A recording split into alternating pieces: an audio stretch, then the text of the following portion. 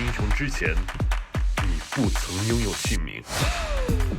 通向终点的路很长，但谁也无法预知结局。有人潜心暗影，谋而后动；有人拼尽全力，克敌机先。没有对与错，只有速度是唯一的答案。奔跑吧，在到达终点之前。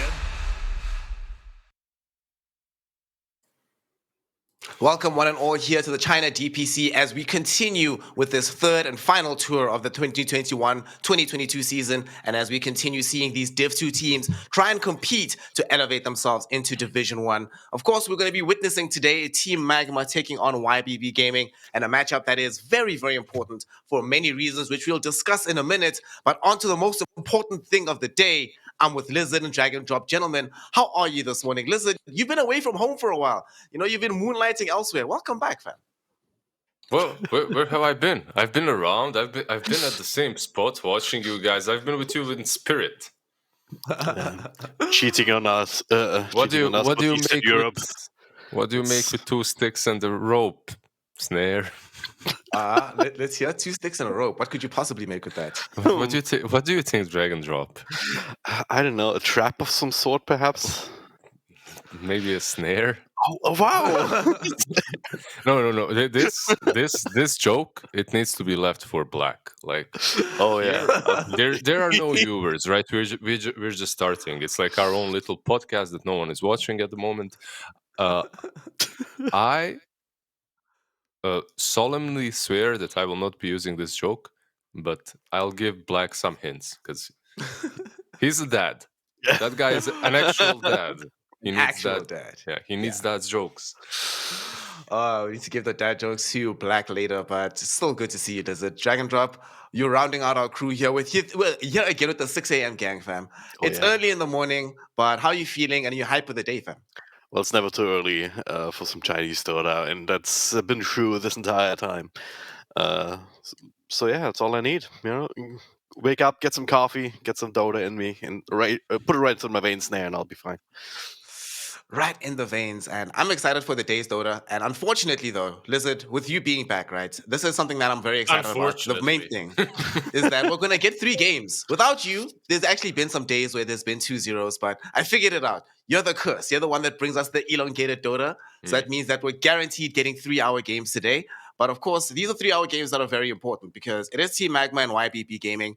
Team Magma have only lost the 1 series, so they're still in contention for promotion. So they actually can't lose again because there's 4 teams around them, or 3 teams include around them, that could also compete for that same slot.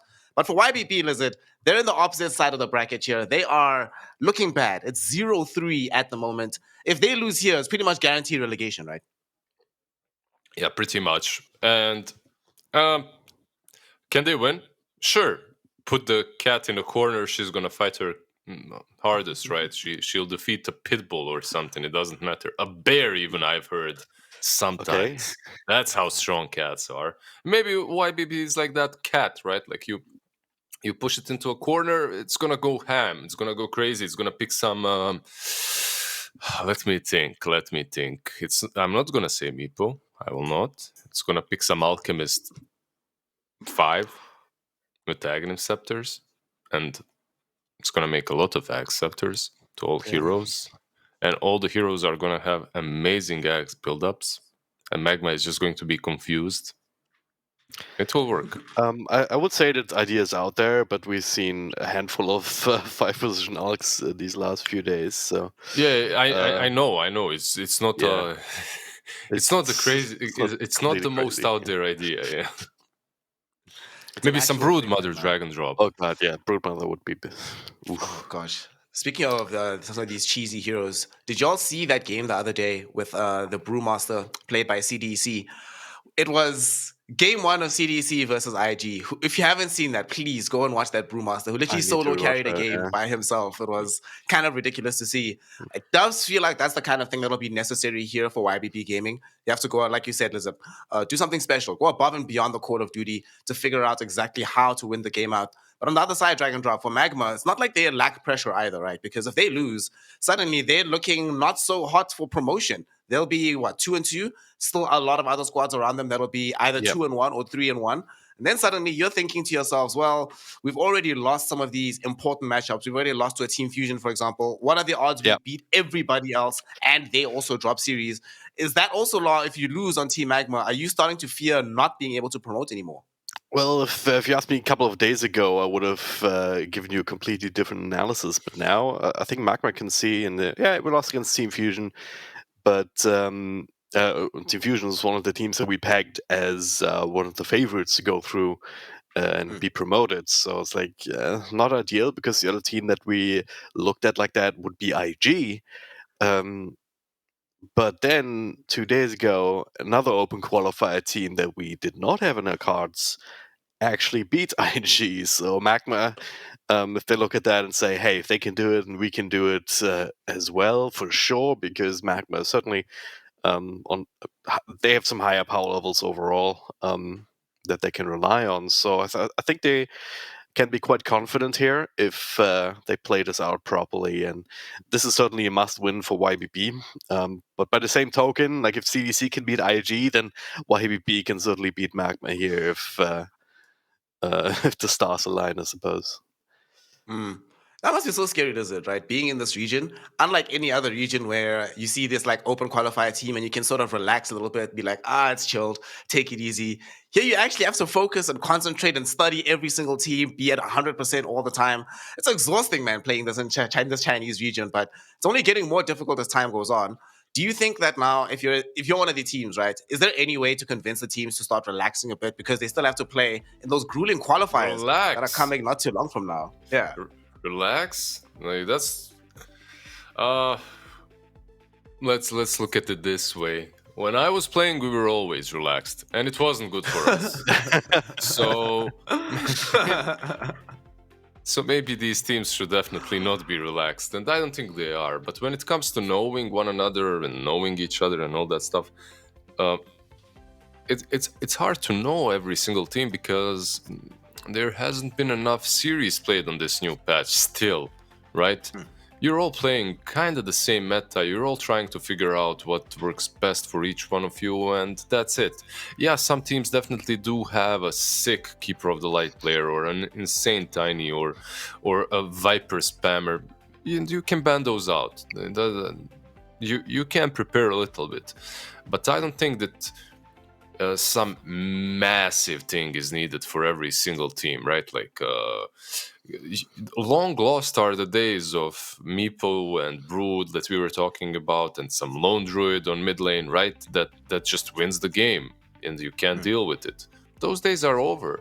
I feel like at least for now they are over. Maybe someone discovers a broken thing that a certain player only can play, but I think it's good as well for the quality of Dota, as you don't have to worry about these individual spammers, and if you don't have to worry about individual spammers, you don't have to worry about going ham and preparing for every single team and what they might pick, like some cookie cutter hero is going to come out from the left field.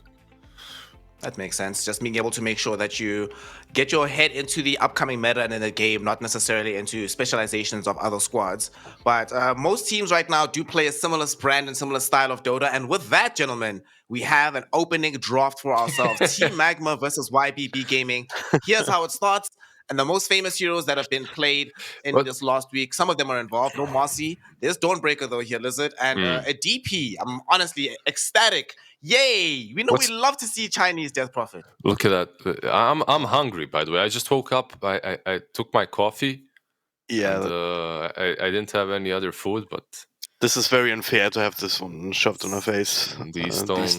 They're just eating away. Do something here. They just put... gonna tilt the tunnel.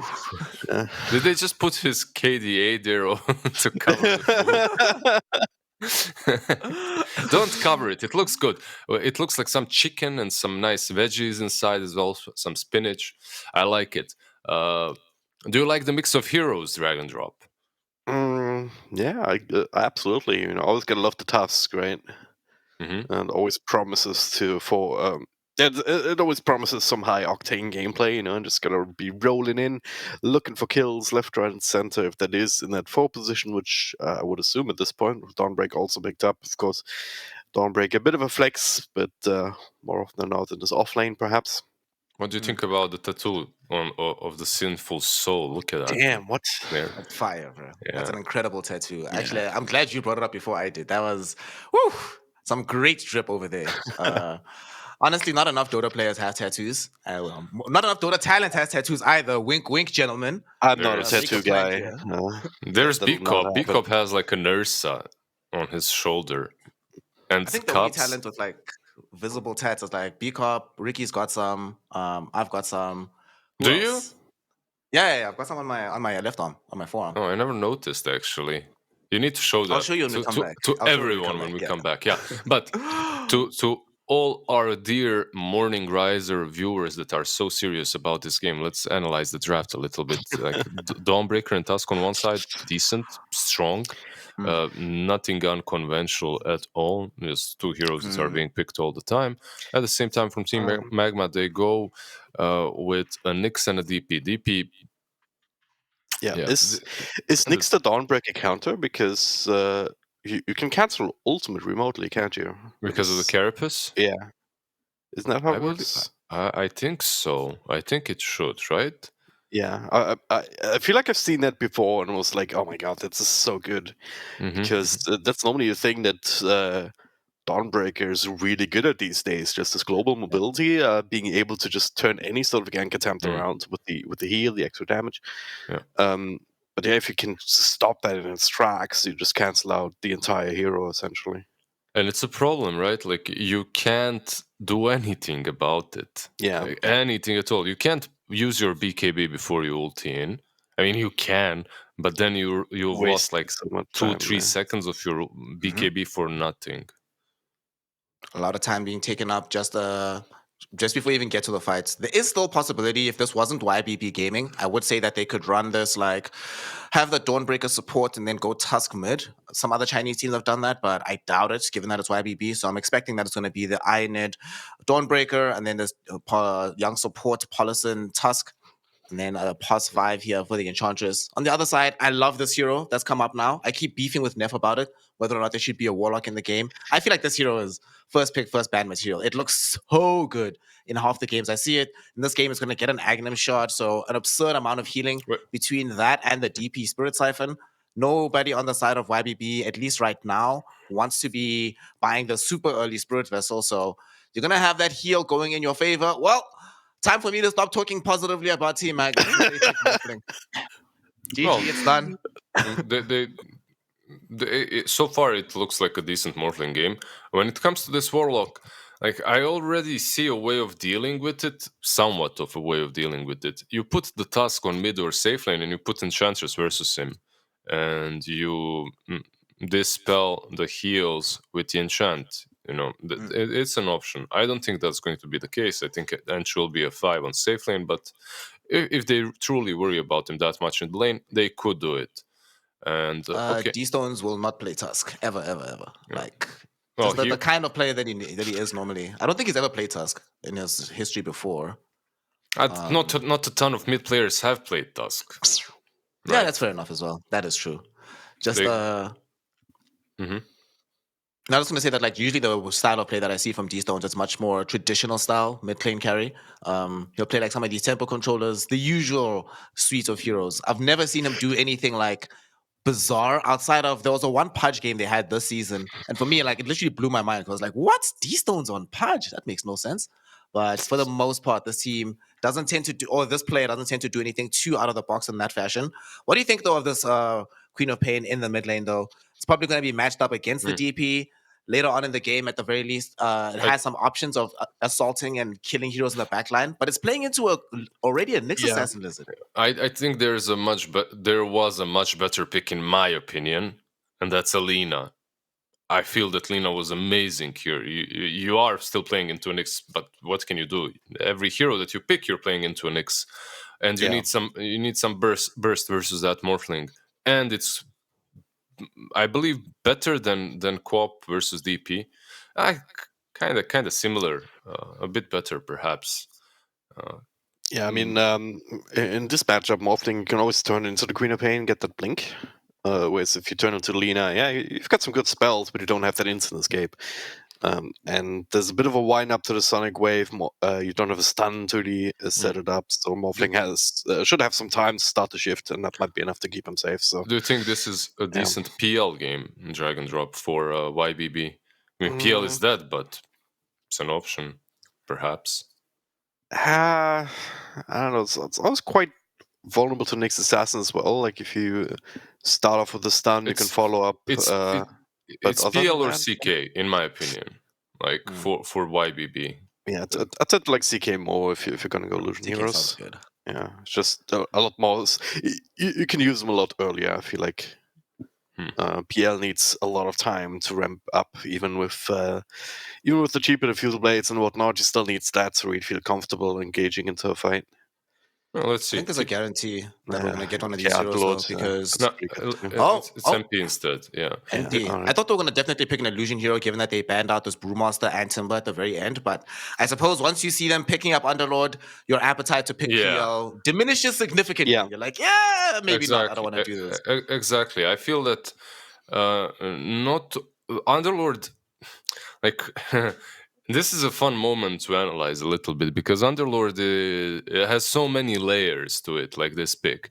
It's not only good versus any illusion heroes that you would pick, like a PL, and builds naturally into them. It's a strong laner versus all of them. It's also pretty damn good versus Morphling. So you're protecting your Morph a little bit that way as well. And it adds global mobility to your own lineup, so you can...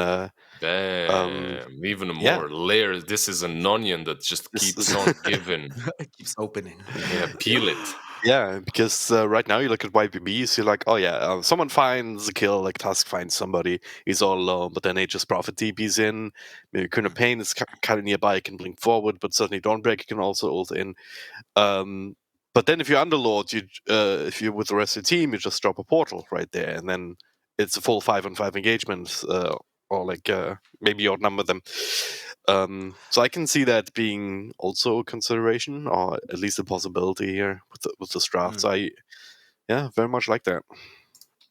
You like what you see from Magma? Lizard, I'll give you the final word here before we get into the game. Tell me, which team do you think has what it takes here? Do you prefer this NP in the safe lane? Or are you going to be a heathen and tell me that Morphling is going to win this game? I prefer the MP in the safe lane, but I'm still going to be a heathen and prefer Magma. Just because of the team. I feel that they're stronger and they'll win. But overall, the draft's kind of similar. I feel that there were better options for both of these teams to round up their drafts, but it is fully in their comfort zone, and comfort zone is what matters in the end. Let's see. Morphling, not a big fan, but it can work. Anything can work in Dota 2, so we'll be seeing which one of these squads can make their draft work and force this Game 1 victory as YBB taking on Team Magma. Here in Game number 1, we've got Drag and Drop and Lizard on the mic, and of course we have a losing Morphling because that hero sucks. Take it away, boys. I'll talk to you after the game. Oh, Snare is abandoning us? Did you hear that, Drag and Drop? Yeah, he told us to take it away, and I'm very happy to take it away from the man who's made of 2 sticks and a rope. So... might not trust him with casting a whole game. How would you? Whatever.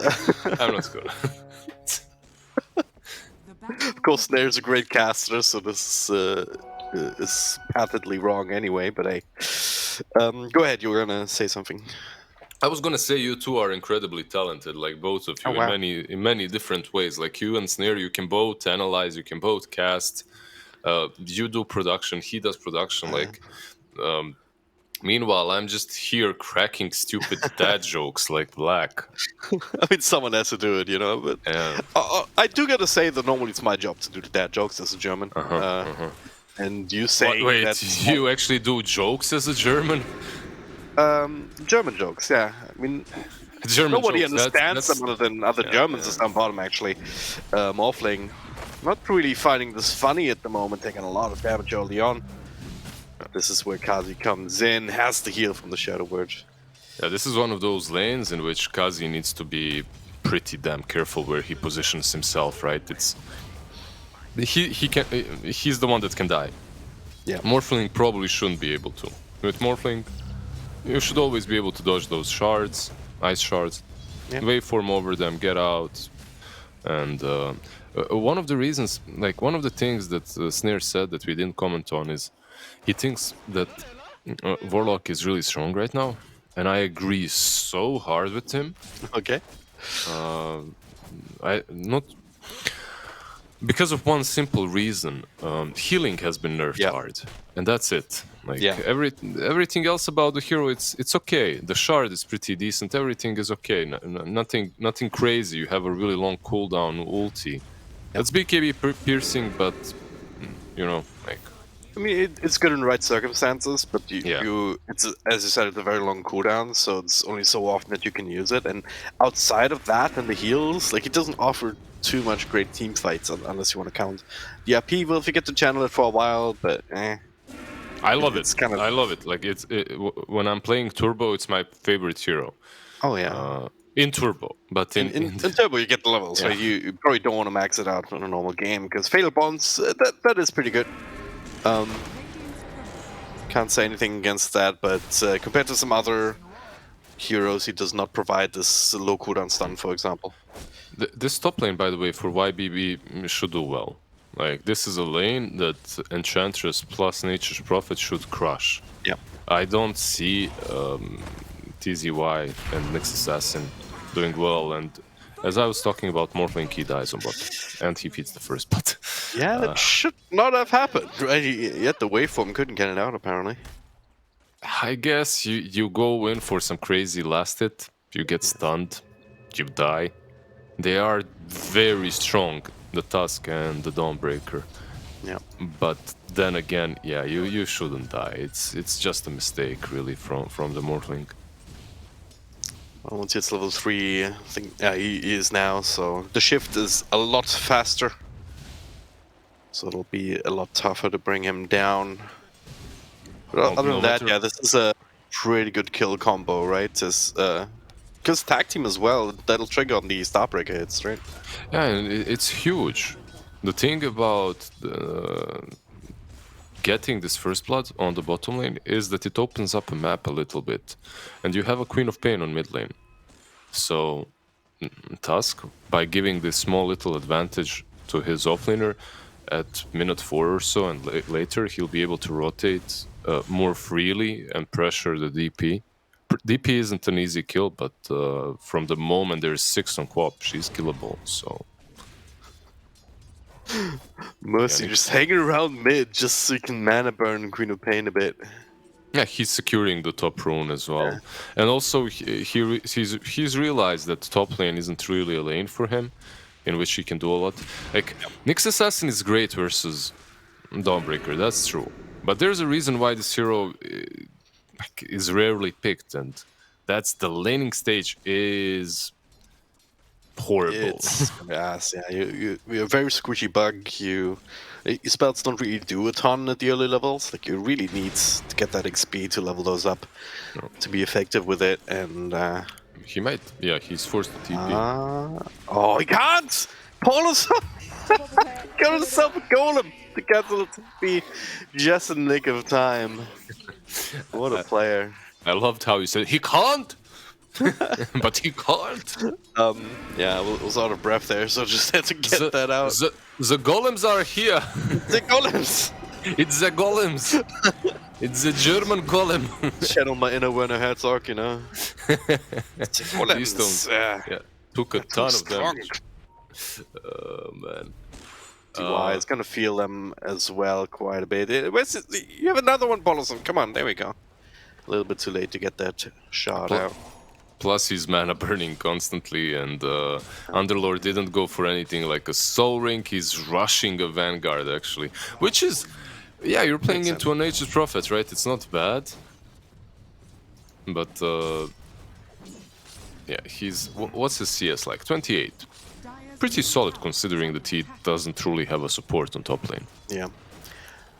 I mean, I've been keeping the lane in a decent enough position.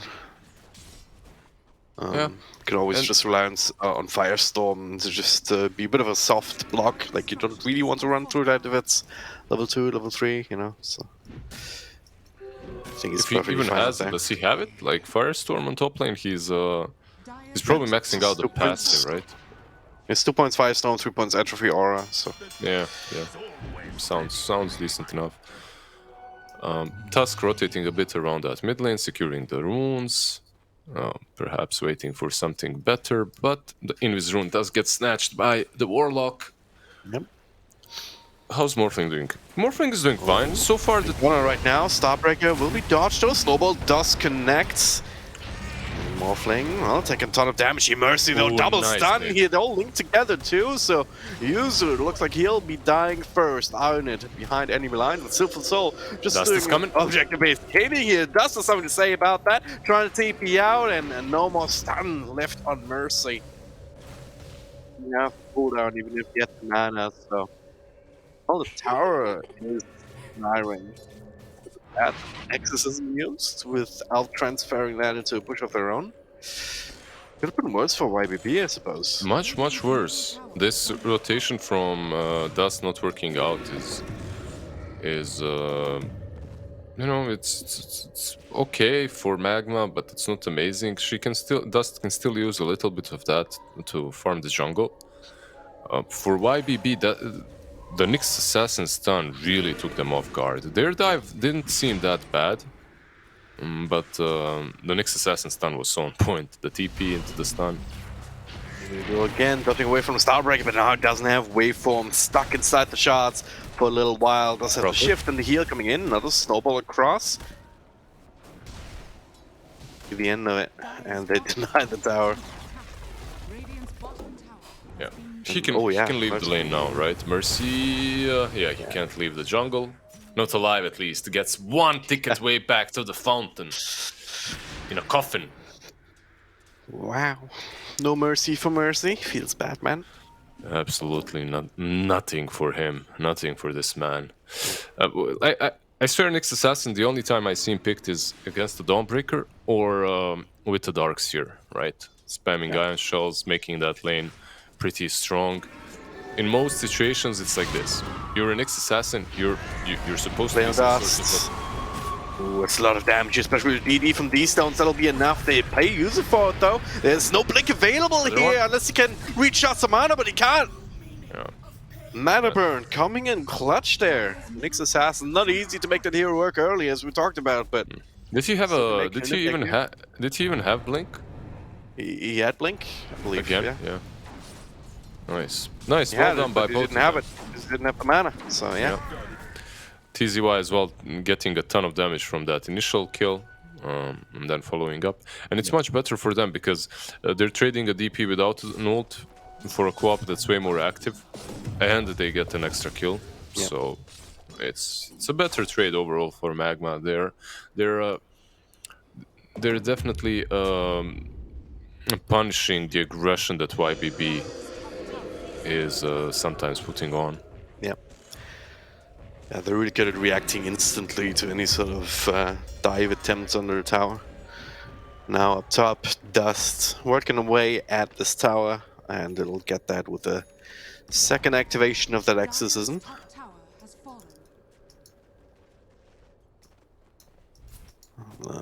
Now next battlefield will likely be in mid, as YBB actually taking over the Radiant jungle with quite some urgency, you know, having two wards in this general area, one in mid, one on this high ground.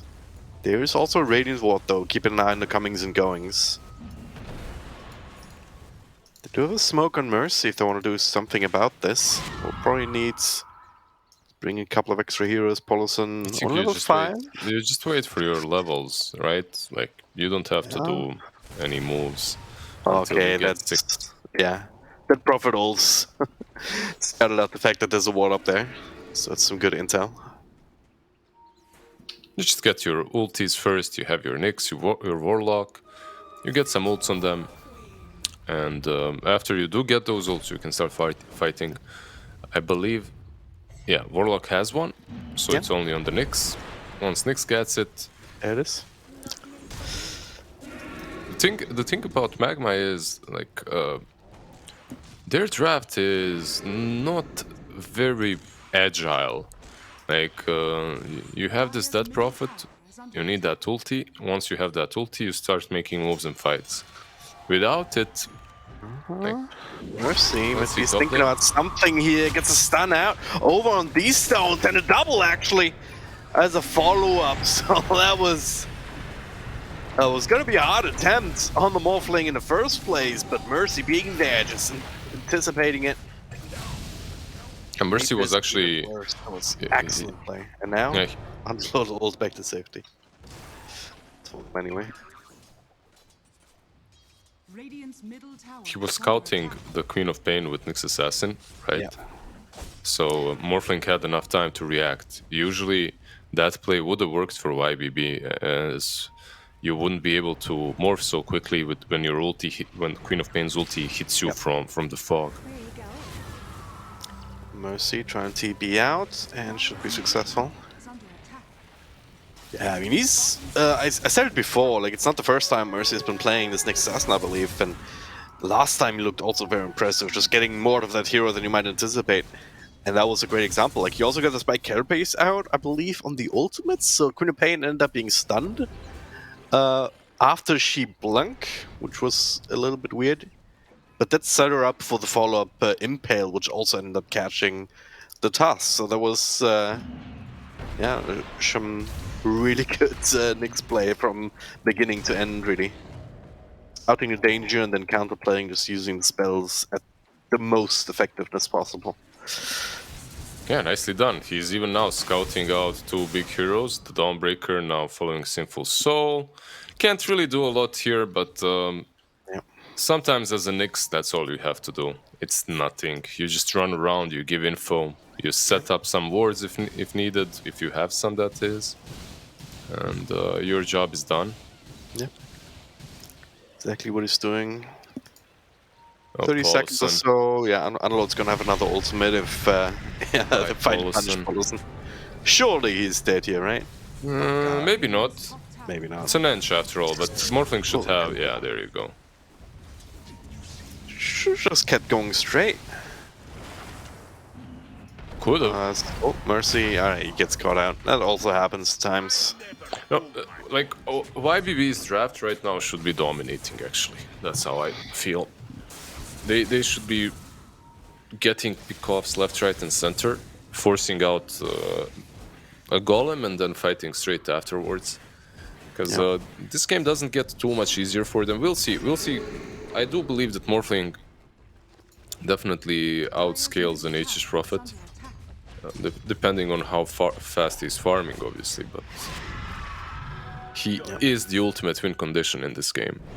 So, from YBB... Here we go again. Stun doesn't actually connect on these stones, but they've got the golem to follow up. They're linked together. Dawnbreaker also try and save them, but it can't. He's just waiting. He's just saving, cancelled. Yeah. He's just saving the Carapace, that's it. You never see him using it without the Dawnbreaker ulti, which this was the first situation for that. Yeah. And I said that they needed to bait out the big ultis from Magma. Yeah, but not perhaps with your not by losing heroes. your mid, you know. Yeah. Losing mid and losing your mid player and losing position 4, that's a bit too much. Yeah. Can they even punish them now? They should. Like, right now, if you're YBB, you're supposed to be pushing out and smoking instantly after. Like, just push out mid, or any lane that's pushed in. Smoke up to get some map control. Before time's out, the answer is yes, so extra 100 gold at the very least. It's interesting. We were talking to Aincrad about Dawnbreaker recently. I believe it was Aincrad. Maybe I'm wrong. I think it was him. He spams his team actually spams a ton of Dawnbreaker, and he's like, "Yeah, Echo Saber isn't good." He doesn't like it that much, but I don't necessarily find anything bad with it. Dust should die here, right? Oh, the nice silence. Still dead though. Slightly longer TP there. Yeah, it was enough damage here. Very good attempt though, just silencing and then getting it out as they get these stones in turn down on the bottom lane. So once again. Yeah, TZY itemized nicely. He got that early ATOS, Vanguard ATOS. Not necessarily the most common build, but what's common on Underlord? Like there's 100 different build for 100 different games, right? It's you get what you need. ATOS, it's good. You have 2 heroes that get out very easily, 3 even so. It used to be, remember the time it was Radiance ATOS from the mid lane? That used to be pretty popular. Vanguard and ATOS makes a ton of sense this match. Making a play on Paulson up top here, just Ubering in. Yeah, and then right back out again. Right back to farming. Actually, they can go for Rosh perhaps here. There's DP ulti, you have plus 300 damage on the Underlord, you just go in the pit. Dust has a BKB. Couple of seconds. Yeah. It was a no-brainer move, really. And if YBB wants to contest this, they can't. Their teamfight is just way too weak. It's already too late, too. Yeah. Like, teamfight from YB, looking at these 2 drafts, Magma's draft is 10 times easier to execute. It's literally just press R, bash your head against the keyboard in every single fight. You don't have to do a lot. Yeah. Meanwhile, for YBB, it's a very fun draft. It's something that I would expect like an OG to play, you know, like a fun draft that can really pop off if you play fast enough. But so far they aren't doing that. They aren't, yeah. I mean, every time they've tried, they've been punished very hard. So you can certainly see some reticence coming forward here. So now trying to make a play on mid, but that's Dawnbreaker rooted up. Mercy with a follow-up stuns. Kind of caught in the middle though, inside the Sprout, so he'll die first. Ionit will be the trade though. So Golem comes out on a couple of heroes, and now Morphling's in. Dawnbreaker actually buying back into the fight with the Sonic Wave here, but Morphling's still alive and kicking. Another blink forward now, but loses the Aegis. Mismanages a little bit, but does it really matter? I mean, his team is still very much alive, and YBB is not. That's a dieback. Dieback on Ionit. Paulson also the world. Yeah, so 5 for 1.5, if you count Aegis as a half. Nyx Assassin died, that's the reason why Dawnbreaker was able to go in. But holy hell did YBB commit to that engagement. Yeah. So damn hard, it was insane. Like, they committed into a Warlock ulti because they knew DP has used her. But still, they got 4-man rocked. Like, fatal bonds on everyone. 4-man rock. It's just the rock alone does so much damage. I believe that was the shard from Warlock as well, right? So he's got that. Yep. Shadow Word is an AoE spell now. Yeah, it gives you some movement speed, heals you up. Pretty solid. What does it do? It gives you movement speed, and it doesn't give you any attack speed. It doesn't, right? Just the movement speed. Movement speed bonus. 10% to allies and 10% minus on enemies. It's pretty solid. It's a solid shard. It doesn't look that great, like on the first time on first sight, but overall it's pretty solid. Do we have our own observer? Is he following our words? Can we test this? What about this amazing build on Morphling right now that he's going for? Oh, it works! It's like magic. Yep. He's got the Dragonlance, the Manta, no Aghanims shenanigans, nothing like that. Like that's something that we're used to, right? At the moment, at least, Morphling's going for Aghs, Scepters. Play on Tusk here in the river. And Yuzu, he's trying to play its way out of there, making them commit in further at the very least. Snowball over to the camp will save his life. As okay, Queen of Pain up to BKB now, not scared of Mercy anymore. And just enough mana for another blink away. Meanwhile, though, TZY finishes up Yuzu just in nick of time, just teleporting in once again. As up top, the action continues here. Ionit kind of left alone, just made the rotation in. That's a kill with that exorcism after all. At least sets it up for the Morphling. Yeah, they're truly breaking them apart. Still, when you look at the net worth, it just swung in Magma's favor. Before it was very close, always YBBs a little bit, like 1k advantage, 2k advantage. Right now, yeah, Magma just took over.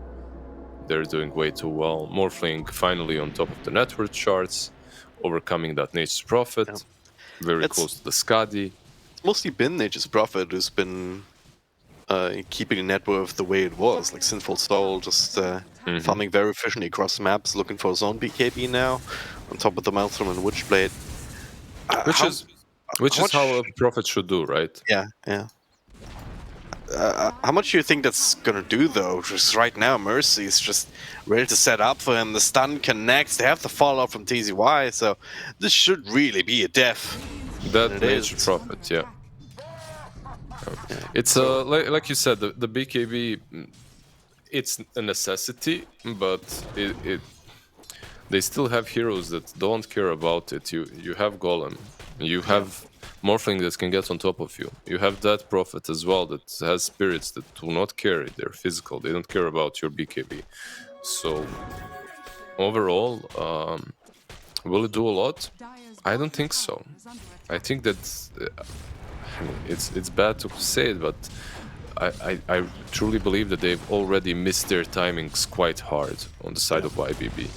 They were ahead, and even when they were ahead, I was worried for them, right? But right now, it's looking really rough. Lead up to 6k now. Morphling getting stronger and stronger. Gonna have that Skadi completed before long, and this is where you get a ton of stats, so you can just go near max agility, which means you also have a lot of damage, at least to start with here before you force them off. You also have the Unlord, which is a lean, mean sieging machine. I mean, look at the extra damage that he has. Chomping away at the tower. That's the last out of tier 2 as well. Like, they've been very fast about this, and now let's go, team. A Sinful Soul caught again. The stun connects inside the Firestorm. There's no way out for Prophet. BKB was on the way, Lizard. He's on the way. Even with the BKB, he dies. I feel like they drop the rock, you kill him. Two of them missed the bus. Yep. The doors have been closed. It's literally like you're running to that gate on the airport, and they're just like, no, sorry, the plane just left. Did it ever happen to you? It happened to me. I was stuck in Istanbul for a day and a half because of it. It wasn't fun. That is unfortunate, yeah. Istanbul is nice, beautiful city, but it wasn't fun. Missing the bus is one thing, missing a plane is another thing altogether. Yeah. Oh. It happened to Snare twice, though. Snare, you can still talk with us, by the way. No one is forcing you to stay silent if you want to, but I know you're too cool for us. Wow. Morphling gets another kill. Well, it might be muted on the production side, who knows, as we do have fights, quote-unquote, coming in here. The Golem being dropped now is to secure the kill. Not strictly necessary, I don't think, but yeah, I mean, YBB in the last couple of minutes, he just lost hero after hero with no real response. Now it's just high ground time because of that. It's not really even been a huge considered effort for Magma to force that out. It's just kind of meh. Oh, there's a kill. We'll take that. Oh, there's another kill. Oh, I guess we can go high ground now. X isn't being used. Atos connects Mercy. Not in range for the follow-up here. Diving into deep is inadvisable still. Yeah, getting at least once in the Rex for free, and they can just keep going for the second one. Yeah. They can go for more. There's still a BKB on DP. What, like 30% of the ulti left. Oh, Blink stun, Poloson. Snowball save. Not the worst thing in the world there, as well, you should still end up dying, and Tusk also caught in. Sinful Soul, not a whole lot that he can do here. Trying to heal him up with the Dawnbreak, although it doesn't even do anything because of the Skadi. Oh god, the triple roots with a Firestorm, with the right clicks, they're just being torn apart. And GG is forced out. Oof, that's a big oof. A little bit of the fountain diving as well. because, why not?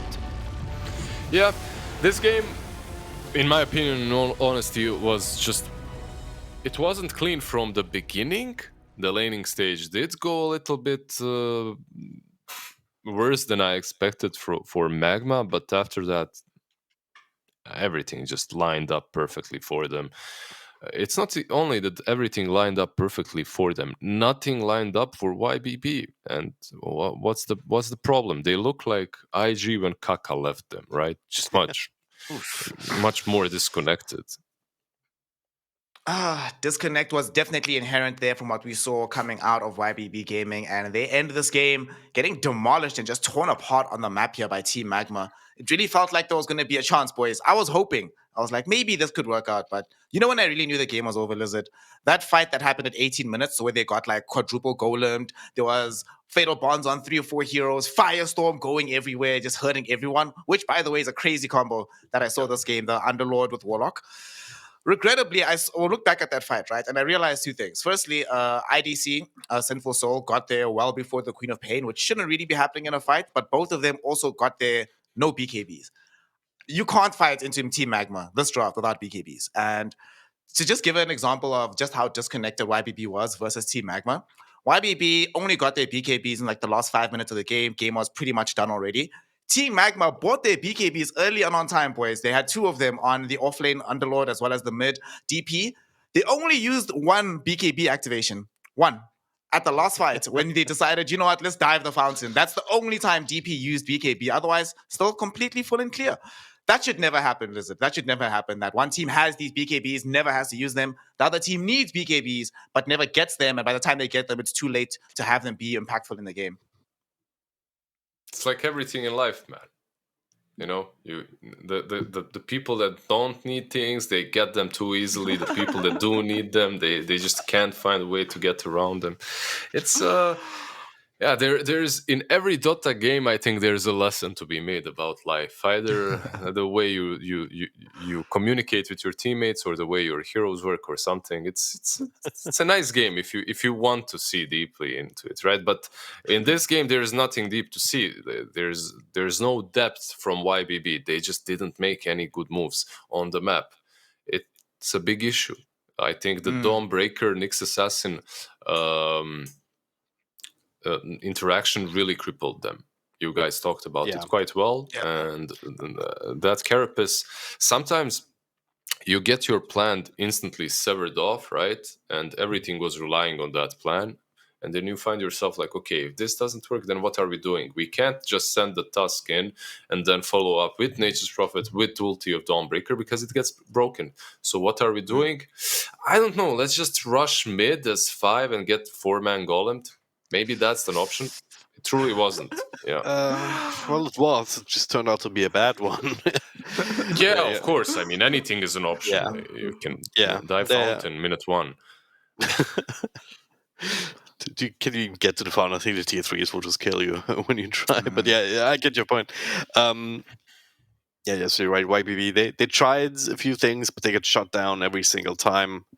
MVP for me, Mercy as well. I would say on the Nyx Assassin.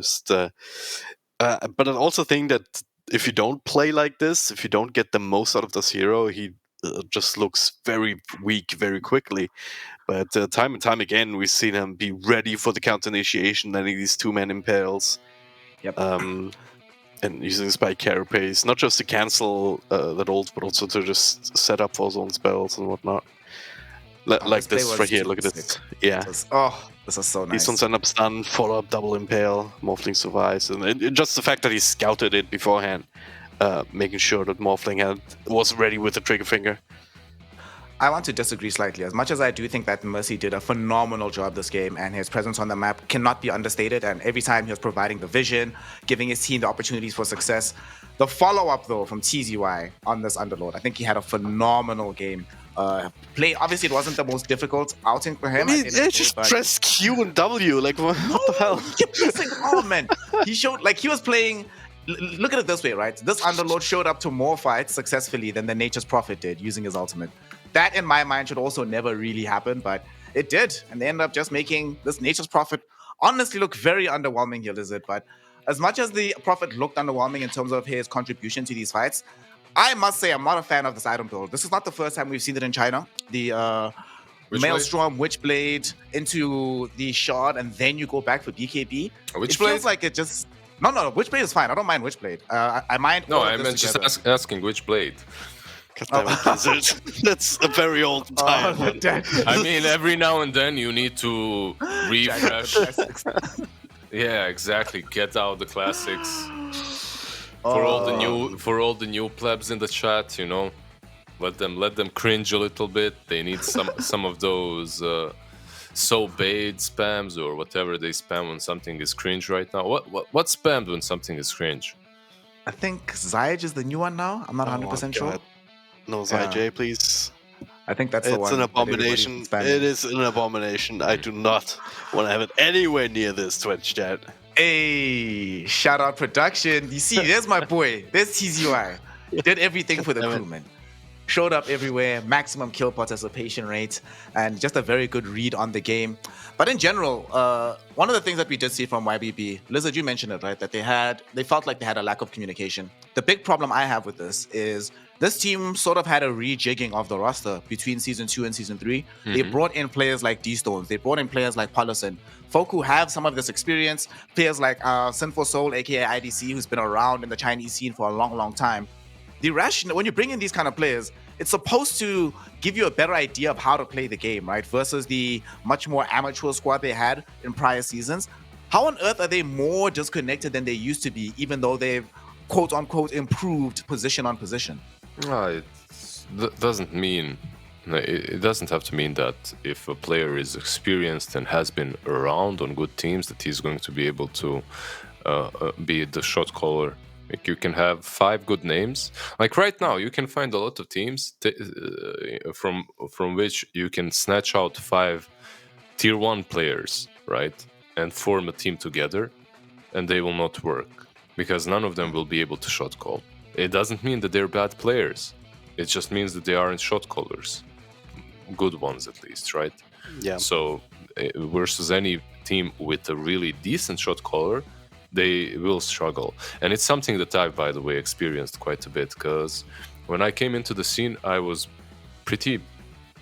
Like, I broke into the professional scene very quickly as a support player, which isn't really natural. Usually you transition through the cores, and then you play a lot, you get washed, and then you go to support, right? So you have a lot of experience.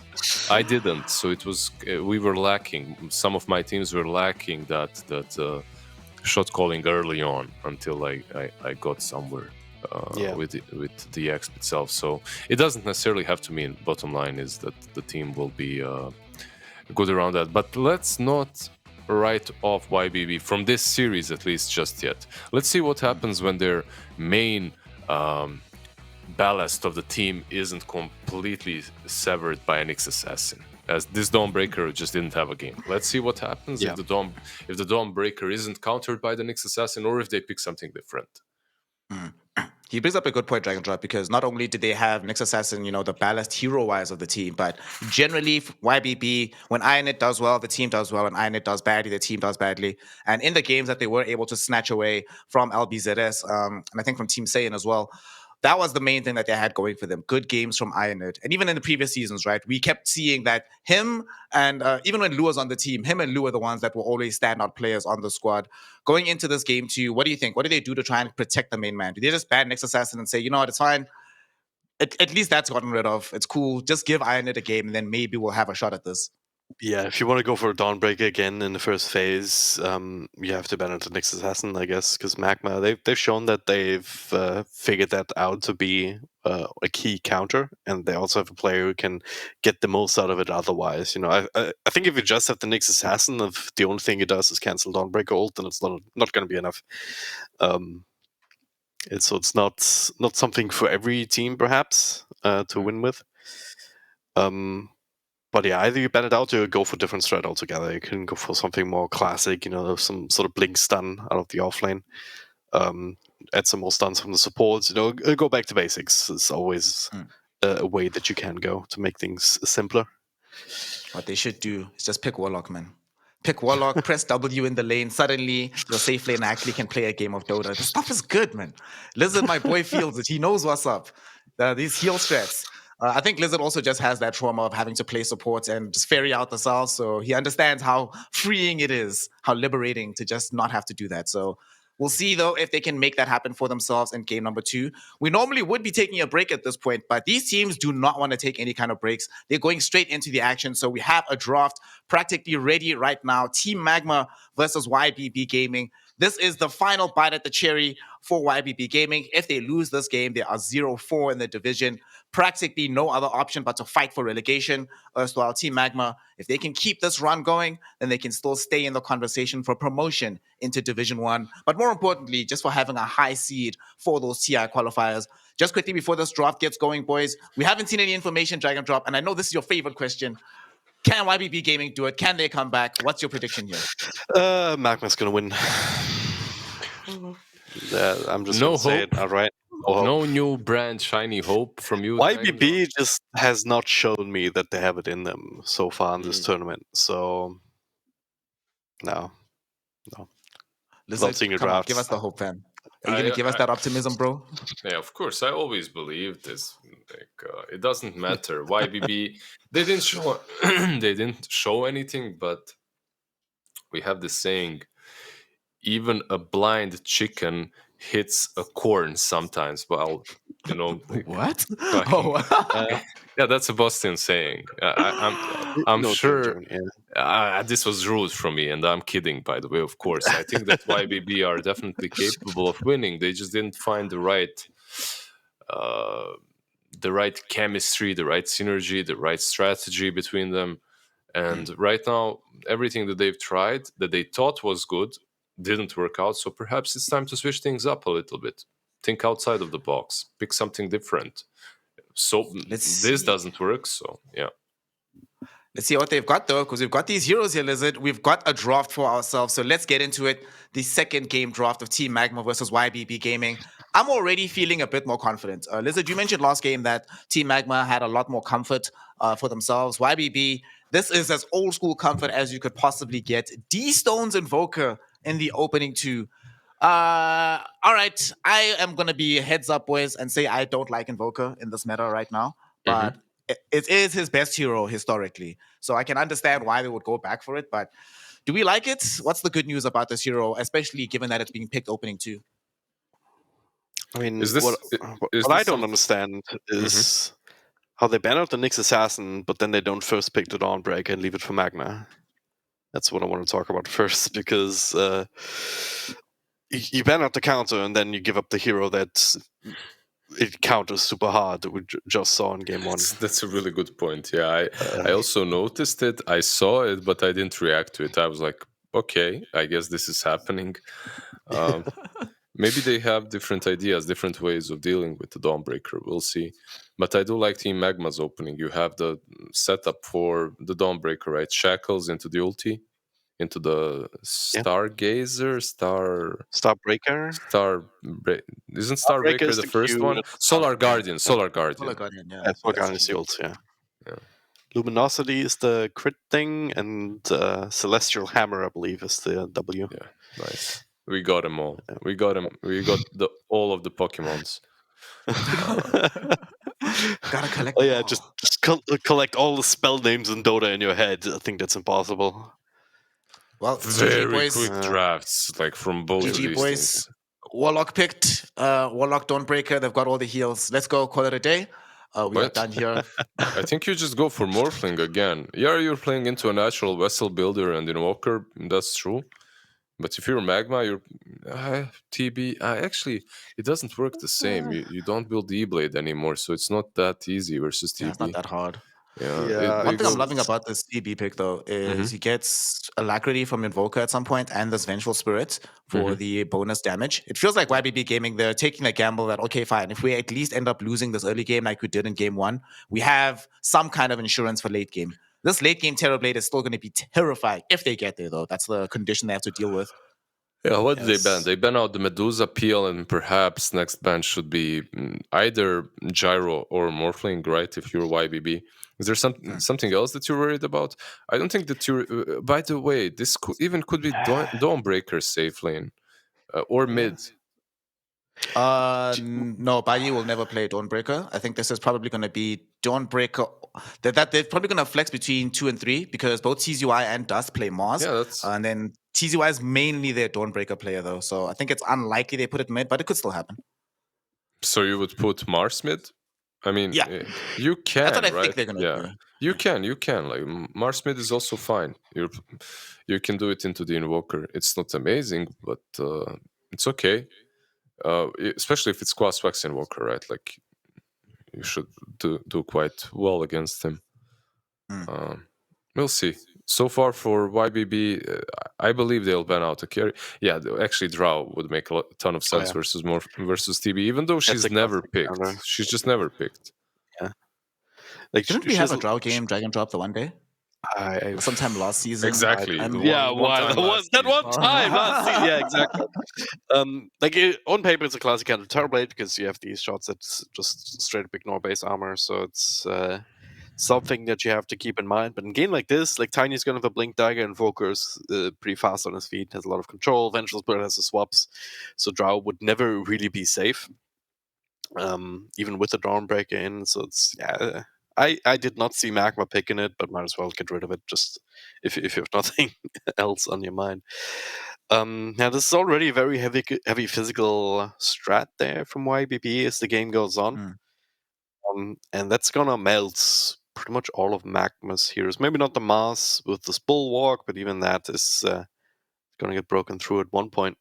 So I still think they need another proper solution to the Terrorblade, some sort of big magic burst to help them shore up the mid game. Like this draft or YBB is just infinitely better than the last one they had. Yeah, for me already, it's just everything is solid, comes up together, decent amount of stuns, decent amount of catch, strong lanes, strong late game potential carry, not a lot of carries left in the pool that can actually counter him. Maybe some crazy sniper from Team Magma or something like that would dig a hole in their plan, but then still you're playing into Avenge, and this is Avenge offlane, so it will most likely, right? So she'll have items, let's see what Team Magma goes for. I actually think Sniper would be decent here, but also a hero that's not picked at all. I would hate to see Sniper because this hero's been picked more and more often, and I want to see him keep being not picked. The fewer games he's involved in the DPC, the fewer times I have to lose against this hero in my pubs. Why? It's a fun hero. It's just all the way.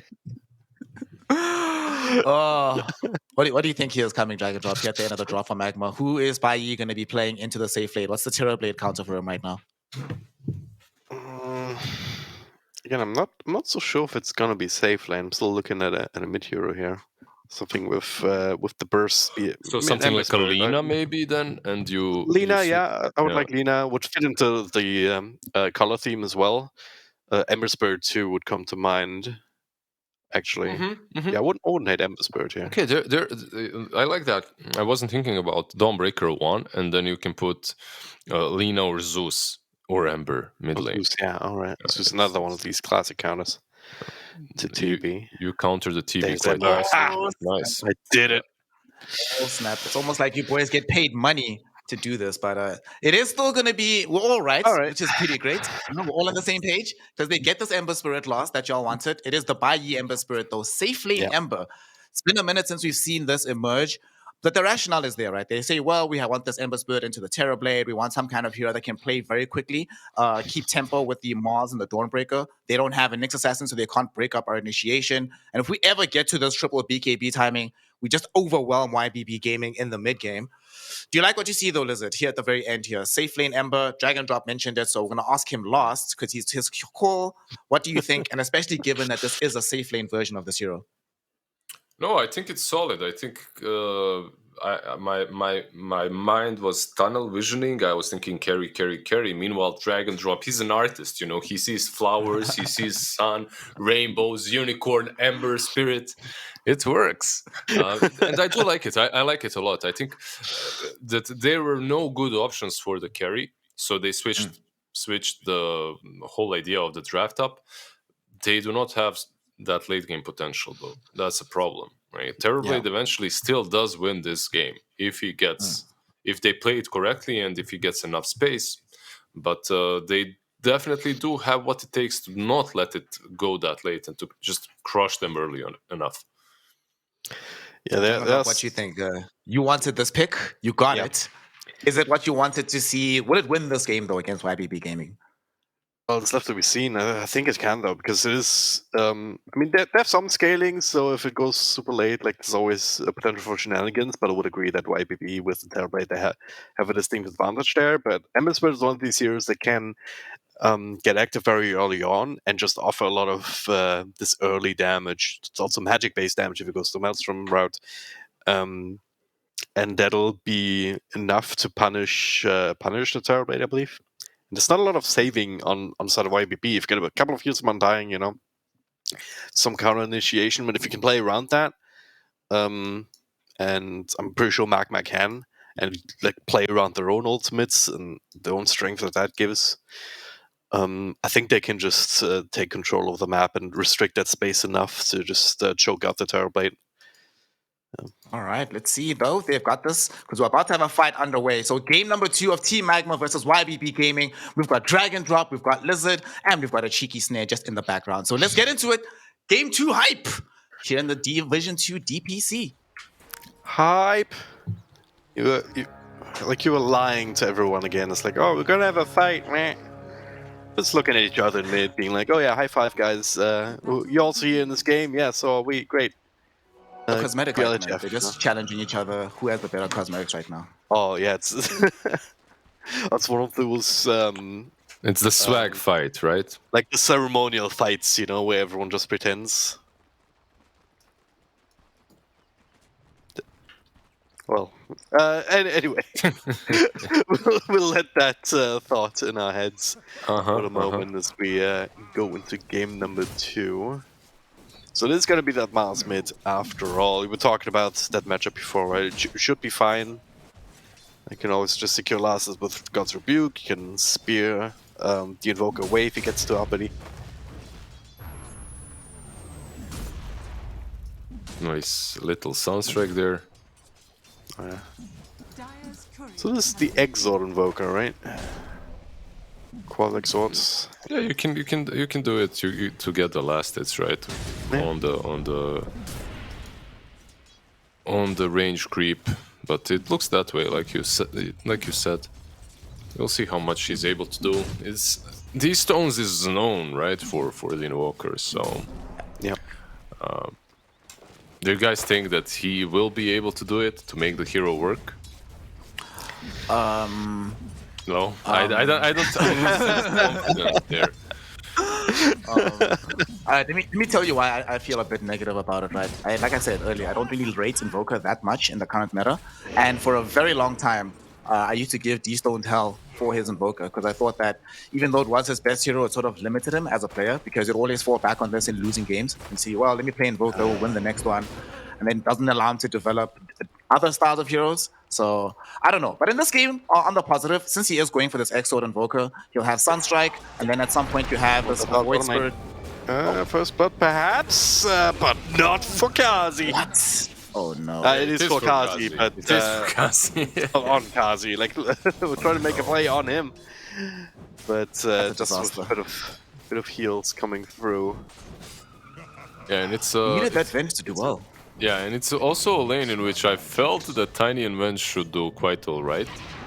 Like, it's Tiny Venge versus Ember Warlock. Like, on paper, they should be. A bottle as well for Ember on the safe lane. What? Okay. Wait, who got the first blood? It was Kazi, right? Yeah. Is this his bottle? Did he just buy a bottle for Ember Spirit? No. No? That would have been sick. Yes. No, I guess that would be the logical evolution. So, I can still buy bottles for your friends. So, well, support, if you can't buy salves anymore, why not just buy a bottle for me? And if you don't, well, I'm sure it's gonna be fine, but I'm not sure. I can't guarantee that I'll be able to carry the game if you don't, just get the little blackmail in there. It's been like that, though. There have been patches in which they wanted bottles to be bought on mid lane. When tangos changed, and you couldn't share tangos to the mid laner anymore, it was pretty much the same deal. Yeah. Like every single carry, the mid laner, the first thing they jumped on was like, okay, from now on we need bottle mid.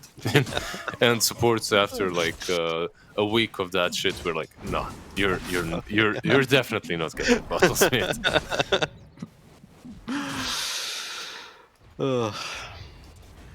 Good old days. As we still see D-Stones here, one thing we haven't really talked about, boys, we haven't talked about this top lane, where Undying just helping the TB farm, and it's kind of scary to me that TB hasn't gotten a bit more out of this, because this TB needs to have like a monstrous game to succeed here. If they have a bad TB game, and they find themselves getting caught a couple times, the game's practically unwinnable, so I guess it's okay, but you force them to use Tombstone. What level is this Mars middle? Mars is level 5 mid. Could we see a rotation on 6 now that you know you don't have to deal with Tombstone, at least for a little while? You could even kill him without the Mars. Bottom Ember with Sinful Soul also being gone on right now. Paulison, snap him down. He gets a counter kill. Oh, no. With the Tombstone still standing, actually, so helping out a bit. But I mean, killing off the carry in exchange for support, not the worst thing in the world. Of course, Ember going down bottom is slightly more problematic for Magma. Yeah, Ember just needs level 6. Once he gets that 6, he can start rotating a bit. Yep. Wait, okay, they refilled the bottle mid. Everything so far so good for Magma. When it comes to the CSs, they're also keeping up on top. It looks like they're just a little bit of a better team at the moment. Can they kill these stones, though? That's the question. They are setting up for it. They have a sentry as well, if needed. Kind of want to have the arena on Mars, and with that you should be good. There's also a bit of a wraparound though for Tiny before that happens, but Mars sees it coming, and now Shadow Charm reveals himself, so enough of an interruption to stop him going on Mars, but he needs a little bit of extra XP. He's level 6 just now, but with Paulison also joining in, up in that extra tombstone, no real play for the arena right there, but if they stick around... Unfortunate for them, right? Like, they're making a move, but this is the thing. Like, every single CS, every single second in this game matters. And it's so hard sometimes to explain that to players. Like, every single thing will come and bite you eventually. Because, let's look at it this way. The game doesn't last that long. It lasts like 30 minutes. So, of course, every single part of that 30-minute game matters, right? Like, every single move that you make. Yeah, if that move from Yuzu happens like 10 seconds later, Mars already has arena. Yeah, there's that as well, of course. That is. But gonna get the kill now. That thing is more of a, like, obvious, right? That the fact that Invoker denied a couple of more last hits, like 3 more hit last hits, 3 more denies than Dust. That's kind of like, yeah, okay, whatever. It's not a biggie, and this happens. Yep. To make matters worse, that also gets D-Stones closer towards having Midas. This is usually the part where you see Invoker struggle, that transition once the enemy has 6 and you don't get anything. And I want to see them do something to the top lane, though, to help out a little bit or to get an additional kill. Yuzu's trying to get middle, though. I think they really want to try to get Dust down or something with this Invis rune, or with this Smoke, brother.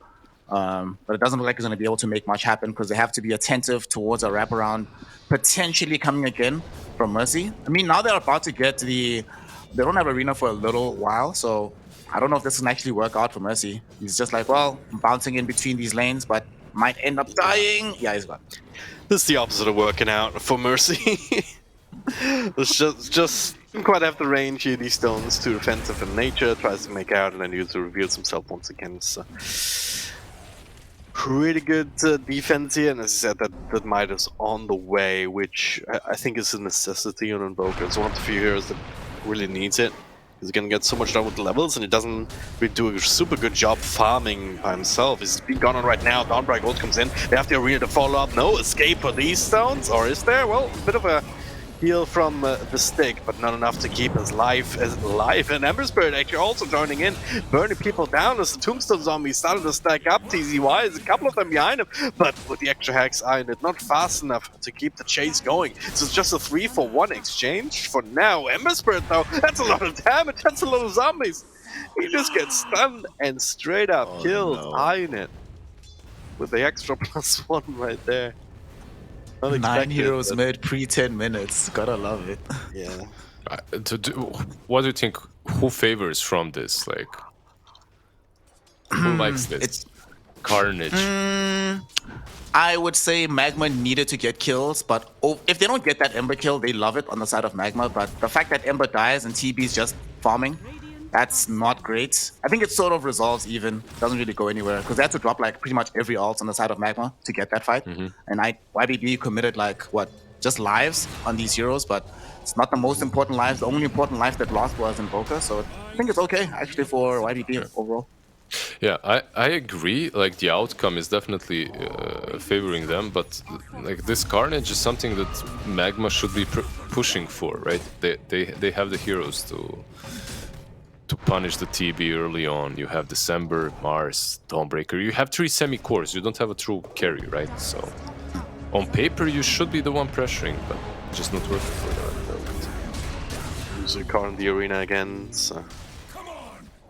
And Ever also got a solo kill earlier, dodging a magic missile as well with a sleight of fist. So he's feeling it. Right back on that horse. And yeah, Magma, it seems to me that they're being a lot more active than YBB is at the moment. Seems those ultimates of cool. And so it was an Arcane Rune arena as well, so gonna be right back up. Perhaps back in time to defend bottom, right? I'm glad that Dust is going straight for Blink Dagger in this game. I think he recognizes how active his team used to be all the time. There's like never any downtime they're allowed to have. So if he keeps this up, as well as the BKB first from TZY, I'm actually kind of surprised that he didn't do this last game on Ironid. Lizard, you actually mentioned that Echo Saber not that great on the hero. Like if he got a straight BKB, like what TZY is doing now, I think they would have been able to fight more early and more often. So the fact that this Dawn is going for it now does signal to us that when they get that plus Blink Dagger, Magma's just never gonna stop. Like they're already not stopping. They're smoked up again, boys. Yeah, this is telling me that they understand how every game should be played more or less from the first match, from all the series that we've watched them. It's not always perfect. They don't always execute in a perfect way. They do get outplayed from one game to another, but it does show that they have a good plan about what needs to be done. He actually lives in mid here despite the arena being used, and TZY alright. Okay, what? He still lives! Fatal Bonds just in creeps, it's not nearly enough. Oh man, that was really weird. I mean, there's 3 heroes around him, inside the arena, pinned to the side, and he somehow manages to get away. Not that he's in fighting shape, really, as they drop the Serpent Walls from Shaman to bring down his tier 1 tower as well. So he's still gonna get the objective that they came here for, but it's still a bit annoying to not get that extra kill, even if it's just on a 4 tinies. Ember Spirit down bottom is gonna need to get some help here from the Dawnbreaker. Nice dodge once again as they're focusing on Sinful Soul. Does get the stun around. TZY has to run, and with the Tombstone down right into the Sunstrike here, Distance gets that kill, but at what cost? Fight's not over just yet. Get eye on it. Poloson feeling large and charged right now. The Golem Golem action than him. But Poloson last strike click from the tower. Not quite enough here. They need to jump forward. You see that? He's dead. Not quite ready as... Kazi got him! Yeah. Literally the last tick. The last hit from the Shadow Word, yeah. Oh. Easy. Calculated. Bit of a back and forth here. Didn't quite get who they wanted here. Terrorblade's still alive, but 2-for-1 exchange when all is said and done. But look where the fight happened, though, right? That was SG committed just in front of the tier 1 tower, so they can't actually aggress into this lane. They have to sort of just sit back. This Mars, now that he knows there's no Solar Guardian, can't really do anything but just farm for his Blink Dagger. And Invoker finished Midas while all this was happening. Invoker, speaking of, trying to solo kill the Stormbreaker.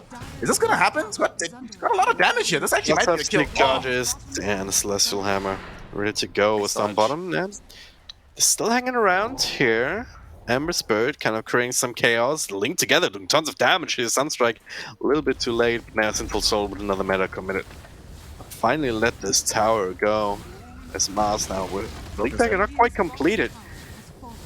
That's still smoked up with Mercy. Oh no. Well, these stones, if he walks up the high ground, so it doesn't even need to here. The arena finds him Sentry just in case. And the shackle to follow. This will be a kill. Very nicely executed. Who even needs Blink anyway? Come on. Who needs Blink? Just walk up and kill them, you know? Stroll up to them, say hi, what's up, how you doing? Bam! Get them. Straight in the face. High five! Oh, sorry, that was a spear, not my hand. Whoops. Keep making that mistake. Very important kill, much more important than the tiny that they keep going on. This is a target of opportunity. Now he does have a little bit of uninterrupted farm of the Midas, so you're just chilling, farming a bit. Can still get to BKB. I'm actually glad you queued up Blink on D-Stones. I was about to be like, what are you doing, fam? You need BKB. Last game was a horror show because of a lack of BKBs, but get them soon. Get them quickly. Do you boys think they need voice line? BKBs? Oh. BKB. Also need Ice Frog to nerf this, boys. This is ridiculous. Though the Shadow Shaman wall should actually deal 0 damage to the Roshan. Thank you very much. It is sort of been nerfed. You can't solo it anymore because you can't really tank Rosh yourself, and you get one-shots the wards now, so it's in line with any other Roche accelerators, right? As Mars blinking forward finds these stones inside the arena again. The Starbreak Gold just to get the extra damage, and the follow-up stun over on the Undying here. Tombstone doesn't even get down. The follow-up axes, the control is there. Linked together and now looking for more. Ironet caught off to the side. He's just dead. Yuzu not long for the world either. Triple kill just like that in a span of 10 seconds. YBB's game in mid's just over. Yeah, it's just like one hero that shouldn't get caught and mustn't get caught gets caught, right? It's the Invoker. Yeah. Nicely done by the Mars, jumps in, straight into the face of the Invoker, catches him. He's the only real counter initiation, right? I mean, but even then, is he with Quas-Exort? Quas-Vex? Yeah, sure, Tornado MP. Yeah, you just Tornado, you can always... you won't perhaps win the fight, but you won't lose 4 heroes immediately. Well, they're gonna try again. They bring down a Mars immediately here. Tombstone is down. They're all kind of linked together, and that's a ton of damage just from a single Sleight of Fist as a result. Yeah, Undying might... he probably won't die, right? They don't... They're not hitting anyone linked. It's a ton of damage, like you said. You have Fatal Bonds, then you have Sleight of Fist. And this is the way they have to be playing. Here we go, Sunstrike comes in, the stick charges though keep him alive, and Yuzu should end up taking out here, certainly with another remnant forward stun. Does follow him though. Still has the Aegis ready to go, and Region Rune pops. A bit unfortunate here, but Folloson will still end up dying as they shackle up Ironet. No axe yet on Venge, so no returning.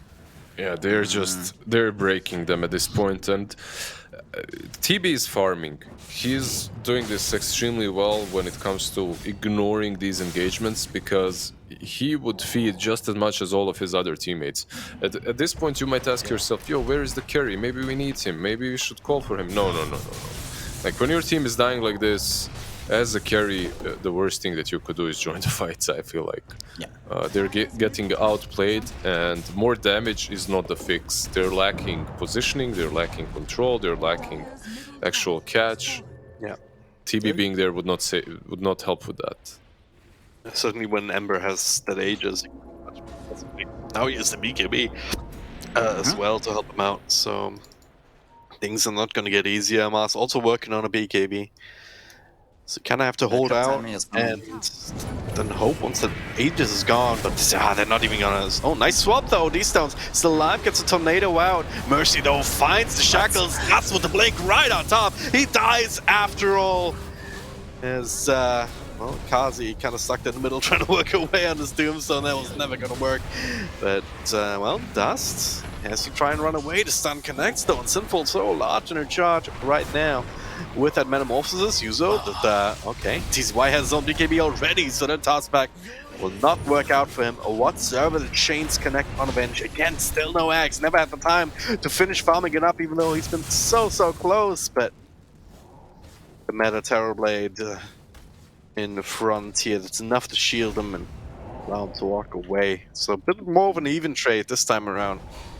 But these stones go down again. The only times we saw these stones actually have backup, like Ironet was right behind him, because usually they've been having issues with these stones getting caught. Ironet can't get to him in time for the swap back.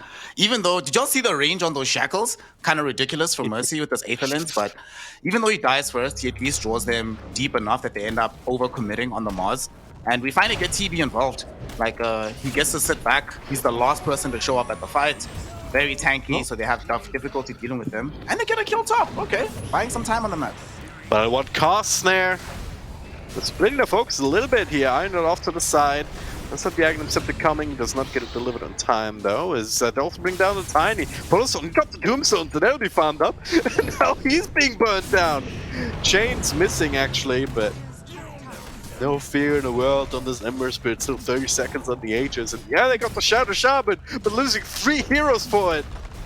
Lizard, like, the math does not check out. At least on my wait, let me calculate. So 3 heroes. Please double check my 3 heroes for nothing. Yeah, you're right. Math doesn't check out. Yeah. It isn't truly the math that should be used. It was a quick math from me, so maybe it's wrong. Quick NA maths. Yeah. Oh no, bottom. I think he's dead. Almost. Okay. TP. He's not TPing. He's TPing now. Okay. Yeah. Plenty of It's time. still 90 seconds BKB that you just used.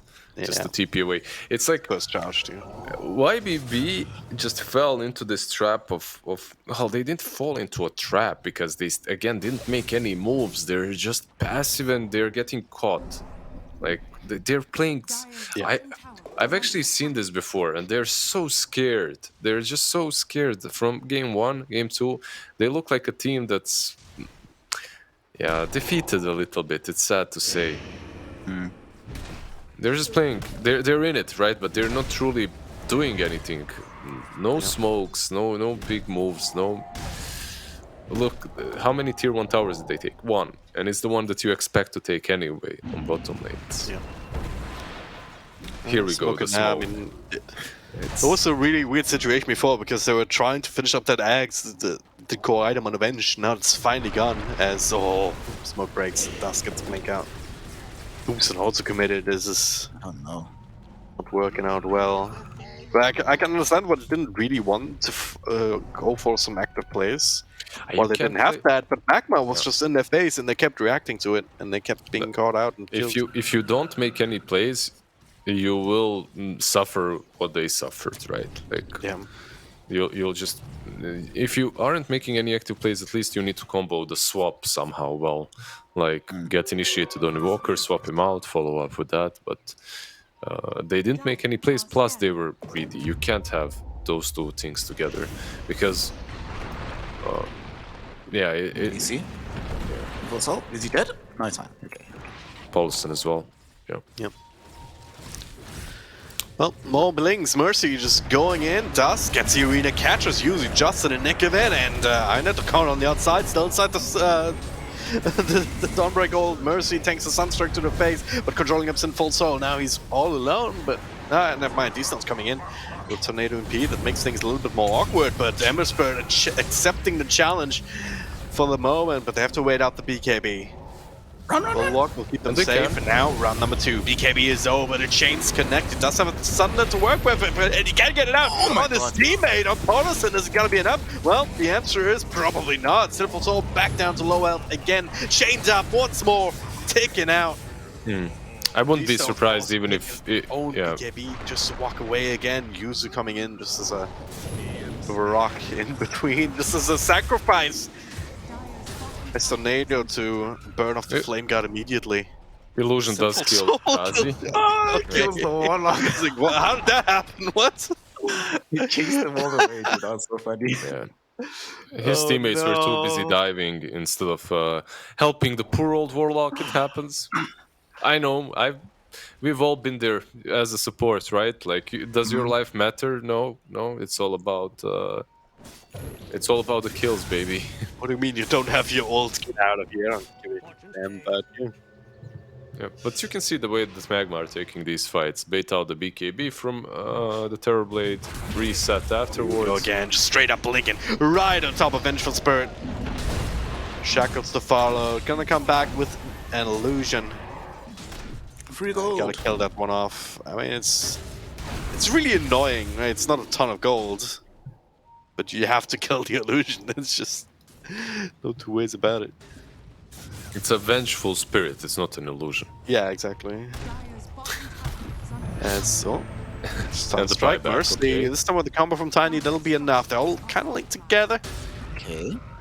The BKBs at the ready. Magma will not want to take this fight in this position.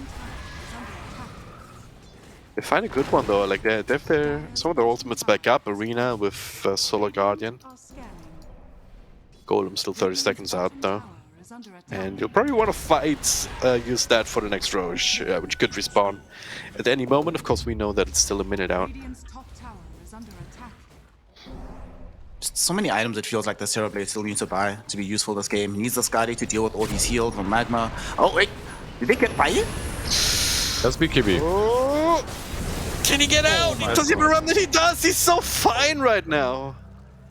I was never worried, honestly. I don't know what you They stacked their stuns a little bit there. Yeah. I feel like it could have been, but then again, it's an Ember.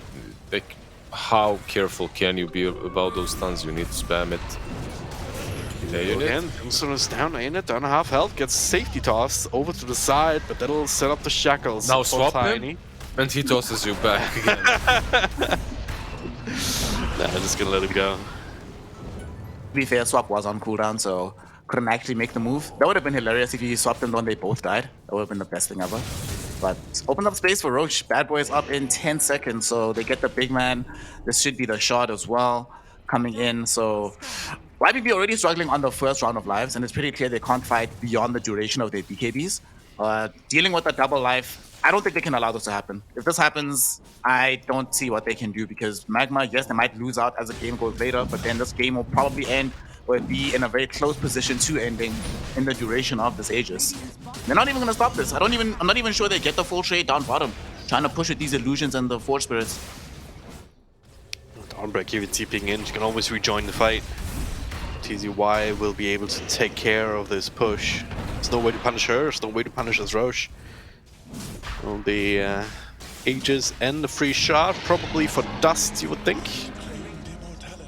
Oh no, Ember's taking it, alright. I guess TPS from Fire Remnants. It's yeah, I do take care at this point. 11k ahead, 26 minutes in. Who gets the shard? Yeah, I guess it's the Fire Remnant replenishment is gonna come in handy. Yeah. Just keep spamming them over and over again. Some damage on Reacts. TB and his illusions, right? Yeah. I would have thought just being able to catch two people with the spears is also very nice on Moss. But hey, it is what it is. They are getting ready to perhaps smoke up or something like that in mid, if they had a smoke. They're just waiting here for the moment. As down bottom though, TZY, now the entire Dire lineup is there. So after Power RNG TV, and he does get the BKB out, no real chains, so swap back. Ember Spirit in the front, gets a double chains out. TZY front, oh there's the arena, gets absolutely everybody. Bolson is dead first, Dust clicking away at Yuzu. Now in it, well, that's just his remnants, his illusion. Also ends up falling terribly and ended up BKB TPing out again. What do you think? How does that Vengeful Spirit feel? Like, she respawns as this Vengeful Spirit, very vengeful, yeah. Meanwhile, she sees this Terrorblade just popping the BKB, TPing out. Team? To be fair, that fight is kind of the Venge's fault. That very early swap. After the BKB was used, that was a kind of awkward move. Also, I wanted to ask you boys about this. The Venge bought the Aghanim shard. Didn't go for like a force buff or anything this game. That feels very peculiar to me, to go shard at this point in the game on this hero. Like, it's already been apparent that there's like trip BKBs, you're never reaching the Warlock or the Shadow Shaman. So I don't really see the utility of the bouncing magic missile, boys. What was the rationale, you think? I do think that it's really good, like the shard overall. Yeah. Maybe in this game you're just way too underfarmed, so it doesn't really look that threatening. But I actually like it. I like the shard. It pierces, it pierces VKB, right? Already, or is it the talent later on? That is level 25 talent. Yeah, that's so 25 ways talent. away. Yeah, I mean 2 targets. It's still solid. Yeah. It's very nice to have it, but yeah, I'm not sure what other item would really change the dynamic here that Bench could buy at this point. Maybe Vlad's actually. Yeah, some braid pack would be amazing for your TB. That's how he's bang again. Yeah, we've seen that time and time again. 5 and 11 on that poor guy. Yeah. Is Oof. yeah, Lincoln's queued up for the Ember Spirit. Also almost has it when it comes to the gold. Yep, like Magma definitely needed to do exactly what they're doing. They needed to be quick, active across the map with the draft that they had with these 3 semi-cores. That's exactly what they did. YBB didn't truly adapt to that. Unfortunate to Paulison. Should be able to finish him off. Nice tornado actually, so he does get the tombstone out, but I don't know if that's gonna do too much. Actually buying back, I want to take this fight. Tombstone being clicked at, and that's gone. Now this time over on the Terrorblade, Iron in. It's gonna come right back with another set of spells. If you kill him now, you do. The stun over, tossed back into the loving arms of Sinful Soul. And now Ember. That's something they just work with. We'll be happy to use it right now. But Dust only now being back in, but they still have the gold left. And also the follower from TZY. These stones barely alive. No, never mind. He gets snapped down with the hammer. But now it's in full soul. No more BKB. It's him versus the world. Him versus Ember Spirit. His Mercy rejoined as well. Gets the control on the Undying. That's another dieback for him. That's a ton of buybacks. I feel like Magma just wants to at least close out this set of Raxes, maybe even the game. As buyback on Undying, buyback on Tiny, buyback on... Who else? Did anyone else on YBB buyback? I don't think so. The 2 buybacks. Tiny and Undying and Dust. Mars also bought back as well. And, yeah. No. On Magma, yeah. Dust also bought back fairly late. Yeah. To all of that. Like, he could have bought back instantly and joined the fight, but... Still is the arena now if they want to... turn into something, but they're just okay. Swap back. He's gonna go in now. Yeah, he needs to throw in that arena just to help. And now they speed up the Vengeful Spirit, but not the Terrorblade. Control up on Shackles instead. They don't have the power to turn this into a kill. He, in fact, they might lose a couple of extra heroes. Dust dying back. Shaman as well. And Ember still hanging around, dodging the stun, relenting forward. You're crazy, sir. You're crazy. You get the kill, but now you can't get out. What? This was... He had more remnants. This was a huge throw. Like, that was huge defense for YBB. They went way too deep. Like, I knew that they would go with Mars, like, instantly. Because TB didn't have BKB, TB didn't have ulti. Metamorphosis, that is. Or Sunder, for that matter, so... they went very deep in. They got punished. Ember as well dying together with his teammates. That's a dieback on Mars and the gem that was bought. So they gave them like 10k gold in one fight. Even more, I believe. So the swing is huge. YBB are back, baby. I told you, I believed. I knew they could do it. This is really scary though. Look at the TB. He has Skadi and Silver Edge now completed. Yeah. And we talked about it in the draft. Once he gets Alacrity, look at his damage output. Heading for almost 400 damage right now. Are they just gonna heads up, get a lane of Rax back? I don't think they go all the way, but they know that Mars can't actually re-engage on the fight. No. You're getting a lane of Raxes for sure. The question is, will they be crazy enough to go for the throne? I don't think they will. I don't think they need to. Just get the Raxes and get the hell out. Yeah. It's huge. Like this fight was. Oh, fake back. TZY swapped in. Next up, Sunstruck. What a play! Okay, And now you go for Throne. How Kazi ends up trying in the middle of that too. That's problematic. He had the golem to work with. He doesn't have meta for way too long though. That's something. Meta is. Okay. Shaman wants down, does with the arena, catches a couple, and that's these down first. Poloson next on the list, so Zionit comes back with the thing. Mercy rejoining, and once again, terrible ages. Yeah, guys, thank you. Goodbye. Yeah, he TP'd out. No catch for him. They forced a couple of buybacks. They made this game way more interesting than it needed to be. Let's put it that way. It should have been, honestly. Yeah, but then again, staying and pressuring that tier 4 that is, instead of going back, kind of evens things back in Magma's favor, right? Like, yeah, we'll see. It did cost buybacks though. They tried to buy back on Dawnbreaker and Warlock, so if either of them die again, and they still are on cooldown for the Smars, so there's possibility of like the next fight still being game-winning for them on the side of YBB. Yeah, let me take that back. It made it wasn't the cleanest, but it was the flashiest play, like that fake Rock's Kiss smoke into the base. It was really good because you have Venge. It's so easy to catch anyone out, right? Like just a swap stun and that's it. That's a name I haven't heard in a long time. We know that you're a father in the scene, man. Rock's Kiss, old school guy right here. Yes, they pretty much made the fake smoke. It was them. Ah man, Emberspirit spent all his money. Got the refresher. Huh. So I guess there will be KB, double Lincolns, a million remnants. Scanning. But buyback situation is very much in favor of YBB. Is the old smoke up? Back on the high ground, smoke will break. The golem connects on the back here, but only into Ionit here with the entire combo. That's not really ideal. Hexed up on the Embers, and Puzzle can't quite hit him just yet. BKB comes out, they need control. Disarm there, going to the back lines. Poloson burned down. Meanwhile, TZY gotta get away from Sinful Soul. Another remnant away. As Iden just cleaning up in the back line, still buying back into this fight. As, they're finally gonna call it quits. 2 for 2 so far, but TZY. Oh wow, that's a big hit. Yeah, that's game. Your mid lane is being pushed in. They. Wait, hold it for a second. They still have Ember and Mars. Can they defend? There's no way to kill Sinful Solo.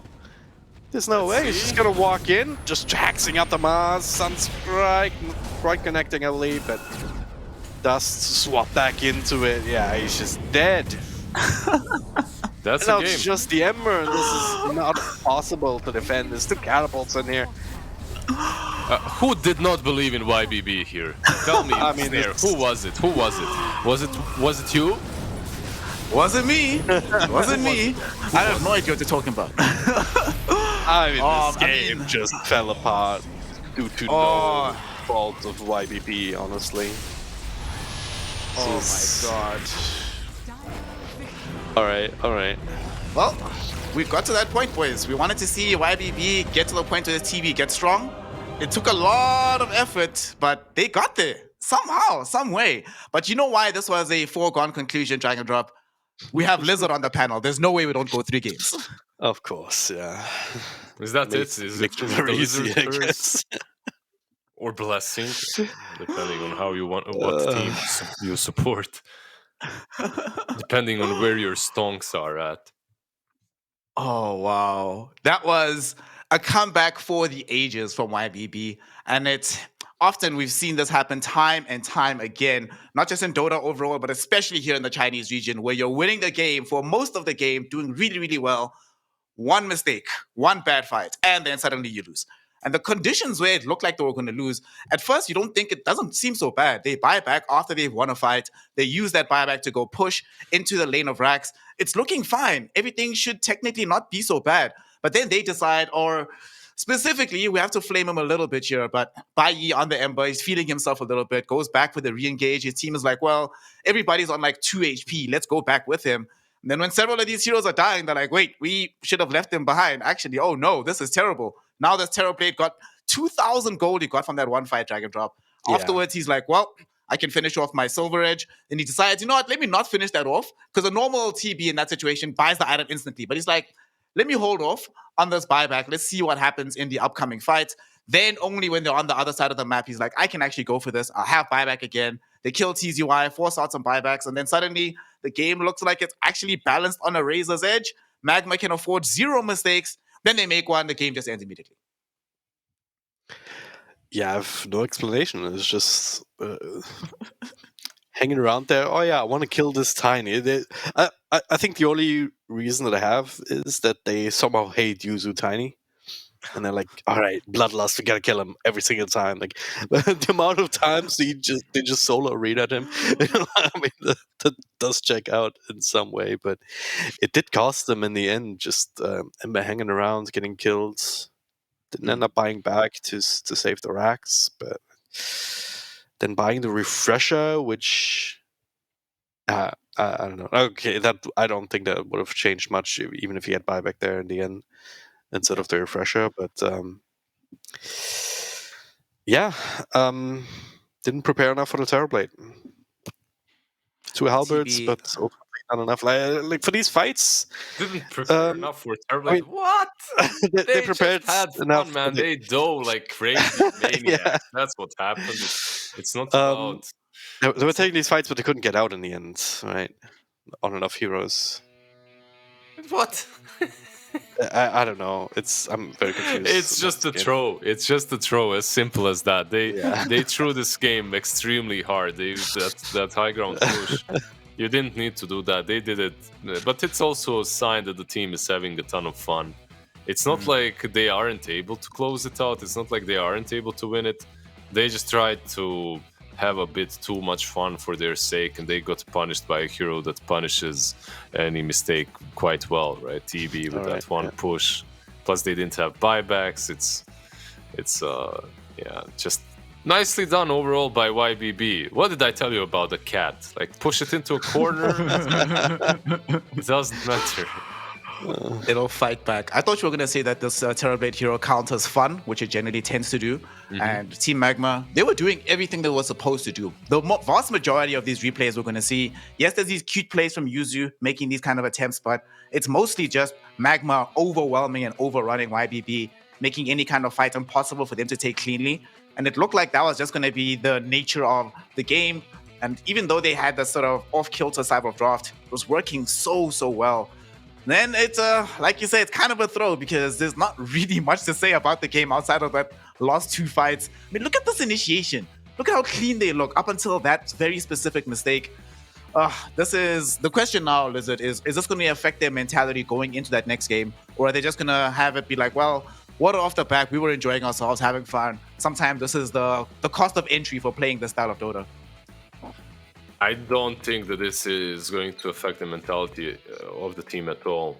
Like, you're fine with this. It happens. Maybe one of them is going to be a bit salty, but they're going to come up to him. They're going to, they'll be like, come on, bro. Like, it's fine. We can do it. It's just fun. I think they're all fine with this, really. Because it's not like they're struggling. They didn't struggle in game 1. They didn't struggle in game 2. The fact that Ember stood and fought onwards, that's not something that he does alone as well. I feel like that's one of those situations in which no one is telling him to go back. Just everyone is just like, yeah, you got this, man. You got this. Go 1v3 them. It's fine. I think this was the fight. Like, they kind of go back in. That was a deep swap, but then, all right, at this point it's clear. All right, Sinful Soul's pretty damn scary. Dust too far forward. Toss back. All right, just cut your losses here. It's 2 diebacks already, and then remnants forward. Just really trying to kill Yuzu. And then he had more remnants and more mana to play with, and he didn't use it. That was the weirdest part to me. But in the fight back, this fake back was pretty cool though. Them understanding that, look, even if we lose this fight, just drawing out buybacks, just putting pressure onto the enemy team, right? Making them feel uncomfortable with the game state at present. And it ended up working out for them. I have to also take back the flame from Ionid in that replay we just saw over there. The Aghanim shot came in actually super clutch, so knew exactly what he was doing, buying that item here on this Vengeful Spirit. Leads into them getting this victory. Although this last fight, I'll be honest, I thought they weren't going to be able to make this because it seemed like it was going to go very, very well overall. But Ionid also came in clutch again with this buyback and forcing the rest of the team away on the other side, leaving this Ember alone in the front ground. I think the problem there was also that this entire combo with the Arena and Solar Guardian was just an Ionid. Like, they kill him, then he just turns into illusion, gets more spells, then he bites back, gets more spells. If that fight hits a couple extra heroes, I think that's differently. Especially if they can can get the Terror Blade perhaps, try and force out his buyback and whatnot. But yeah, it's rough. Well, it is rough, but it's not rough for YBB fans right now. They only had a very slight fan participation rate that we saw in the earlier stat, like 2% or whatever, maybe 10, I don't know, don't remember. But Sinful Soul IDC carries this team to victory. MVP certainly earned on this Terror Blade. So now they go into this all-important Game 3.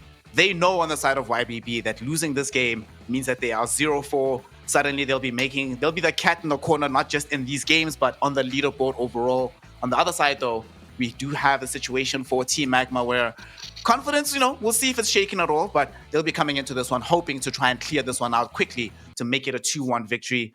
So now Team Magma feeling, of course, very, very like they need to get some revenge here. They had almost everything you'd want to win out a game. More kills, more damage dealt overall, better economy, but it ends up not coming out well for them.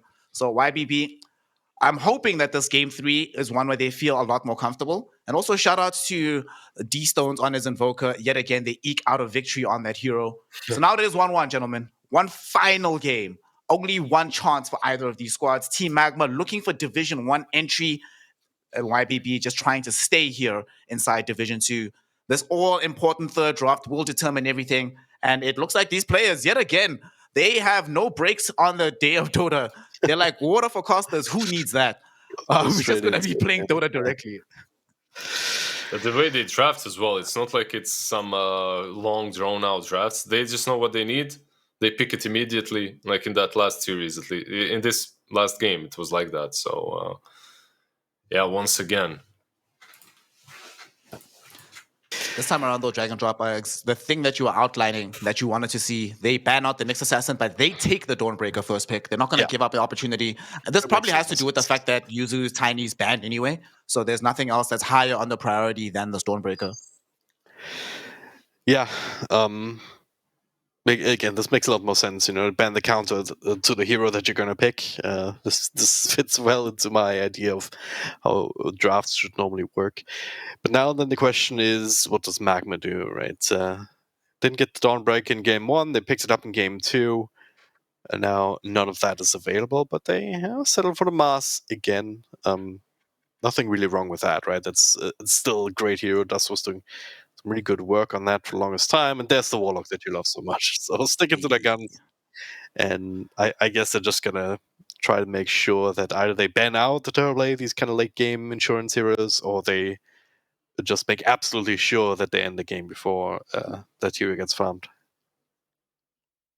Let's see, YBB will still stick with the D-Stones Invoker. I mean, last game, this Dawnbreaker did make his life a living hell. Things were going decently for him until they just started reliably countering him and specifically targeting him with the Solar Guardian jump initiation. So this time around, if they at least have some of the combo break on their side, they could still later in the draft get something to save. I would actually like to see that because it did feel like there were a lot of occasions here where D-Stones was a bit overextended. So to get some way to make sure that he stays out of trouble. And Team Magma realized the same thing, immediately banning out the Venge. They're like, no, fam, if we catch you D-Stones, you're dying on your own, bro. Yeah, so even though we're seeing the same heroes as last game so far, it's shifting around a little bit. Of course, Dawnbreaker on the other side, and some of these bans really gonna make a huge difference in the strategies and picks going forward now. See some of these old standards also being taken out. No Coddle, no annoying mid-Coddle shenanigans. Pangolier. God. Also really annoying to deal with. Void Spirit also, okay. Okay, so they want to protect this Invoker. I mean, Yeah. I've seen D-Stones get demolished on, like, in this matchup, the Void Spirit into the Invoker, so very glad to see that he's removed that. And I think they're probably reasoning that, well, since we've got the Dawnbreaker, it's more likely that TZUI plays the Smoz rather than Dust in the mid lane. I'm also glad they banned Faceless Void. Feels like in this kind of game, in the very last ditch situation, going for like this Void Dawnbreaker with Invoker, that would feel so strong. So glad that they remove it from Magma. Make sure that they maintain dominance. It feels like over the last 2 games, they feel at their best when they're able to control the outcome of the team fights. So I'm expecting them to draft in that direction here as well. Yeah, it makes sense. Chronosphere is a setup. It's the combo itself with the Cataclysm has kind of been done to death. It feels underwhelming more often than it doesn't, because it's kind of requires you to get a great Chronosphere, which is not always something that you can guarantee. Certainly when the slippery heroes in Puck actually making it through the banning stage. So Magma snagging that one up, kind of breaking the color theme a little bit this time around, which is annoying, but what can you do? If you guys are Team Magma, you aren't worried about the Invoker, right? Like No. Like D-Stone's Invoker, yeah, that's a thing, sure, but it didn't look strong in that last game. In my opinion, it looked particularly weak. Like he was one of the weakest links in that whole game. Just constantly being jumped on, constantly getting caught, not making any moves like an Invoker usually does. But he was still doing things, control the team fights, but yeah, you're absolutely right. They win in the end. They win in the end, right? That's what matters. And he's like, yeah, just give me Invoker. I told you guys. Give me Invoker and welcome. I'm not sure if they won because of Invoker. Welcome, gentlemen, to the D-Stones Invoker Hate Club. I'm glad to have you with me. Thanks for joining the situation organization. Magma, let's see though. Since they have this Puck hero, this gives them there's an opportunity we've seen before in China that often when there's drafting like this, like heavy sustain on a safe laner, mid hero like Puck, often that's opened up space for a hero like the Spectre, one that Bai Yi himself has actually played in similar situations here in the DPC with exactly that kind of draft. So they still have time if they want to go for that sometime down the line. It can feel really, really good having Fatal Bonds in a fight on top of the Puck ultimate and as well as the Spectre damage. Feels quite nice, but still a lot of time before they go in that direction. What's up with this time that YBB is spending though on this third pick? They feel very skittish here, Lizard. What do you think is going to be coming out now? Do we pick TB? Do we not pick TB? What do we do, guys? We don't have Venge. We just won with TB. It's obviously a good hero for us. They go with Dragonite and Skyrat. Oh, so they're switching some things up. It's probably I don't even know what it is anymore. Like I don't know what their lanes are gonna look like. Usually you want to put the DK into the Puck. Then you could put Invoker is bad on the offlane with Sky. Maybe I actually don't know how they're gonna lane. Support Dawnbreaker now? This feels weird, yeah. Traditionally in China, the combo used to be DK Skyrath in the lane, and then that transitions into the mid game. But then if they do that, then suddenly you have to run Dawnbreaker 5, which doesn't seem nearly as strong as offlane Dawnbreaker. I don't know about this. This feels very off-kilter to me. But, maybe YBB also feeling that playing things safely, the way that they normally feel comfortable, hasn't really been working. I mean, game 2 they won, but they have to know that those were not circumstances where they win 9 times out of 10. They were very lucky to eke out that victory. I don't know. And this also means that they have to play Skyrath Mage. If they are playing this DK Skyrath Mage lane, you're playing this into safe lane TA. So you do nothing to her? Yeah, exactly. Yeah. I'm just not sure. I don't see how they're lane. I don't see how those lanes are successful. It's different. Then again, some of these heroes in other regions. Well, I shouldn't say some of these heroes. I should say Sky, right? This Sky in other regions is really popular. Like in Eastern Europe, it's one of top 5 heroes that are picked right now. I believe maybe top 10. But teams are definitely contesting him. Meanwhile, here he's just completely ignored. And now the Spectre too. It's it's a different approach definitely from YBB, but it again feels the Team Magma are the ones that need to press that gas pedal and really dominate in the early game. Wonder what kind of... You can pick some troll perhaps here. No, but actually you can't, right? I mean, you no, have you your need 3 support, cores. This is a you know, support. yeah. This is a support for Magma. Never mind. Shadow Demon? Bit of a classic, but you get the interrupt against the initiation from DK and Skyrath, and Maybe a Invoke stun. a good combo break. You can get your own Spectre illusions. Maybe some frontline stun, or maybe something crazy. Go Stroke Warlock. No. Shadow Dragon Drop. You're on fire. I read the dropped script. today, man. I read the script. I'm not gonna analyze anymore. You wanna swap places? Yeah, sure. I'd love to see Lizard play by play. It's 2 days or 2 games back to back that Dragon Drops finished us with this last pick for Team Magma. All right, so last time around it didn't work out with this Ember Spirit. You already outlined some of the reasons here. Good save against the Skyrath mate combo. Get some Spectre illusions for yourself. Some pressure that you can help alleviate that comes into you from the side of YBB Gaming. Lizard, this is a 4-position Shadow Demon, of course. What do you think? Firstly, of the Mars Shadow Demon lane overall? There is some kill threat there, but do you like it into the Spectre lane, and do you like it in the game overall? I'm not like the biggest fan, but I'm sure they can make it work. Like Dragon Drop, you should be asking him, not me. Dragon Drop. Why the Shadow Demon? Why the Shadow Demon? Please bless us. I touched on it already, right? You have the combo breaker with the disruption, right? DK blink stuns somebody, Scarif Mage drops all the spells, and it's like, bah, bah, bah, you're dead. And then, oh wait, you're not dead because you're disrupted. So that's you have that saving potential. That also always great if you want to run somebody down. And you can get your own Spectre illusions. You know, you have that aggressive pretty potential solid as too. well, right? Exactly. Eventually, right? Yeah, absolutely. The Soul Catcher versus DK. Like, there's a ton of things. That are definitely making a good point, a good case for this Shadow Demon. There's a lot of hype on the SD. I'm expecting to see him have probably one of the better games. I'm really intrigued, though, to see how they're going to be utilizing this TA. YBB probably saw it coming from Bayi, so we'll see how they address it in the game, the all-important game, because for Team Magma, should they find themselves victorious here, they get to continue their run to Div 1, and if YBB find themselves victorious, they get to at least aim to staying in Division 2. To find out which team is going to have their fortunes written, we have a Game 3 matchup of Magma versus YBB Gaming. Let's get into the game, boys.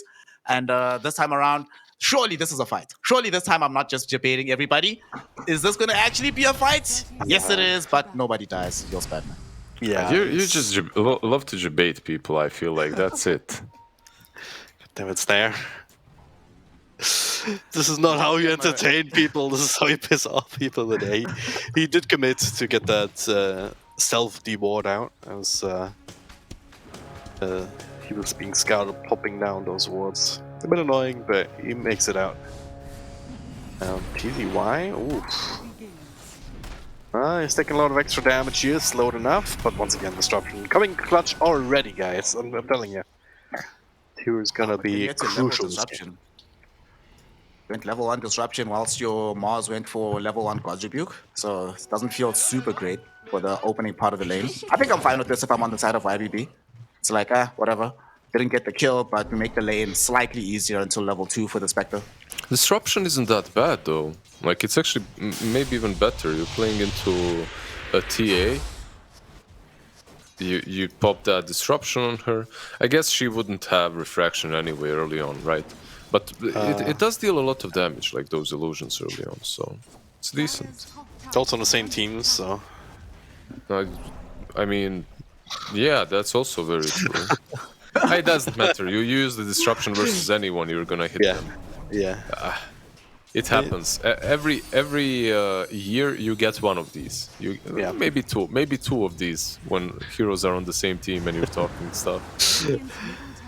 It's fine, yeah. But as soon as a couple of extra levels come out, this is gonna turn into a kill lane, though, right?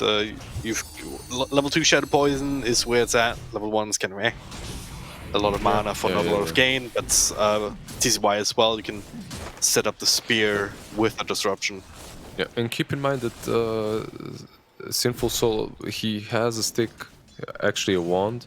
Dawnbreaker also a stick, so it will like if you get that poison early on, you're probably just feeding them charges. Yep.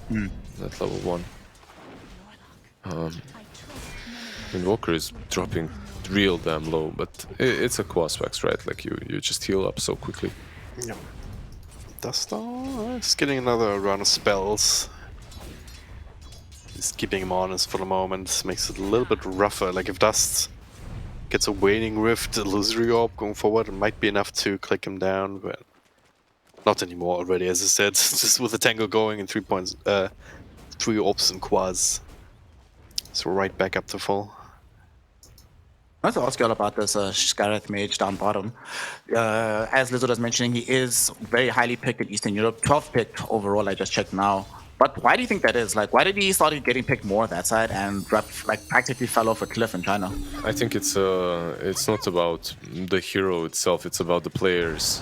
Like in Eastern Europe, there's like on top of my mind, I know at least 3 players that like to play it. You know, so it's about that. It's about some comfort zone. It doesn't necessarily have to mean that the hero is good or bad. He's 12th right now. He was top 10 when I last checked, like maybe 3-4 days ago. So he's slowly falling out of favor, it looks like, as well. Yeah. Him and Kazi have been hitting each other for the last minute or so.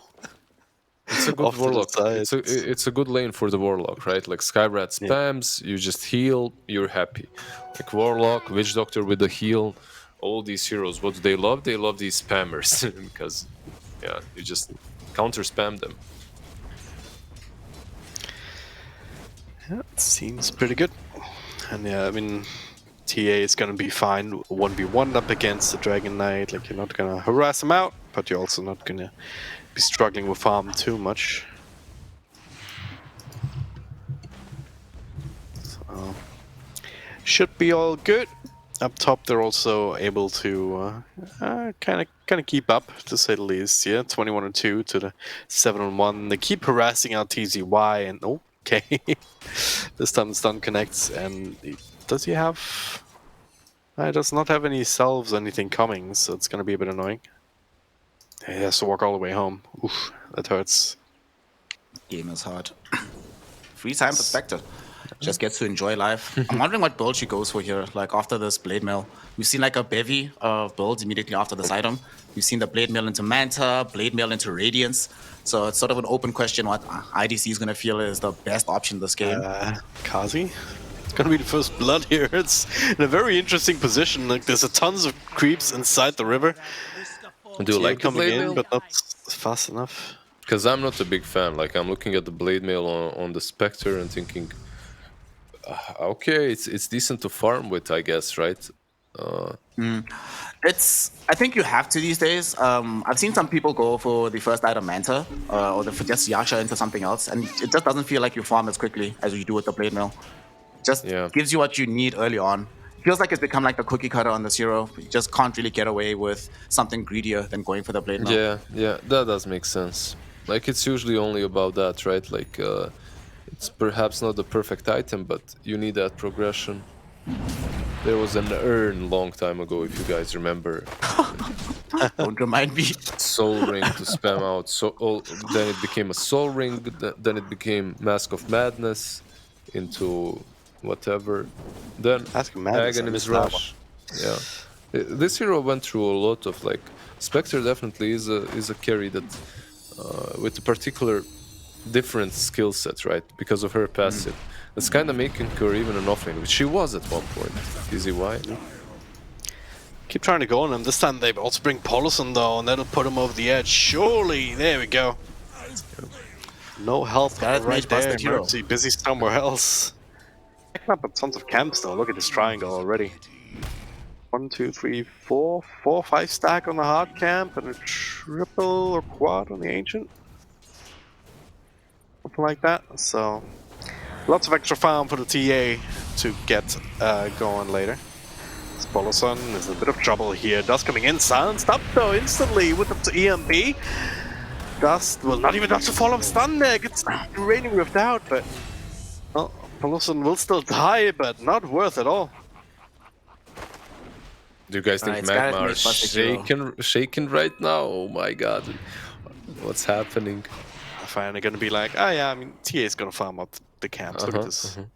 Look at Mercy. He's gonna try it again. He's a madman. Hey.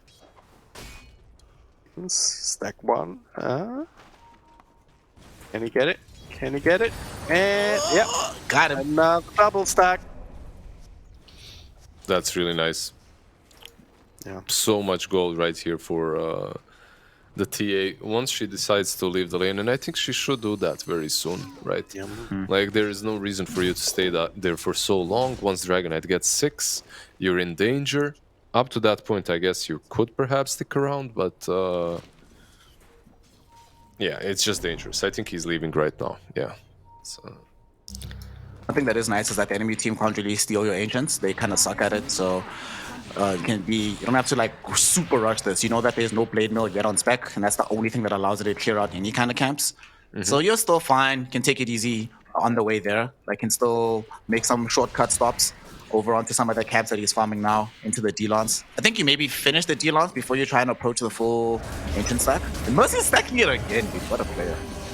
Well, it's gonna work. I don't care about kills because of arena and whatnot, but it's gonna happen. But yeah, he's stacked it again. Oh my god. That's freaking crazy. 1, 2, 3, 4, 5, 6. I think you just go as a full team, you know, 5-man over there, and you still, everyone gets like 2 levels from... They're gonna die to the creepers too. There's a 5-man team. There's so many of them. You need some fatal bonds over there from Warlock. Drop the rock. Yeah. But this time around, in what fatal bonds could help with the farm, but it's also a big chance that you're just gonna accidentally steal a lot of creeps. Yeah. Yeah, that's true. There we go. Working away. Oh, it's a Spectre on. Bottom. Down bottom, Cassie all alone. Yeah, he's being punished, just sitting there, just please sir, can I have some XP? And White Beam's like, no. It's to be expected, right? TA trying to... he's not gonna try even. He was thinking about stacking that, but yeah, there's no way. For him at least. Shadow Demon perhaps good. But bottom lane dying on Warlock, that's something that is to be expected, right? Like, you go to that bot lane to sap some experience, also you defend the tower a little bit if possible. You expect to die. Yeah, it's really no biggie. It's why we were talking about TA having to leave bottom lane too. If you don't, that would have been... If she didn't, that would have been her. Same time, she was like 3.8k net worth, something like that. And she's gonna be beyond 5k when this is all done. This is insane. Shout out Boy and Boca. Big ones, yeah, 5.3k. So much net worth, oh my gosh. Speaking of net worth, D-Stone's got Midas 3 minutes faster than in the last game, and casually 8th fastest on the patch. Just chilling. Okay. So showing us why he's known for this hero, why it's his most played hero of all time. I think he's actually encroaching on having 100 overall games on the hero. This is game 99 of his, so he needs to be able to win this one out. He's also going Quas Vex this game, like just the one value point in Exort. Makes sense. He's playing into the TA, right? So needs to have some kind of way to dispel quickly the refraction charges. Mana burn is super nice versus Puck in general.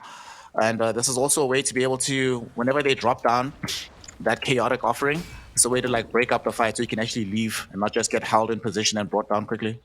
Yeah. Smoke up. They want to perhaps punish the Dragonite. Do they have the damage? With the Soul Catcher, maybe. But they need to be careful with all their stuns, right? Oh, never mind. Just drop everything on him. Well, they're still holding on to the disruption in case he tries to TP out. Now Silence stunned up. Oh, Dawnbreaker coming in for a couple of heals, but still takes out Yuzu, banished. Yeah, but this is a 5 Dawnbreaker. You're just giving them a bonus, yeah. Okay, thank you, Yuzu. Bye-bye. Thank you, goodbye, have a beautiful time. Oh. We're trying to connect the move top at the same time, but we couldn't get there in time. If they had like Spectre Haunt at the while all of this was happening, maybe there's a chance you like drop Solar Guardian, you come in with Haunt as well, but Sinful Soul was just casually farming, heading into Radiance, boys. Oh boy, what? I don't like I'm not gonna pretend I'm unhappy to see this. Let me not let me not cap. I love seeing Radiant Spectre. It's an old school build, but like Radiance on top of Blade Mail feels weird. I guess it makes sense against TA, you know, just more stuff to break the refraction. But also stuff that gets stopped by BKB. Yeah, exactly. And you're also building that Radiance into a Disruptor, so... No, sorry, Disruption from the Shadow Demon. So, yeah, not a big fan in this game. But Haste Rune is like, oh yeah, I'm just gonna go play a little bit on Yuzu. Mars ends up dying though. It's a bit annoying here. They're just sleeping out as this CT process coming. Nope, not gonna deal with that. Oof. This, how do you feel about this master? Because he's been picked up a couple of times now, not really farming as much. Kind of starting to fall behind a little bit, isn't he? I suppose not compared to towards Ionid. I don't know, lately I've been feeling like this offlane Mars has sort of fallen off versus what he's been able to accomplish sometimes when we see him mid. It sort of reminds me of, remember last season when we saw Pango every single game in the offlane? And then as time went on, people started playing it mid more often and it seemed way better mid than offlane. I'm just getting a similar kind of vibe from this hero. Every time I've seen him lately play it offlane, it just feels a little bit underwhelming if the game's not going perfectly.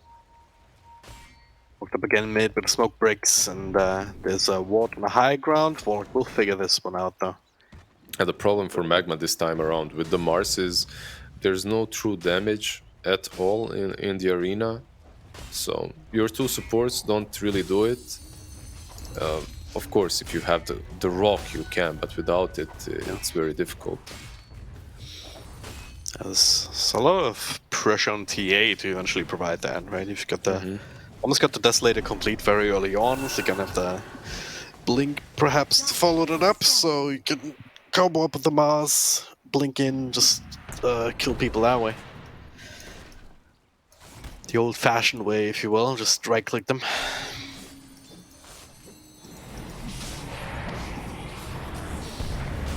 Alright. Oh, how do you miss a spear after disruption? That's a bit awkward here. Ionid TPing out straight up. That'll be cancelled though. Rock being dropped on top of the coil. Ionid is dead, and so is the Dawnbreaker. It was the next level bait. That's why you purposely missed the spear off of the disruption. That's what I'm going with. Next level debate. Yeah. I mean, it works out for them. They get that fight. They get to take the tier 1. Looks like they almost want to draw the path towards Roshan. I mean, Jesso's about to arrive for Bayi. He's coming on the courier just now, and they still have this chaotic offering for another 30 seconds. And this is a good time to head into the pit. But they have to take it very quickly because they actually have some fight potential onto this from the side of YBB, and they do scout this. Yeah, they know there's still Spectre Horns. They're not fast enough. They're just too far. So. They needed to instantly start moving in. One hero at a time, and then following up with some Haunt, with some Dragonite once he's up, blinking in, jumping in, running in. Yeah, but they can also wait for the Radiance, right? It's not a rush. The Sages, it's amazing on TA, but it doesn't change the way Sinful Soul should be playing. That's chilling, waiting for the Radiance, fighting afterwards. Follow Mercy. Revealing himself, can't get in range, but does have a coil. They don't see him though. He gets the TP out. That Shadow was so close. So close. Yeah, Scara pretty damn fast on his wings, I suppose. Going for the old ATOS. Oh, this is intriguing, boys. Click on our boy Paulison here. Oh, not Paulison, D-Stones. He went for the Orchid on this. I'm looking at D-Stones right now. Look, I'm seeing him pinned to the side of an arena. Yeah, he went Midas Orchid. He had it queued up for some time. Well, what do you think? Do you like it? I suppose there's a puck on the other team. He doesn't have Yule Scepter yet, and that is itemizing in that direction right now, recognizing the potential risk. And I suppose having a silence is nice onto heroes like Mercy, just prevents him from doing anything in the fight, even if you have BKBs and stuff. I don't know though, I always feel like I want BKBs sooner rather than later, but it's not the worst thing in the world. Although they've now committed to the full ultimate from the Shadow Demon, so this is looking dangerous. They have to run away right now. Inet would be happy to reveal the blink at this point. It's not the longest cooldown in the world, but yeah, they do not want to fight right now. They don't have Arena, they don't have Golem for another 10 seconds. Don't have Dust ready to go though. Like, yeah, it doesn't have mana, as there it is. Okay, just goodbye Shadow Demon. Kazi will be second support, excuse me. And TZY, that's just window dressing. TZY does have another blink in a couple of seconds. Ah, no, my D-Stones with the interception. That should put an end to his life. 4 against 1. A little bit unfair, but that's the way it goes sometimes. And they give up Banner Rune, and that's always nice. Shout out D-Stones for popping the Midas during the fights, making sure that it's not spending too much time on cooldown. Well done. Massive Midas. That's actually, they got Radiance back to go for that, boys. Sinful Souls got it. Pre-20 minutes, he's fine. Gonna have Blade Mail Radiance with the full tread, 0 deaths. I'm starting to get a bit scared, if I'm honest, for the side of Magma. Yeah, I have to agree. I completely agree, actually. In the first 2 games, they had a decent draft and good plan behind that draft. This time around... Do you guys believe in a thing called Templar Assassin, though? Because Blitzjagger just got online together with the Desolator in a very early timing, so they're gonna click away at Inet. Stun comes through.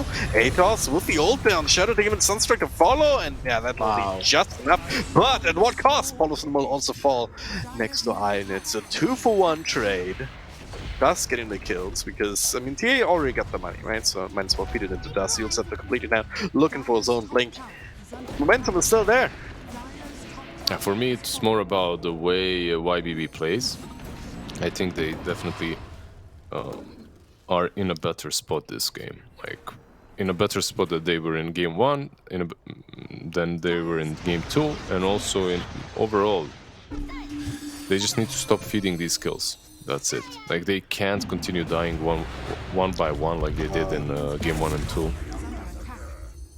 Dust was a bit scared about committing further here. They thought, oh, there's no way Yuzu's still alone, right?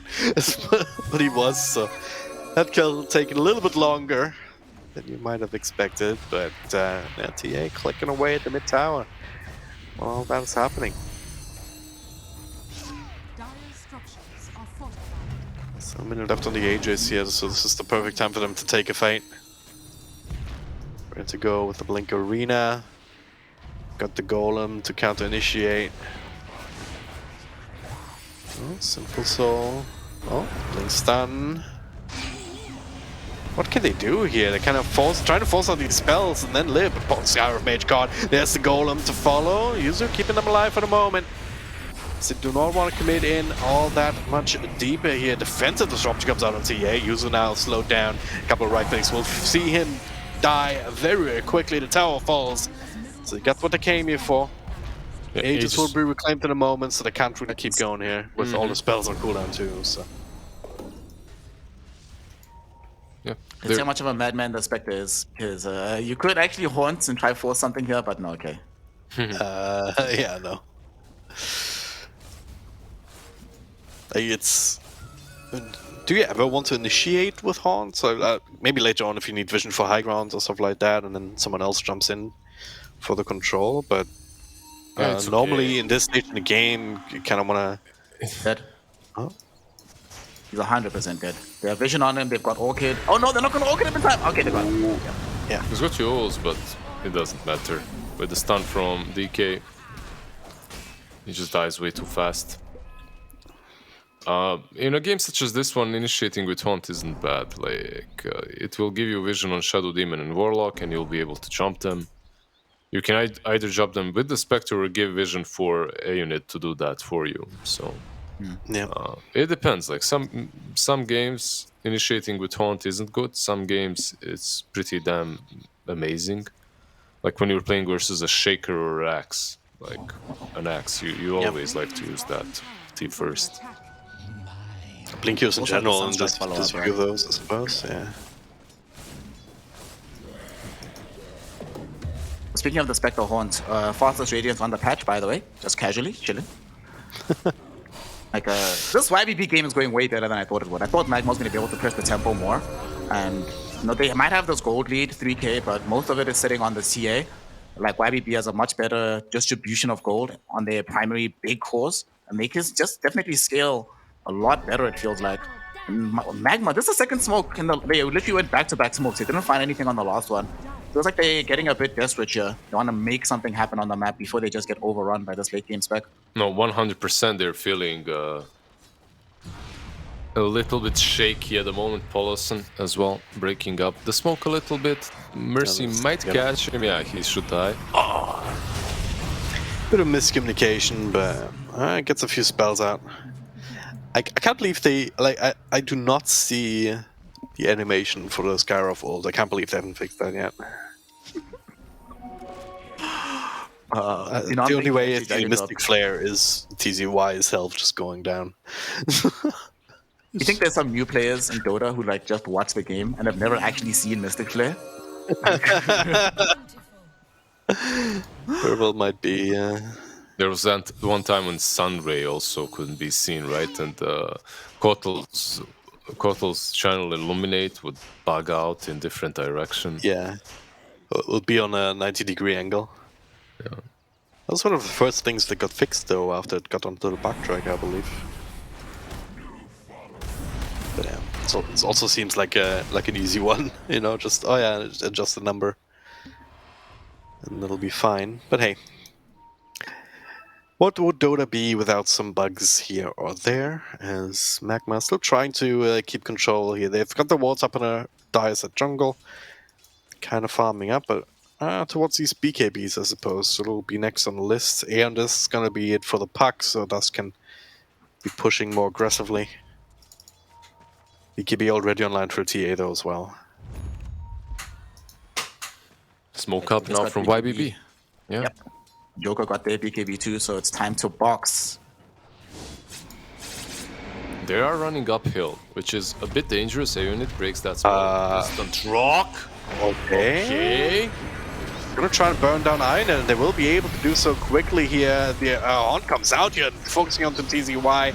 But now, disrupted here, gonna get Spectres of their own. Sinful Zolting tons of damage here as well, with TA clicking away from the low ground and then the high ground.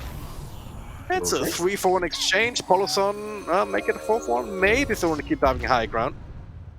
Maybe not. There guarding. Yeah. They got punished last game for that. Let's not do the same.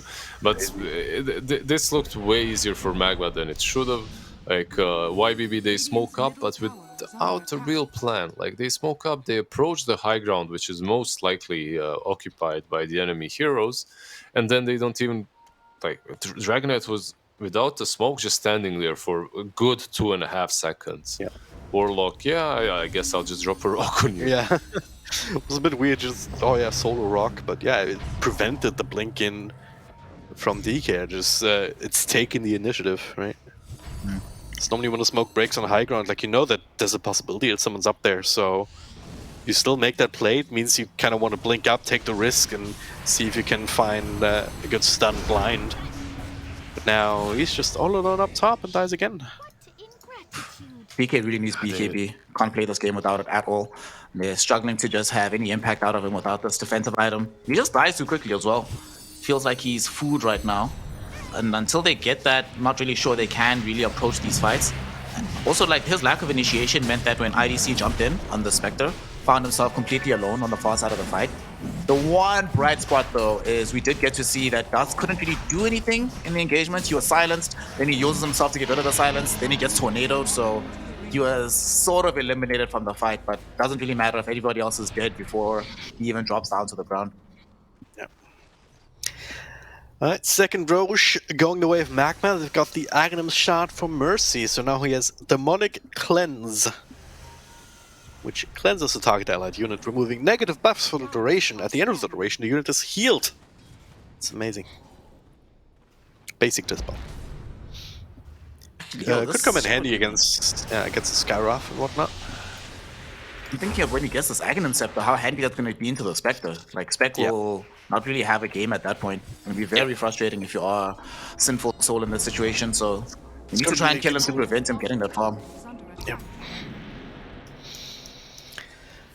Yeah, they're in a good spot. I mean, we just saw in the last fight as well that TA is a force to be reckoned with, just hitting into the Spectre. Once a break comes online, even going for the MKB now. It's because Radiance is not just a mischance, it's also the extra evasion that it gives. So MKB makes some sense, also prevents Spectre from going for Butterfly later if she wanted to. And yeah, the Dawnbreaker also looking for the Axe. So it's a very good preemptive MKB, because Dawnbreaker Axe would otherwise just ruin Temple Assassin's game, you know, as the coil comes through. Does connect over on the Poloson, spear him away, but he's not actually dead just yet. Oh, okay. Unfortunate. That was Dream Coil committed as well for him, so lacking that coil makes things a little bit more difficult. I think they can probably still push. They've got, what, 3 minutes left on the Aegis, so plenty of time to put some siege. They at least get the tier 3 tower. I'm not sure if they'll reach for more afterwards, so we'll see. These stones showing in. Do you think they will actually go back this time around? I think it's time to dive the tier 4s, man. Oh, Iron going in. BKB just to stay alive, but turns things around, gets a stun in. Dawnbreaker ult, but there's the arena and the golem being dropped. Iron still alive though, he's walking, but the BKB times out. And the snipe there from Dust ends his life here. They got the Aegis. Can they engage They're way more careful this time around. Like, oh, blink across tornado here. These stones kind of being played with a little bit, but just enough to create space. Finish off the racks. Going for the second. Surely you gotta leave. At one point, you know, you just go in. Olsen gets one shot. They were more careful, but the moment they got the chance, they dove tier 4s once again.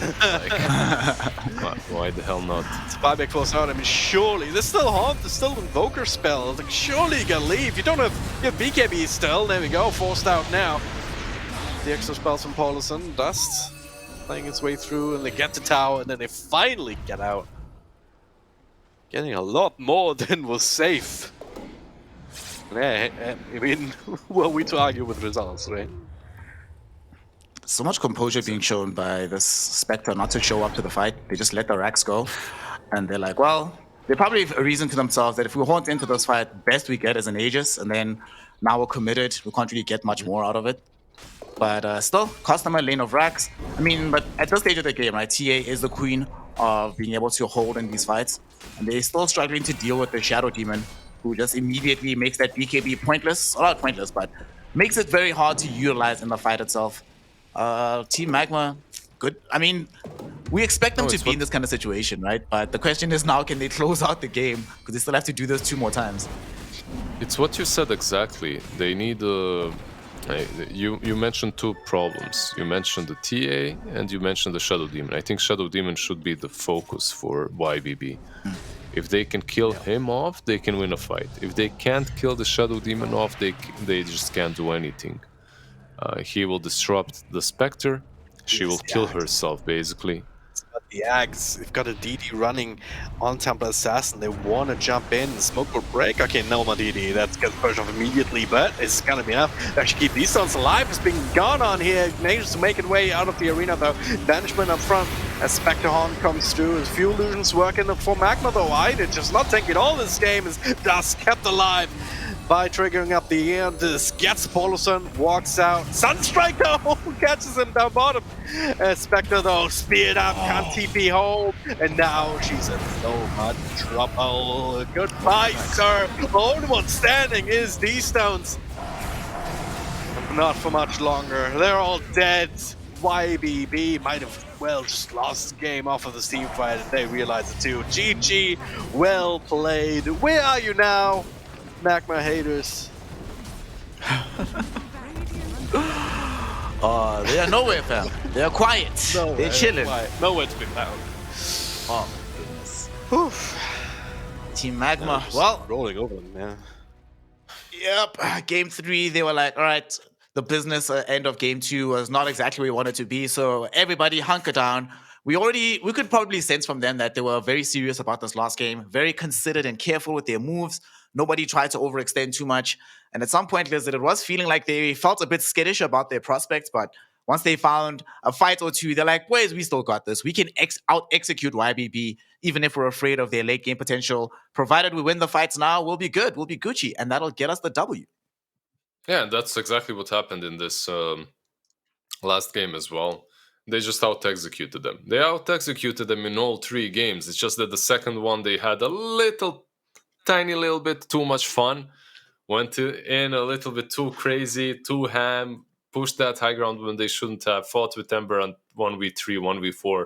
It happens. When you feel that you're that much stronger, it can happen that you just lose to this one full win game condition, right? Like this terribly. They just wins the game no matter what if you let them.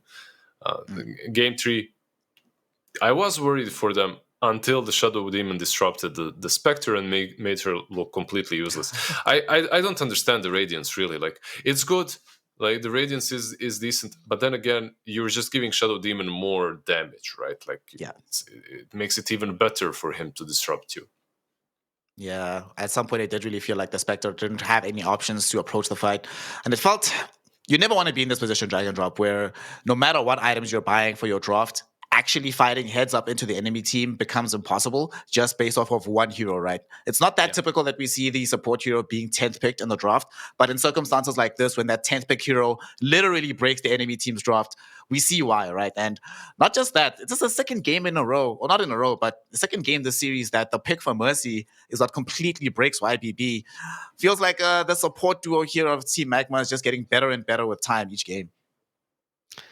Yeah, absolutely. And it's also a perfect example of why I'm such a big Mercy fan. Like, he's the kind of player that can just straight up win the game for you out of the 4 position. Like, he used to be on these classic Tusk and Earth Spirit types of heroes, but now he's showing that he has a lot of range.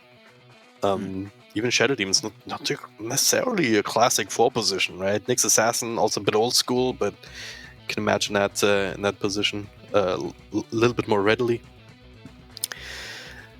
But yeah, once again, he plays a hero and he gets the absolute most out of this. Like, I'd be hard pressed to find a situation where he could have done more with the hero than he did.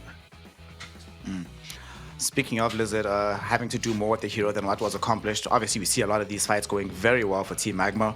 But YBB, yet again, you were saying it earlier, their execution not super crisp. What could they have done in this game differently than how they played it out in order to win things? I mean, they had kill duos, they had a lot of overall team fight and map threat. How did this not work out for them? What should they change in how they approach the game? Yeah, I think maybe one of the first things is the greed from the Invoker. He's going for the Midas, right, into Orchid. It slows you down. You don't really... On one side, you have a Puck. He's active from pretty much minute 6, right, that first rune. On the other, you have an Invoker that you need to play around. And then you have a Spectre as well that will not be joining any single fights. So maybe they should reassess the way they... the way they share that farm, right, between the 1 and the 2. The farming priority, at least, if nothing else. Who's the playmaker? Who's the one that does moves? But overall, all 3 games for me come down to the same thing, to the same fact. YBB are extremely, like you put it in a really good word, you said they're skittish. And they are. But usually you're like that when you're not truly sure of yourself, like what you're supposed to be doing. You know when you go on an exam and you haven't studied, like, right? Like, you're worried about everything. But when you've studied everything and you know exactly what you need to be doing, you go in there and you do exactly that. You nail that. You nail that. In this game, unfortunately, it was the Spectre being nailed to a tree more often than not, and she can't really make much happen. Difficult game. Game was hard. That's the only reason I'm here, boys. Just for that transition meta. Drag and drop on the other side, though, for Team Magma, right? Now that they have gotten this victory after a game 2, which was all over the show, how do you think they feel at this point in time? Given that, I think it's difficult to come back when you should have won in that situation. We've seen teams break before immediately afterwards, but Team Magma, they rallied quite quickly. Do you think now, are they feeling a bit more confident being able to come back from that? Like, I think if they lost, they would have felt quite washed. But do you think they still feel to themselves that, we can still qualify for Division 1 off of these performances? Yeah, I think they're a veteran enough team that they win those same situations before plenty of times. So they probably have the ability to just say, oh yeah, okay, we kind of had that game too, but then it's Terrorblade got so big, whatever, this is why it's a best of 3, and we know we're so much better than them, so we're just gonna go back to a comfort draft. We're gonna I'm not sure how. I mean, we're gonna have an interview coming up, so we can maybe ask one of them whether the Shadow Demon was where that idea came from, whether it was just like, oh yeah, but there's a weakness in the draft, we can exploit that here. That could be very interesting. That's what's the thing, actually. Like, we're all thinking that he's some mastermind that. Yeah, I'm just messaging. Gives us the last. He's actually in their Discord. Yeah. He's right there. Sending the messages, being like, boys, I'm telling you, SD in this situation owns the game. Ember Spirit would own the game. I kind of like the fact that Team Magma, across all 3 games, they tried to deviate their style. They don't play the exact same way all 3 games. It was much more fast than what we used to seeing in Division 2. So we saw that earlier stat when we started the game, Lizard. The fact that this team will have one of the faster win rates, or game speeds rather, overall in Division 2. And that was the issue we had lots of times last season, that there aren't that many teams who know exactly how to close out the games. I'm very glad, though, that this season, it feels like there's only like 1 or 2 squads, a YBB, an LBZS, maybe a Team Saiyan, who struggle to close out these games. But everybody else, when they're in a winning position, know when to try and go. It might not always work out, but they at least know this is the time to try and win the game. We're not just going to sit back and keep farming like we used to keep seeing. Yeah, all of these things are... across the board, they're being improved by everyone, not only in this region, but in every. And it's a good sign. It's a sign that Dota is becoming better and better as time passes. So is any other sport. Like, wherever you look, everything is being faster, better, being played faster, better at a different level. And from, just comparing it 5, 7, 10 years ago to what's happening right now, back then, Tier 2 teams sometimes wouldn't even understand the meta, right? Like, they would be just always drafting their own thing. What they feel is, truth be told, there have been more broken heroes back then, right? Like, you would have these niche picks that would always work no matter what, which we don't have anymore. But across the board, everything is improving, and it's nice to see. It's always nice to see getting a stronger look in Dota, just having teams be better overall and figuring out as many exceptional ways to approach the game as humanly possible. I'm really looking forward to seeing as well, as time goes on and as these weeks progress, to see how these teams also figure out like their own unique style. That is the one thing that we haven't seen just that much of yet, but of course it is fairly early into the patch, so we do not know exactly how everything is going to be running. We don't know. There's no established meta just yet. Let's put it that way. Pretty much everyone's just copying what PSG LGD is doing. That's what Lanem told us the other day. Drag and drop in terms of things that... Yeah, you gotta copy this stuff, man. And one of the things that we've seen being copied from PSG LGD, they were the first team to start picking this Warlock. I know I'm already sold, and Lizard plays enough Pulse 5 to not need convincing as to why this hero is good in the meta right now. What did you make of this Warlock hero? Do you think he actually is first pick, first ban material? If you can use him like that, sure. I mean, it's just does the same thing that he always did, right? It stabilizes the lane, and then he has that big teamfight ultimate. I kind of want to see teams try and figure out ways to maybe try and find other heroes that fill that same role, because Warlock still... The problem is that it doesn't do much more than that, right? There's no items that you can buy that really changed the impact that he has. Outside of that, or maybe just the 4-star for your teammates and stuff like that. And it's just like if you don't have your golem, you can't fight, and that's still one of the largest cooldowns that we have in Dota. It's up there in the realms of the black holes and whatnot. And it seems like he's filling less roles than some other 5 positions would, because he doesn't have that stun. Yeah. Sorry to interrupt. We actually have said Warlock player on the line right now to give us his input and his insight into not just the hero itself, but how the team is performing overall. So let us quickly switch over to Kazi from the side here of Team Magma, with Marshall, of course, joining us on the translation. Kazi, congratulations on your victory. Well done today. But talk to us about how the team is feeling after that very exciting game number 2. What happened in those last 5 minutes in the squad?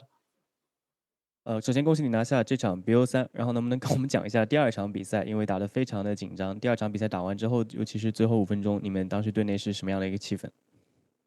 我们队内都还好啊，就没事儿。下一把这把兄弟们浪了，没关系的，就给对面一个机会吧。就这样。We were fine after the loss of game 2. We talked to each other and we say it was fine. We will come back stronger, and we just give them another free chance. Makes sense. And talk to us especially about how you guys drafted today, right? Not necessarily following the patterns you've been doing up until this point. Last pick Shadow Demon in game number 3. Last pick Ember Spirit for the safe lane in game number 2. Has the team been practicing more strategies to have more versatility in how you approach these games in these last pick situations?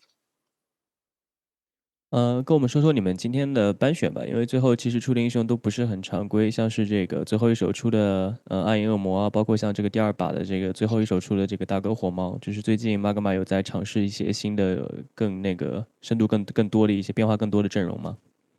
是的，我们训练的话其实都比较放飞自我，就想拓宽一下英雄池嘛，然后我们都是最近出了什么新套路、新招式啊，有些比如说屠夫很厉害，我们就会选屠夫之类的，就这些以前基本上看不到的英雄。然后像 Warlock 这种术士这种都是跟看老干爹打起来挺厉害的，就想选一下尝试一下，训练效果不错，然后比赛就可以直接用。Yes, our draft is very wild during Scrim, and we intentionally trying to extend our hero pools. And yes, heroes like Pudge, heroes like Warlock, we are very interested in those new meta heroes. And as for Warlock, we saw LGD use it. It was very strong, and we tried it in Scrim. Turns out working very well as well. So that's why we just pick him in real matches. The copying PSG LGD meta still standing strong. Lizard, as a support player in playing in the same position as Kazi, do you want to talk to our man while we have him on the line? Of course. Congrats on the win once again. You mentioned PSG LGD and seeing some of their picks. I want to ask you, which is the team that you guys follow or try to copy the most, or perhaps think have the best grasp on the meta? Is it truly PSG LGD? 就是你之前提到了老干爹嘛，就是想问一下，就是包括像老干爹以外，有没有就是你或者像老干爹这种，就是你们特别喜欢去学习啊，或者说你觉得这个队伍就是掌握了可能版本初期比较强的一些套路的？挺多的吧，各种队伍都是值得我们学习的，像什么东南亚的各种队，他们玩的英雄就非常多，什么 PNC 啊，什么还有我们经常打的那个 Polas 之类的队伍。然后国内的话，什么我们训练遇到什么 Aster、LGD 都是比较强的，我们都会去学。然后其他队伍有的时候遇到比较像他们的什么毒龙之类的，其实也是我们学习的方向。他们用的效果怎么样，我们也会自己掏出来用一下，自己感受一下。We learn from many teams, not only LGD. We also watch a lot of C Dota and TNC and Polars. Very interesting the playstyle they are using. And as for Chinese teams, Aster and LGD, also other teams, even the same hero we use together. Sometimes like hero like Viper, I saw other team using it. The effect is different than we using it. Then we will learn from it and we will try it in our own game. Nice, thank you very much. Just one more question from me. In your pubs, what player do you like to get on your team the most, and what player do you like to play against the most? 你平时打路人的时候，你最希望就是跟谁排到一起，然后最希望谁排到你对面？这排到对面的，我希望是我队友吧。然后一起的话，其实，我想想啊，好像都，我天梯都很随意的。其实排到什么人我都可以啊。然后可能跟 Y 队排一起比较开心吧，我们玩的就很放松。然后我们都是5号位，就交流就有共同的语言，我会向他学习一些新的装备啊、英雄啊之类的。Yeah, I wish my teammates is on the other side. And as far as teammates, I'm an easygoing guy. I play Fabs very chill, so I don't mind. To be honest, probably Y from LGD, since we both play position 5, and he's a very chill guy as well. It's very nice to play with him, and we can share some experience. I can learn from him about some new ideas and new builds on certain hero. Yeah, nice. That makes Sounds sense. yeah, makes sense. Love that you like to play against your teammates as well. Makes a ton of sense. That's it for me. My last question, Dragon Ball, perhaps you. Yeah. One thing I wanted to ask you is just looking ahead at the rest of the schedule for the season. How do you feel about your chances? Because you already lost against Team Fusion, who lost against IG, but then again, CDC was also able to beat IG. So with your score being pretty good right now, how do you feel about your chances of being promoted out of Division 2?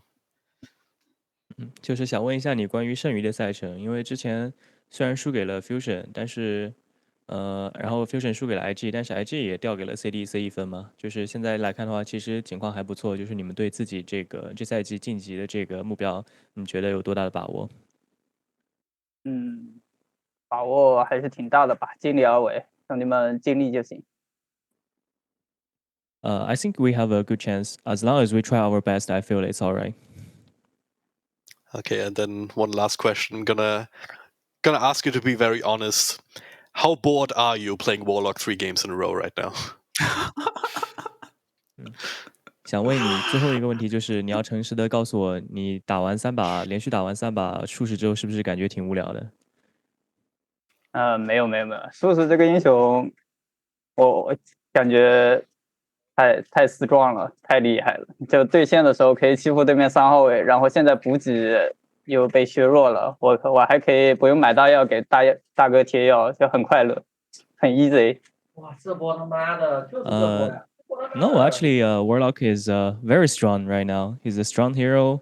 He can bully the opponent position 3. Especially in this patch, you cannot buy Sol for your teammates. So I don't even need to buy Sol for my carry, and I can just he's a really strong hero, and you will always have an easy game with him. Right. Not the answer to the question I asked, because I don't doubt that he's strong, but I doubt that he's fun. But yeah, It's fun. It's fun. It is fun. Yeah. Thank you very much, Kazi. Thank you. GG. Yeah. Kazi, final question for you before we let you go and continue to practice with your team. Right now, of course, you're playing in a squad that has players that you haven't played with as long and players that you've played with for like 2 years at this point.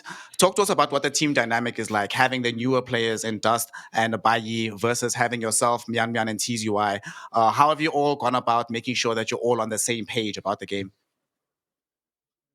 就是这个队在一起组力也蛮久了嘛，虽然中间就是短暂的换过一些人，然后在一起打了这么久，包括这个跟 TZY， 包括跟 Dust 的这些位置上的变动，然后就是你们现在是怎么样确保大家都是非常就是默契的在一起打的呢？这个确保就从平时训练的时候，大家都可以感受到彼此大概是什么样的，然后就越来越会加深彼此之间的认识，然后一起努力就行了呀。I think it's through the daily life. I mean, in scrims as well. We always make sure like we know what is going on with each other in their lanes, and we communicate a lot, and we set our common goal, and we just work together towards it. Working together towards a common goal is what has gotten you victory in the past, and we hope that it continues to get you victory in the future. So, Kazi, thank you so much for giving us your time, and good luck as Team Magma in your further endeavors. 感谢你接受我们的采访，希望你们战队后面有好成绩。好 ，Thank you. All right, that is Kazi joining us there, of course, from Team Magma. And shout out yet again to Marshall for helping us with that production and the translation, rather. But we heard it here again. Not only is Warlock strong, but no, I'm kidding. Copying PSG, LGD, even under, even in the situation where here Lizard, they're not as clean as they used to be. It still seems to be the way forward here in the Chinese region. Do you think that's ever going to change, or is that just our destiny, having to deal with the best team in the world? It can change, definitely. If they drop the ball. If they don't, obviously, it will continue pretty much staying the same like it was for the last, 2 years, 3 years? Has it been more? No, it's been like 3-4 years, right? Yeah, it's been a while. It's been a while. I can't even remember when they weren't dominating, but yeah, they're looking a little bit shaky right now. Maybe things are changing. Speaking of Division 1 Dota, we are going to be now moving on to Division 1 after this Division 2 showdown has concluded with a 2-1 victory for Team Magma. Drag and Drop, neither of us are going to be watching this next game, and it's pretty much a very important game as well. RNG versus Vici. Now, of course, Magma having won means that they're still in the running to get promoted. YBB probably getting relegated right now. But between RNG and Vici Gaming, this is quite an important matchup because the way that the scores are all stacked up in Division 1 means that one victory / one loss can 100% turn the tide and turn your fortunes, which based on what you've seen, and I know you hate doing the predictions. I know you hate it. You don't like it. But based on what you've seen, who do you give the advantage to in the next series? It's a pretty tough call to make. It's close enough to 50-50 for me that I don't feel... I feel even less comfortable predicting this one than I normally do, and that says something. But if you were to press me, if I were to toss a coin, I'd probably just say RNG. But okay. yeah. All right, that's a fair bet. I'll ask you, Snare, because I'm going to stay here, so I can talk about it later. What about you? I say Vici Gaming. I like Vici with Yang back in the mix. Although I do think RNG is a stronger team. Something about how Vici is looking right now feels electric. So I'm going to be going with them. And I think that they're probably going to be winning probably 2-1. It's going to be some long games, but overall, I think they have what it takes. But I've been rambling on enough, so we're going to be obviously going to a break so that when we come back, we have that game. Lizard, of course, will be guiding you through that action, so make sure that you don't go away, and make sure that you follow Drag and Drop at Drag and Drop Dota, follow Lizard at Lizard Dota 2, and follow at Perfect World Esports on Twitter, all the social media, so that you know exactly when the games are happening and who's on the mic. And with that, Division 2 is done, Division 1 coming up. We're going to be taking a small break, and when we return, RNG versus Vici Gaming. You don't want to miss it, so we'll see you in a second. 不曾拥有姓名，通向终点的路很长，但谁也无法预知结局。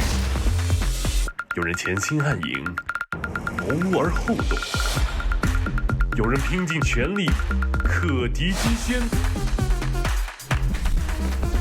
没有对与错，只有速度是唯一的答案。奔跑吧，在到达终点之前。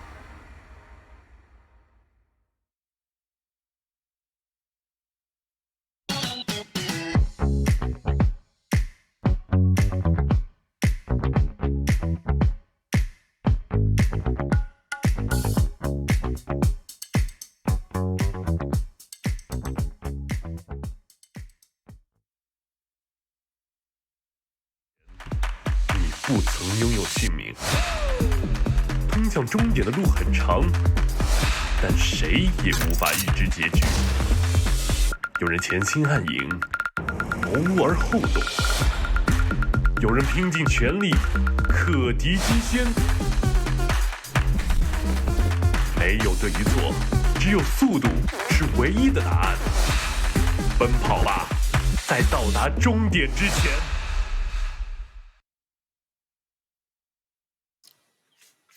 All right, and welcome back to some Chinese DPC action.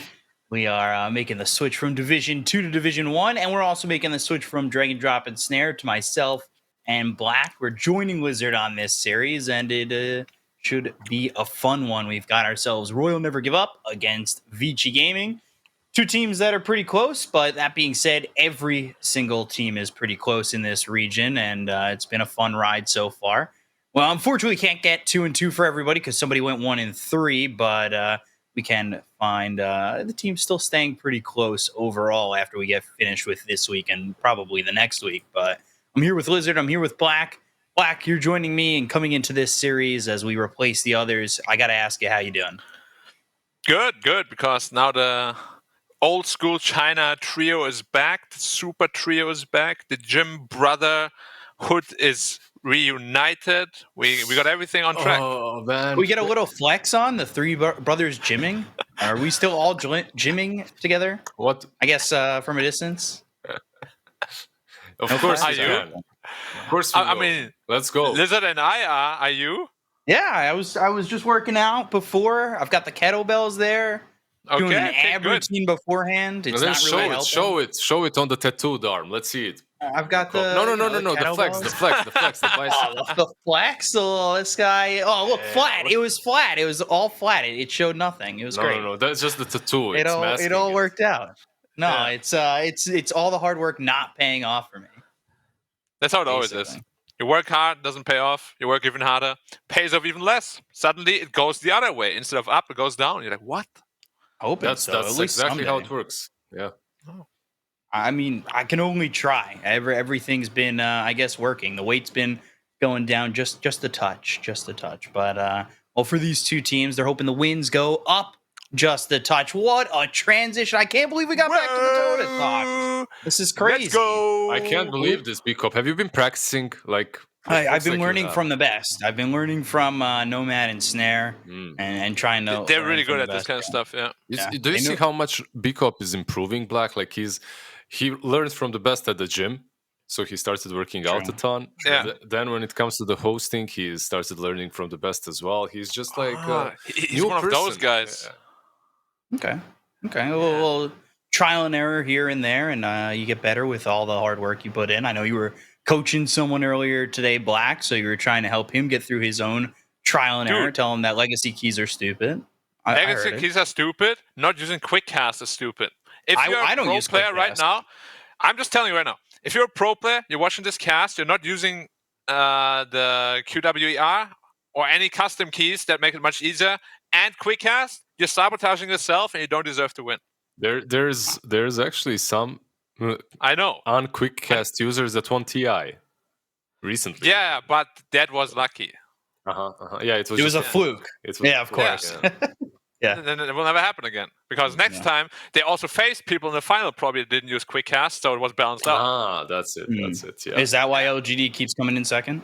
Yeah, like if Armor had quick cast there on that blink dagger, he doesn't get caught, he's out, suddenly they win. Okay. Sure. Yeah. I mean, maybe that's why they're losing TI. I think if we get an interview with them next time, you should ask them if they're using I quick think you're gonna be cast. so mad at me. I'm gonna get canceled, dude. Right away. What, if you ask them if they're quick casting? No, I'm like, no. Oh, I thought you meant the TI thing. Yeah, quick cast is fine. You could ask both. You're not going to get TI canceled. because you You'll be weren't fine. using quick cast. I just I mean, canceled, guys. It's a hard question. Just ask the hard hitting questions. People want journalism. If you're losing TI because you weren't using quick cast, does it matter? Like you're still winning what a mil and a half, 2 mil? Just about. No quick cast, sure. Like I take that luxury, you know. Like I think I could accept $2 million, you know, and to not use quick cast at the same time. I'd settle with it. Actually, I'd be fine. I don't have to use quick cast for the rest of my life. I won't use quick cast for the rest of my life either. I've never even used quick cast before, so I turned it on watching Black stream. I guess I'll see how it works out, and I guess we'll figure it out from there. I'll be bad for, what did you say, like 5 games, Black? So I'll lose about 150 MMR because I don't play unranked. It'll be okay. Just about that. It'll be okay. I think everything will be fine. But we're taking a look at these teams getting introduced. RNG, Vici. Should be a fun one. It's a good mixture of, I would say, a couple of not newer names, but maybe not household names, and some older household names. You've got Vici, who've got Yang, which is a household name, Erica, which is kind of a household name. It's kind of new as well, right? Kind of new. Maybe Poyoyo would be more something they could attach themselves to. But you've also got like YDS, who's a newer face, Victoria, who's an old face, back again here, a new face in Ghost, and then the rest of the team is like very old, prominent players, or not old, but like older names like Somnus, Chalice, Kaka, and X Nova. So both these teams, they've got a couple of veterans there, and Kaka coming in with RNG. Have you guys felt the difference with Kaka at all with RNG so far? They're 2-1. Do you think he's been a big enough change here to kind of hold up Ghost, who's been the change from God King? What do you think? Yeah, go ahead. What do I think? What? I want to hear the question now. I wanted to ask you about the drafting style, because in my opinion, that's the biggest change, right? It seems like it. It's out there. Let's put it that way. It's a bit out there. Yeah. It can work for them, right? So I expected more overall. Like seeing Kaka moving in, I expected this machine to just be way more well-oiled. But give him some time. I think he's actually had enough time. This is it. Like 3 series, that's more than enough. After this, it should be way more fluent. But at the same time, what needs to be said is that all the players do agree that he is that machine, that shot caller that came into the team and is making them. They're discussing the draft before the game starts with him. They're discussing what they need to do, and within the game, obviously, he's extremely vocal. So there is a difference. There is a difference in a way that you don't have. I don't know, crazy Bloodseekers or something like that every game. There's also that difference, right? Yeah, we'll see how the drafts end up going, because we're going to jump right into it right now, and we'll see what happens as the bans are Monkey King and Marcy, and then you've got the Viper Tiny Band duo, and a first pick of Dawnbreaker. We've seen Dawnbreaker a lot. It's been a very prominent hero ever since it's been put into Captain's mode. I think it's really finding its place in the off lane. I think that Ags is really strong. Black, do you like that this hero has been first pick material? Do you think there's things that are better than it, or has it just kind of slotted itself into a similar spot to like the IO that's been the first phase? I think it is, insanely good. Probably even a little bit too good, because you can just put her on any position. We have seen some carry Dawnbreakers. Dawnbreaker mid is like the new breakout thing right now. Offlane is amazing. Both support roles can be fulfilled by it. It just does everything. It almost always secures you the lane in early game team fights with a Solar Guardian. Something needs to happen with that hero, because right now it is way too good. I think it's happened already. Mm-hmm. Like this pick from RNG, the Nyx Assassin. Mm-hmm. That's the answer. Like, Solar Guardian into Carapace instantly cancels it. So you can't count on that ulti anymore. I think that's why they let it go through, snatch up the Nyx and the Nature's Prophet. Makes sense. The Nyx Assassin is one of Kaka's special heroes. He's definitely played this thing a lot in the history of him being around, and that's also a Kaka hero, but it will be getting picked up here for Vici, and it is that Lion. It's that instant hex, it's the lockdown it brings, the burst damage that it's also got, which is always nice to have. It's a bit of a menace in the laning stage as well, if played properly. So who do you think's come out ahead with these first 2 picks? Are you leaning RNG just because of the Nyx Dawnbreaker interaction? I'm leaning RNG because of that. But I know Black probably leans Vici Gaming's because of the Dawnbreaker and how broken the hero is anyway. And I agree with that. Yeah. Like, there is that 100% fact, but we'll see. It depends how Nyx Assassin plays. Sometimes, if an Nyx gets caught, or if he uses Carapace too soon, that whole thing will not work. The whole counter aspect of this interaction. But if he does play well, and if he does set up the Carapaces, like Dawnbreaker doesn't have a game. Why Lion, though, if you can pick Shadow Shaman? That is the only question I have. I still think Shadow Shaman is way better than Lion. You think so? Just why 'cause of the either one of reward? those two, like this early on? Yeah, that's a valid question. But I mean, they picked it as an answer to Nyx, right? It's like the instant hex, so Dawnbreaker can play the game. But yeah, like if you really want to have that, I still think Shadow Shaman is much more preferable throughout all stages of the game, pretty much. They do the same thing, but Shaman just does more. I agree. Shadow Shaman overall just... Maybe it's a mid Lion, though. And if that's the case, everything is completely different. Black. You need to stop. You need to give up.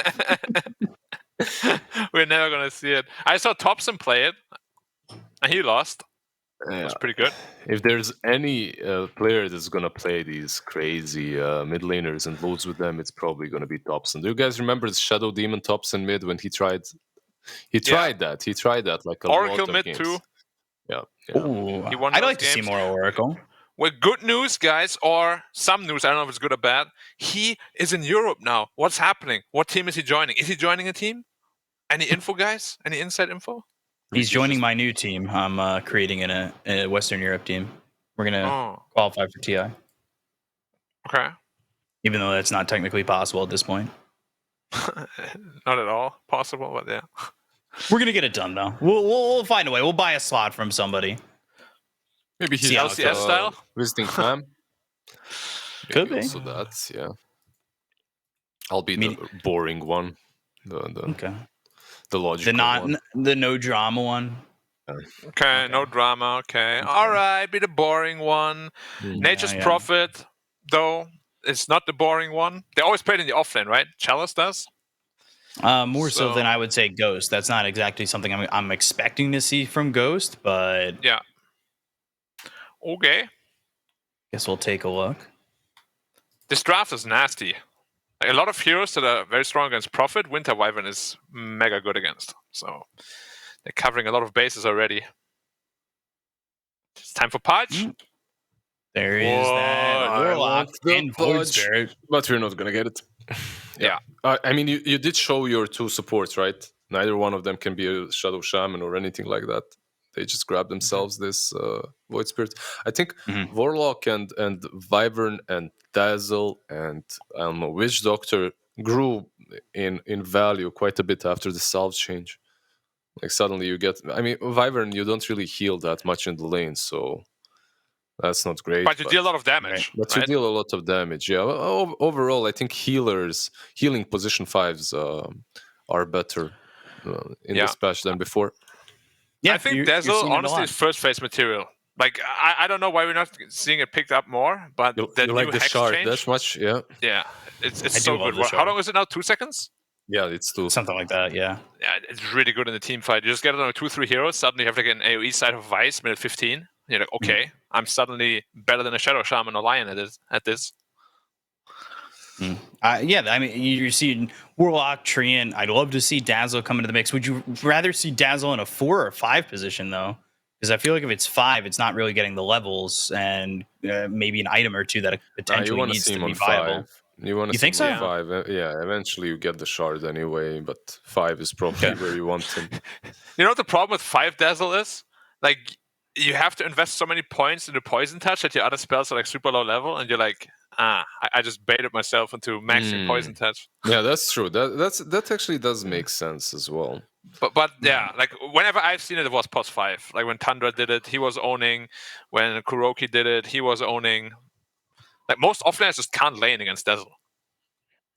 Yeah, you need some nice dispo would be good, right? Some Legion or something like that. But then you're playing that into Dazzle, which isn't great. What did they go for here? Ursa? Yeah, and they played that last time. So when they played the Nature's Prophet previously, they did go to the Ursa on Ghost. I don't really hate this lineup too much right now from RNG. I still like that interaction, like you guys said, with the Nyx Assassin and the Dawnbreaker. So it's like an we'll see if the offlane, Ursa is going to do well. offlane Prophet with Nyx. Offlane Prophet, yeah. That's what it's looking like it's going to be. Because I think of the two, obviously, I just think Ghost is more of an Ursa guy than a Nature's Prophet guy. He's not going to do the Ame safe lane Nature's Prophet. Yeah, which is very strange, because whenever RNG plays this like style, it's always Chalice that ends up getting like most of the map. Yeah. We'll see if it works against VG. Which is a little bit surprising considering Chalice's past play styles, right? Like, Chalice used to play very sacrificial when he was playing with LGD. That was something that was very prominent in the way he played. Something similar to like Yang. Yang would play pretty sacrificial, hence the dead Yang strats. But with this team, he's kind of found himself more of a like front presence, and it's pretty interesting to see how he plays with it now. And there was actually one question I wanted to ask you about this ban of Spectre. We're seeing a lot more Spectres. What's the big reasoning for this? What's like the big standout that Spectre is giving that most teams are now kind of shifting their attention towards it compared to other safe laners? Do you think that it's that big, like the shift towards Spectre? Because I've seen some games not like. It was like 0 before, right? Like Spectre was getting completely overlooked. Prophet as well, right? Like you can get on top of him easily. In this game as well, you got the Warlock to heal you up. So Spectre lane with Warlock, it's the good old Warlock Spectre lane. Mm-hmm. Also, I guess the build with the Blade Mail is the most popular right now. Not a big fan of that. Black, what do you say? You're our designated carry aficionado. Yeah, I think there's the two builds right now that are very strong. I also agree Blade Mail is not one of them. So either you do the good old Manta Rush and you just like solo kill targets, or you go for the Radiance. Both of these seem very strong lately, but yeah, I agree. Like Blade Mail is pretty outdated, and I've seen it last game on the Spectre. Wasn't super convinced with it. Sure, like he did some things with it, but like his Radiance timing was delayed by like 6 minutes or so. It just doesn't feel right. But yeah, I like Spectre. Won't see it here though. Hopefully next game. It's always fun to just get killed globally. Yeah, always exciting. The Ame build used to be like that early Ags too. Yeah. There's usually like second or third item in most item builds anyway. Wonder what they're going to pick for the safe lane here for VG. I guess Jug's still available. I don't know if he really does that well against this lineup, though. Especially with Kaka. I feel like he's so good at just planning out the stun on that Blade Fury and just standing there and making sure he lands it every time. Go Phantom Assassin. Interesting. I thought PA as well, because there's a good matchup against Ursa and Prophet, but you hate playing against Wyvern. So I don't actually like it super much. They do have Void Spirit, right? He can get on top of the Wyvern, perhaps eliminate her, and then you fight off of that. It's I suppose. I guess it's doable, right? But they have two ways to deal with the Dawnbreaker's ulti. You have the Nyx Assassin and you have Winter's Curse, which is pretty nice. And RNG, they just go with the Last Spirit. The usable one, at least at the moment. They go with the Ember. How do you like the ending of this draft? I feel like VG looks just a little bit easier to execute. You have the Lion versus Somnus's Ember as well, right? Like, yeah. Does that mean we're going to see like Somnus the Lincolns early? Potentially to stop him. I feel RNG definitely have that craziness potential, right? Like if they play the game really fast and they are everywhere, they TP here, TP there, Chalice is pressuring you all the time. You can't defend with Warlock. You're not really contributing a lot to fights on your downtime. In these situations, perhaps RNG could exploit some of the weaknesses that VG Gaming have got, but I agree. In general, I think that VG Gaming's draft is a bit easier, plus the late game potential. Is the late game potential better? It isn't though, right? Like you have Prophet, Ember, and Ursa. It's hard to say. I think it will just come down to who gets the better initiation there. But the PA will have a super strong timing in this game. I'm worried about the PA though, right? Like Erica usually goes for like a Battle Fury or something. Doesn't that set up for Kaka to potentially sit there, use the Spike Carapace, set up on the PA, and make sure they can get those kills to shut down the Phantom Assassin from getting anything done. Like, I kind of worry about that because I would feel like Kaka specifically is someone good enough who can get that done. But I'll get your quick predictions. Lizard, who do you think's going to win? I'm going to go with RNG, actually, this game one. Ooh, Black? As quickly as that, yeah. I'm going to go VG. Ooh, all right. I'm going to go RNG, and we're going to have to take a look as we get into game number 1. Let's get on our merry way and see how this goes in the first game. I only said VG, by the way, because I saw Erika has a sentry ward. Mm-hmm. Carries usually don't put sentry wards down, you know, so I'll be like, all right, you do something for your team, you get my vote. When's the last time you bought a sentry for your team, Black? Playing carry? When I play mid, I do it a lot. When I play carry, never. Not once. You don't think you've ever bought a sentry ward for your lane if you've been playing carry? No, I definitely have, like in pro games, because your team forces you to. It's like, do this or you get kicked. I'm like, all right. I don't like to do it, but I will, since you threaten me. But in mid lane, it's super good, right? Because you just get the free money from the D ward. You're like, haha. Yeah, on mid lane, you don't even want anyone else to buy it, especially if you know where the ward is. Like, dude, like they always give me sentry wards on the support. I always swap my own sentry in and D ward. Of course. Yeah. Be efficient. Cheeky supports, they want some gold. How dare they? Like, yeah. I don't like this conversation. Gold, I'm a big support guy. I'm big into getting the gold when I need it. But you don't use quick cast, so you don't count. Well, technically, it's activated right now, so I do count at the moment. I've never now you count. used it in a game, but it's activated.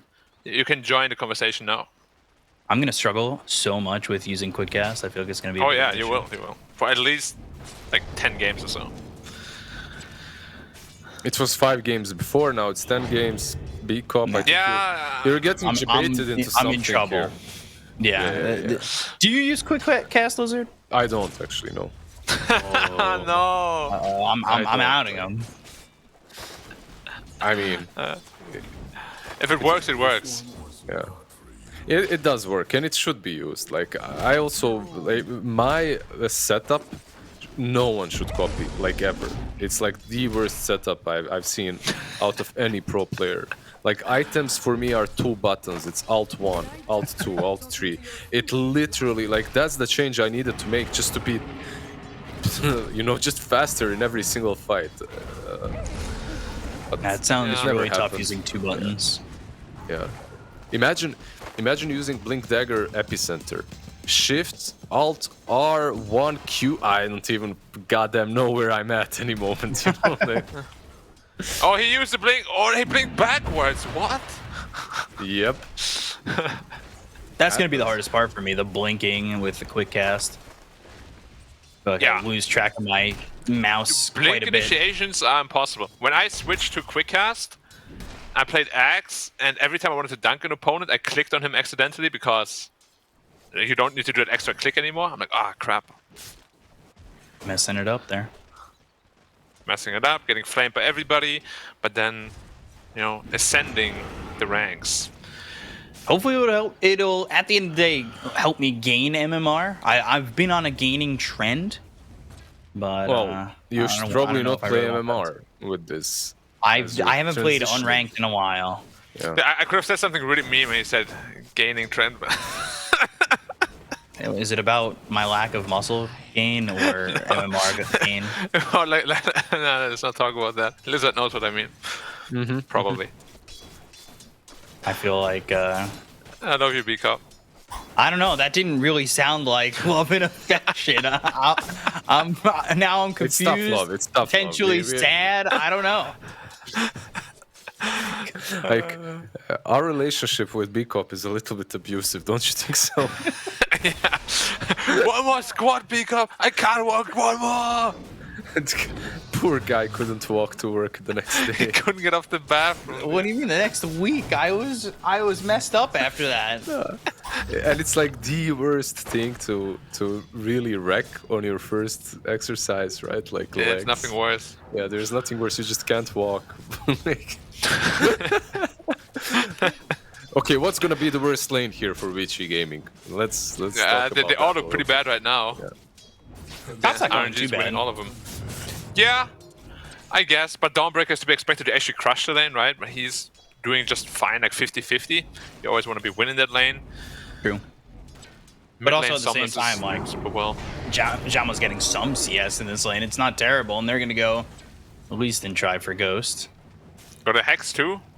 Starbreaker. Oh, They do have the Hex. sticks though. And yeah, has the stick, but the damage is close. Not enough, but certainly close. Oh, who gets the water rune? Somnus. Somnus. Ooh. And Kaka got This the is other really one. bad for XM. Does he just? No. I guess he can. Yeah, he can. What a He good can nice the force. creep. They've got Kaka Okay. coming over. Assimilate. And there's the That's searing dead. change. They've got the stun and Wow. first blood there for Kaka. Well done by RNG. But Ghost in trouble again. Is burning. Burning, but he's got the Oh, health look at that. Cold Embrace, level 3. Yeah.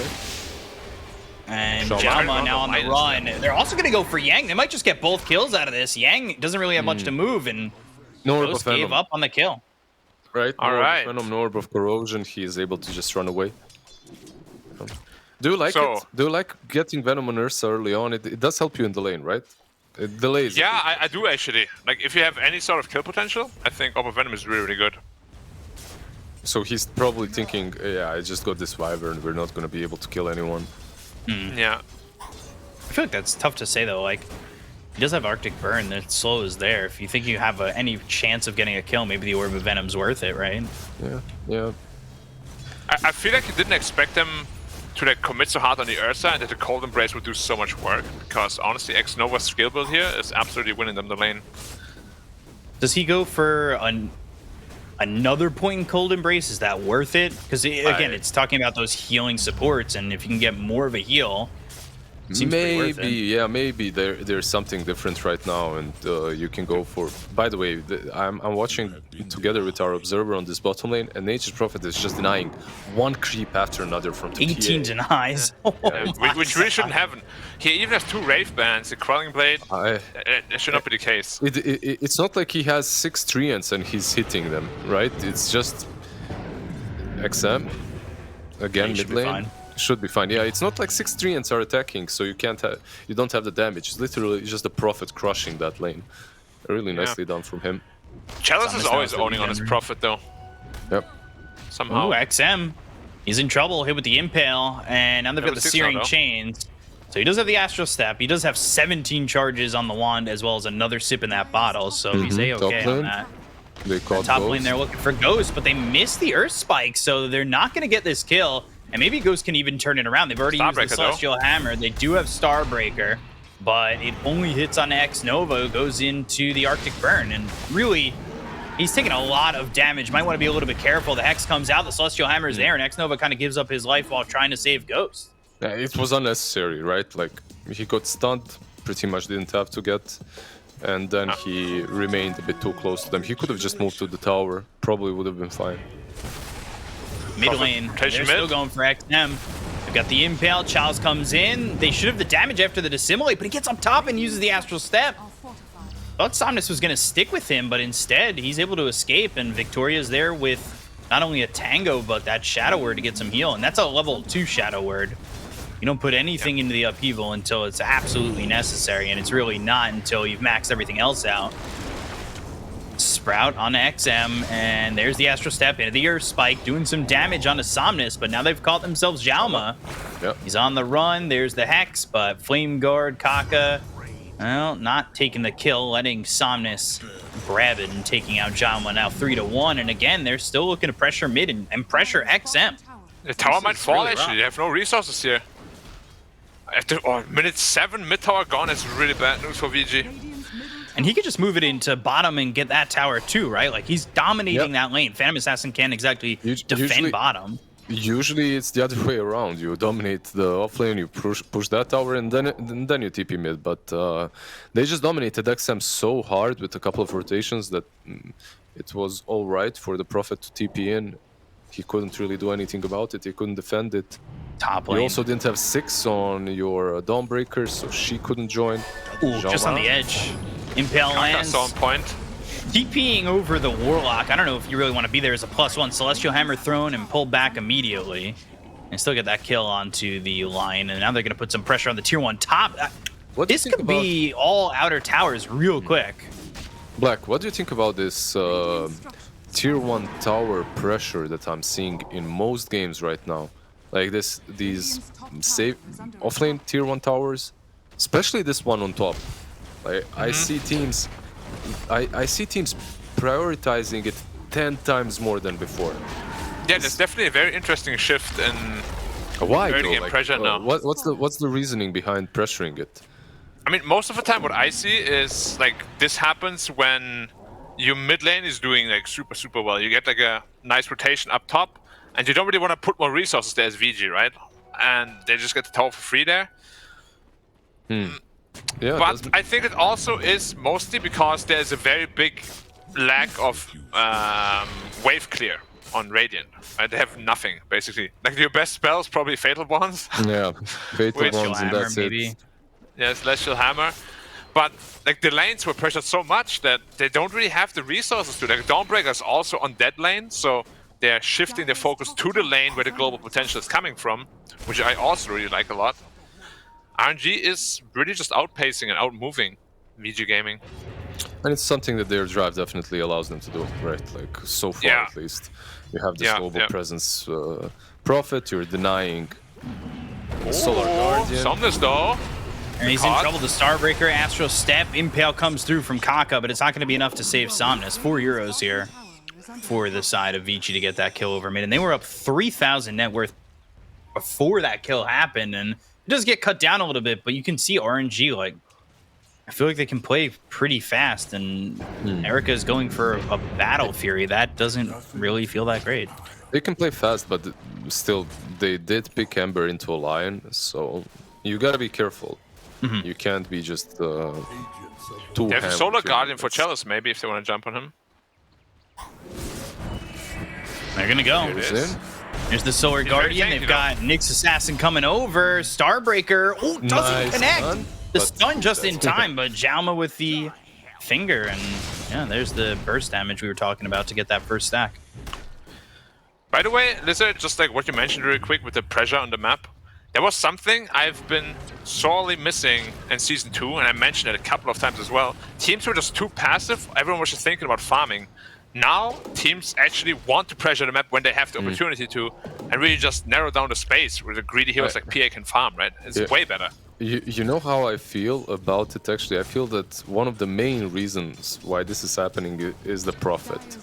Yeah, I'm not saying, even in the games where Prophet isn't there, when he's not picked, it just like carries over somehow. Victoria. Oh, Victoria is very dead. And the Warlock. Oh yeah, Courier with the Void Stone. Ooh. But it's a bit annoying. Not the end of the world though. I guess so. But yeah, pressure is mounting. They're smoking into the Roche pit. Oh no, he put the illusion in Roche range. So now they get a free Roche. I love that it says RNG. I guess they're the ones going for Roche. It shows it in the top right of the yeah. It's Max Nova getting slapped here. They should zoom in onto his face and put it there on the right side now as he's sweating, you know, if he's gonna get bashed or not. Oh no. Wipe off the really sweat. good start. He gets bashed there, he's probably dead. You're right, by the way. He went 2 levels of Splinter Blast. Sorry, 1 level of Splinter Blast, 2 levels of Cold Embrace.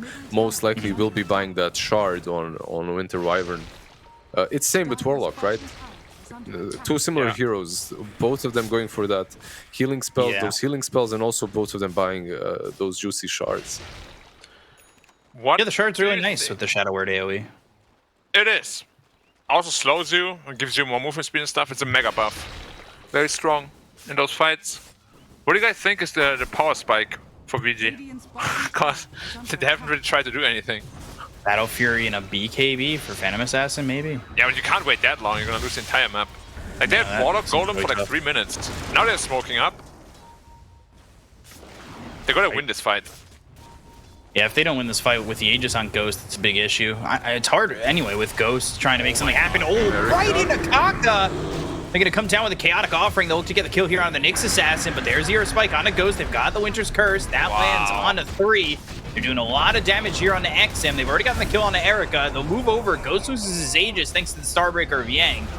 Victoria on the run, finger thrown, Chalice retreating, trying to get away from this golem. The right clicks come in, they'll get the kill on the Yang. That's 3 heroes down to the side of Vici. Nice little They look tumblers over toy. for Xiaoma, who uses that Tumblr's toy, throws an Earth Spike, but Somnus is here, and, well, they'll get themselves a 4th. Yeah, I don't know what Vici Gaming... they start that fight, PA is already 50% HP, they're fighting into an Aegis, you drop that rock, it doesn't work. Dawnbreaker, yeah, she comes in when Nyx Assassin is dead, but they, like we said during the draft, they have more ways of dealing with that Solar Guardian. They use the Winter's Curse. They pretty much turned her ulti against her. Never really felt like the pressure was enough from Vici, right? Like RNG, they were calm with their spells. They knew what they needed to do in that fight. Kaka, he dies pretty quickly, but he was immediately trying to make something happen with that Vendetta while they were coming in. Catching Ghost, or catching Erica trying to jump out. Yeah. They're just so passive on VG, just not really trying much at all. That was the first time they actually made a proper move, and was pretty late, as Lizard said. Pia was already dead. The Remnant lands onto Kaka, and Cold Embrace to get the save at least. Wrath of Nature's gonna fly through. He's taking so much damage. Shadow Word. He's dead, right? He's dead. Yeah. With the Fatal Bonds, there's no chance he's living in that one. Yeah, he ran next to the Winter Weapon. Heal me, bro, heal me. Oh, it's on cooldown. Unlucky. I already used it on you. It's still on cooldown. It's level 3 now, so 2 on 3. Not really looking for the damage with the Splinter Blast, but I guess as time goes on, you're going to have that option. That's a massive lack also of the VG draft, right? They have no building damage, so he actually doesn't need the Splinter Blast. Astral Step, Earth Spike, and there's the kill on X Nova. Nice. So hard, so very difficult. This dragon, this wyvern just flying into them. Well, X Nova doesn't want the game to be too one-sided, right? They want to have some fun. So far, it has been pretty much one-sided. 4K advantage for RNG. Now the Book Dagger on Kaka too. This is one of his big power spikes when he's playing on the Nyx Assassin. This game is looking a little rough. At least you have Battle Fury almost done, but you need like plus one more item at least. How's XM looking? Halfway through the Aghanim Scepter. Like they're building up a lot of items, but not really anything is completed just yet. No early game power at all. Battle Fury is just about to be available. I mean, that'll fly out in a second, but that's about a 17-minute Battle Fury compared to Ghost, who's got Phase Boots, Morbid Mask, and a full Diffusal in almost a blink. Yeah, and they're going on the offensive again. They don't want to let PA farm at all. Do you like this itemization, Lizard, from VG? Look at what RNG is doing. All early game. Brawl, fight. There's the blink. Nothing. Impaled, Chaotic Offering comes out to try and save Erica, but they've got the Sprout. They'll have the Dawnbreaker coming in, the Wrath of Nature. They've already got the kill on the Phantom Assassin. Winter's Curse, the Golem will help out to try and get this kill on the Yang. They'll take out Victoria. Ghost, he's burning away. Xiaoma's already dead. The Golem is doing a bit of damage there with the burn damage from the Celestial Hammer, but not enough, as X Nova, of course, has that Cold Embrace. Behind them, though, is Somnus, and there goes Yang. Yeah, my problem, my issue perhaps isn't the item build. It definitely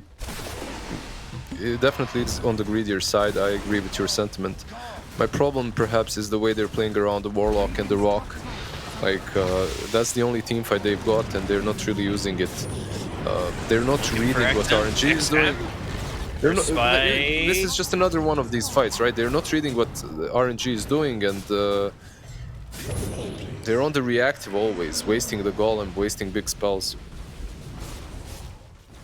Yeah, and your Battle Fury PA is actually trying to TP to fight with your team. It's never a good sign. A little bit different build from what I've seen for the Warlock. I feel like I'm seeing a lot of 4-4 and then 1 on the upheaval. Next Nova going down to Yang, as Ghost uses that Enrage to walk out. At least that's something. I mean, there's going to be a lot of items coming online soon for VG, so maybe they can turn it around then. But right now they're just sitting ducks. They're pinging out the PA. Vendetta on top of him. He's dead. Yeah, he's going to be spotted. There's the defusal. They'll just go for the Vendetta with the Impale. They'll get the kill. Jama has a Hex, but it's only on a Somnus. Somnus with the Remnant forward, trying to find himself the Lion as the +1, and Sleight of Fist Searing Chains makes it very easy. There's just, it's, I guess for Vici Gaming, it's way too difficult to play against all the mobility that you've got on RNG. You've got the Ember with the Spirits, right? Like the Prophet as well. This PA is not having a good time at all. None of them are really. Like, they can't find any space. Void Spirit as well is not able to create that space for them. And Yang's in trouble too. Sprouted up. Spirit Vessel, those Treants coming over. But they've also called themselves Victoria, so Somnus will right-click them down. They're all just dying, man. Yang falls to Ghost. They're falling all over the map, and RNG already have an AK lead. Like, this is almost feeling insurmountable. This is what we talked about as well during the draft. There is this oomph potential on the side of RNG. They have these heroes that want to crush you early on. And they are crushing Vici Gaming at the moment. Still, though, it's still PA, right? And Void Spirit with an axe that's about to be completed. Does it sound like it's an uphill battle? Is it an uphill battle? For sure it is, but she's so far away from the BKB. Not surviving either. Like, Erica's But they completed the Blink Dagger online too. You know, Dawnbreaker has completed her Halberd. Pieces are coming together. Again, I just think that the way they itemize is so damn greedy compared to RNG, who went full early game, and it's paying off so much for them. Maybe they can win this fight. Let's see. This is probably... They have to. Yeah, this is also probably the first Vici Gaming orchestrated move, right? It's not something reactive. It's not like they're defending the tower. They're actually making a play. Possibly the reasoning is they don't want to give out Rosh, but they don't even have tier 1 on top lane. Not even that tier 1 top lane has fallen 20 minutes in. Yeah. 1.5 health still. Next Assassin. The sentry should scout him out instantly. Nice. Oh, that's really good. Yeah, nice sentry. Really, really well played by Vici Gaming.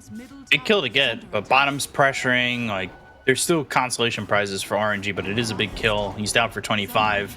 I don't know if that's going to be enough at the end of the day to stop RNG from eventually going into the pit, though, right? Well, you do have your ultis as well to work with on the side of Vici Gaming. That will stop them, or that should stop them, unless they get a really nice fight first on the side of RNG. Yeah. Ghost is going to have his BKB before Phantom Assassin does. Yeah, exactly. The BKB timings are going to be very tough to deal with. They only have the golem that goes through it.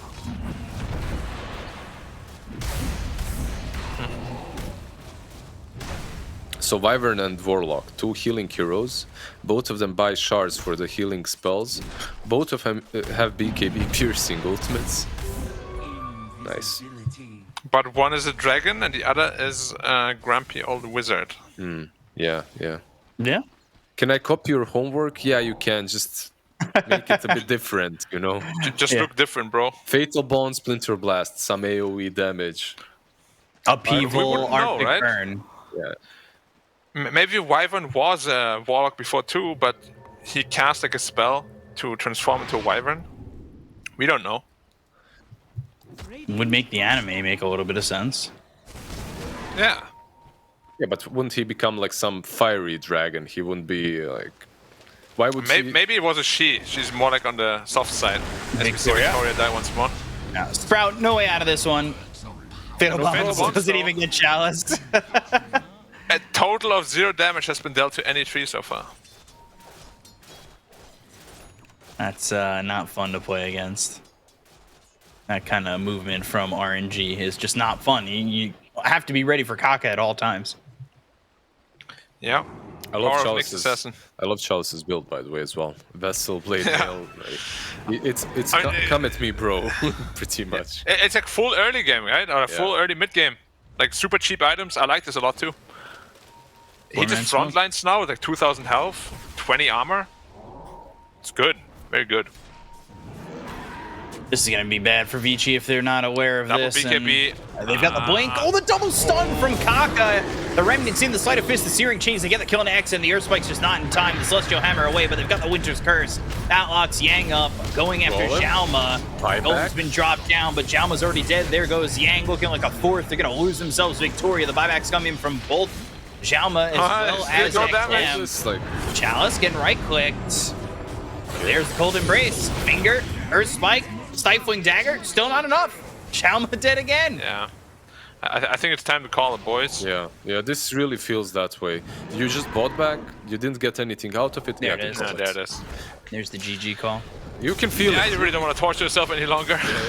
You could really feel that they wanted this game to be over. The moment that fight broke out and they used the golem, it feels like that golem is your only team fight, right? Like you need it. If you use it like that, it's just gone.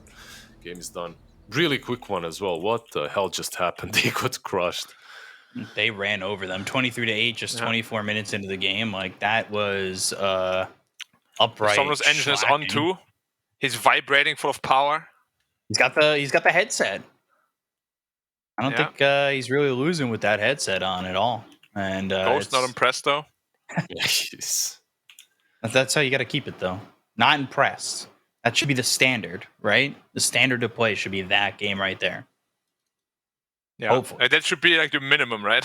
Yeah, at least that's what you're hoping for. Is that's the minimum? And well, our RNG, I think both these teams had pretty similar game times to victory, but RNG, at least so far, ever since playing Aster Ares, their victory times have been pretty quick. Just a quick 2-0 over Aster Ares, potentially a quick 2-0 here against Vici. Like this first game, they played the lanes perfectly. Like you guys said, like they just had everything going for them, and all the lanes went really well. Especially Chalice, who had 20 denies in the first few minutes of the game. Really disgusting. Yeah, that's illegal because you pick PA to counter the Prophet in lane, and then you get completely crushed. I'm not sure what happened. That's one of those things that shouldn't be happening. Mid lane. Yeah, it's volatile. It can happen. Water rune doesn't go your way. He picks it up. They dive you under the tier 1.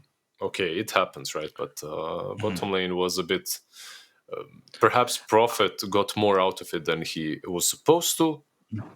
And do you think, like Black, I'll ask you right now, because I feel that they were stuck. They could go for these early game items, but their early game still wouldn't be stronger than RNG's, right? Mm-hmm. So.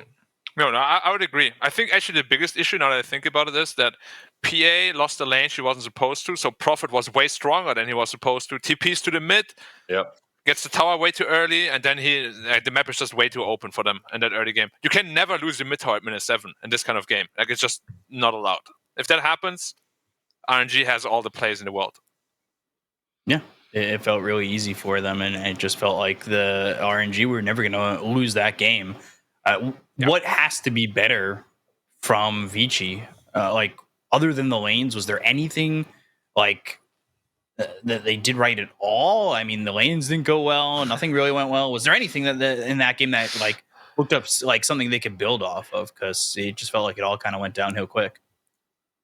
If the timings were just maybe a bit faster, if they didn't waste too many golems, if they dodged a couple of those rotations, but it was so hard to dodge the rotations. That's the problem. Like, where do you farm on this map? If you're PA, imagine yourself B-Cop. You're this PA, you don't have blur.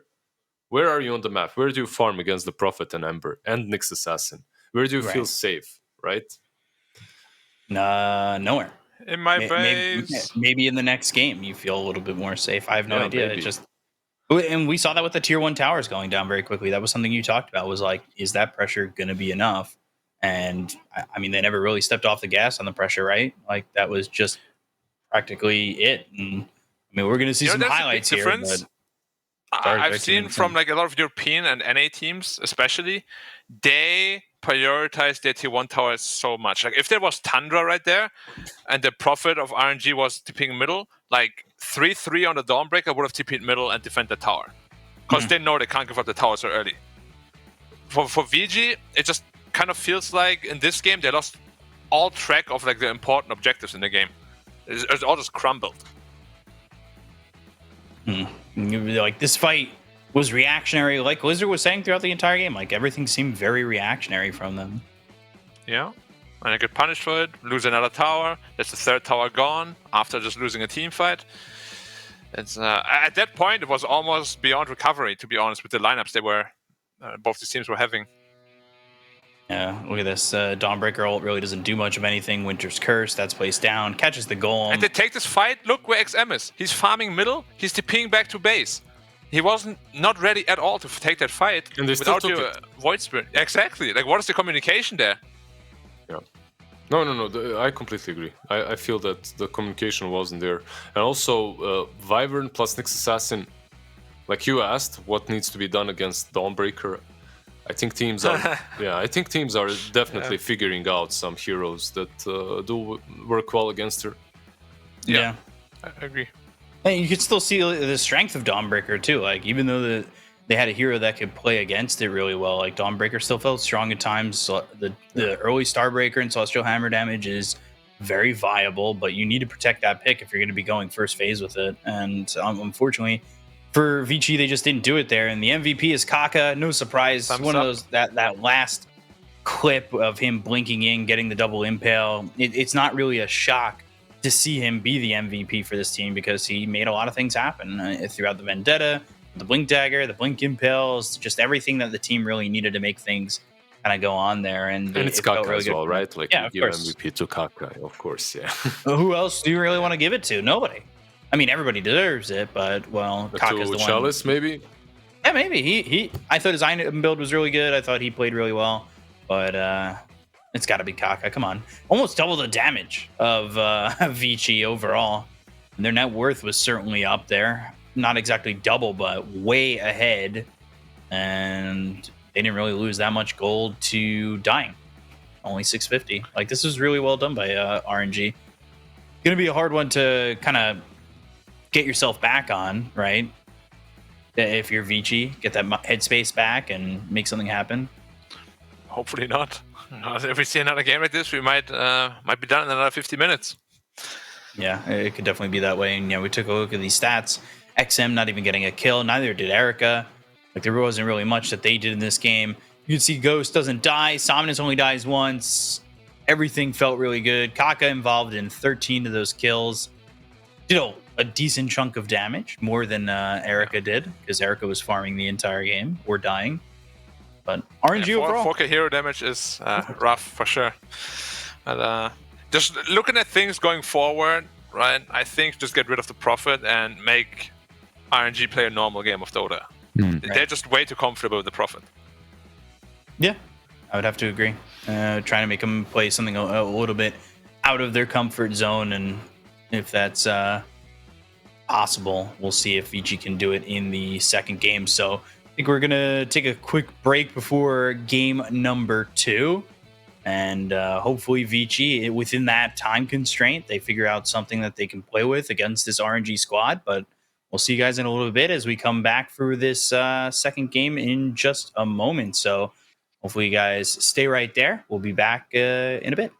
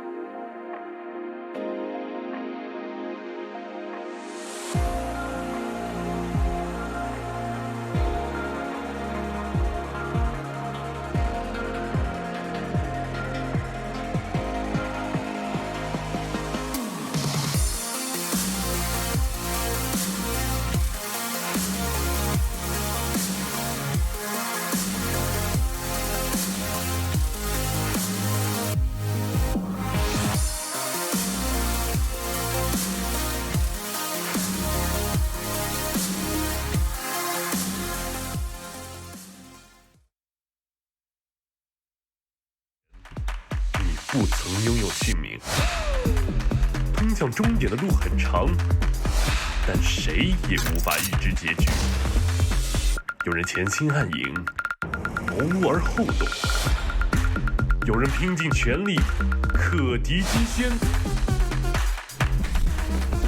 没有对与错，只有速度是唯一的答案。奔跑吧，在到达终点之前。All right, and welcome back here to some more Chinese DPC. Got ourselves more Division 1 play as we've got Vici up against RNG, with RNG having a 1-0 lead over Vici. Let's get right on into the draft. I don't know who you're pointing at, Lizard. I'm trying to pet the cat. Oh, okay. Right. Makes sense. Nice cat. Needs to be said. Very fluffy, very white. Thank you. Very friendly. Like you know, a cat or animals in general, like invaluable, dude. Invaluable. I agree.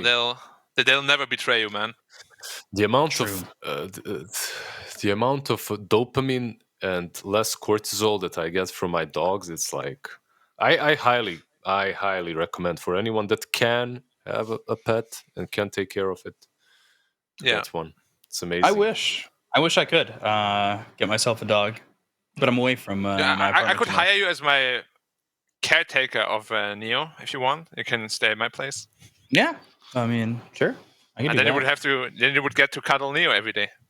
By the way, before we go into the draft, B-Cop, what area in US are you from? I'm from the Big Apple, New York. Big Apple. So why is it called Big Apple? I have no idea. Okay. I wish I had the answer. Is New York cheesecake from New York? Is New York cheesecake from New York? Maybe. Probably not. Odd question for me to answer. Probably not. It's probably some stolen nonsense, you know? It's just like, oh yeah, we call it New York cheesecake now, even though we didn't really start off. Kind of like how doner kebab is like German, but it's actually not really. But it's not really, but it's the best in Germany.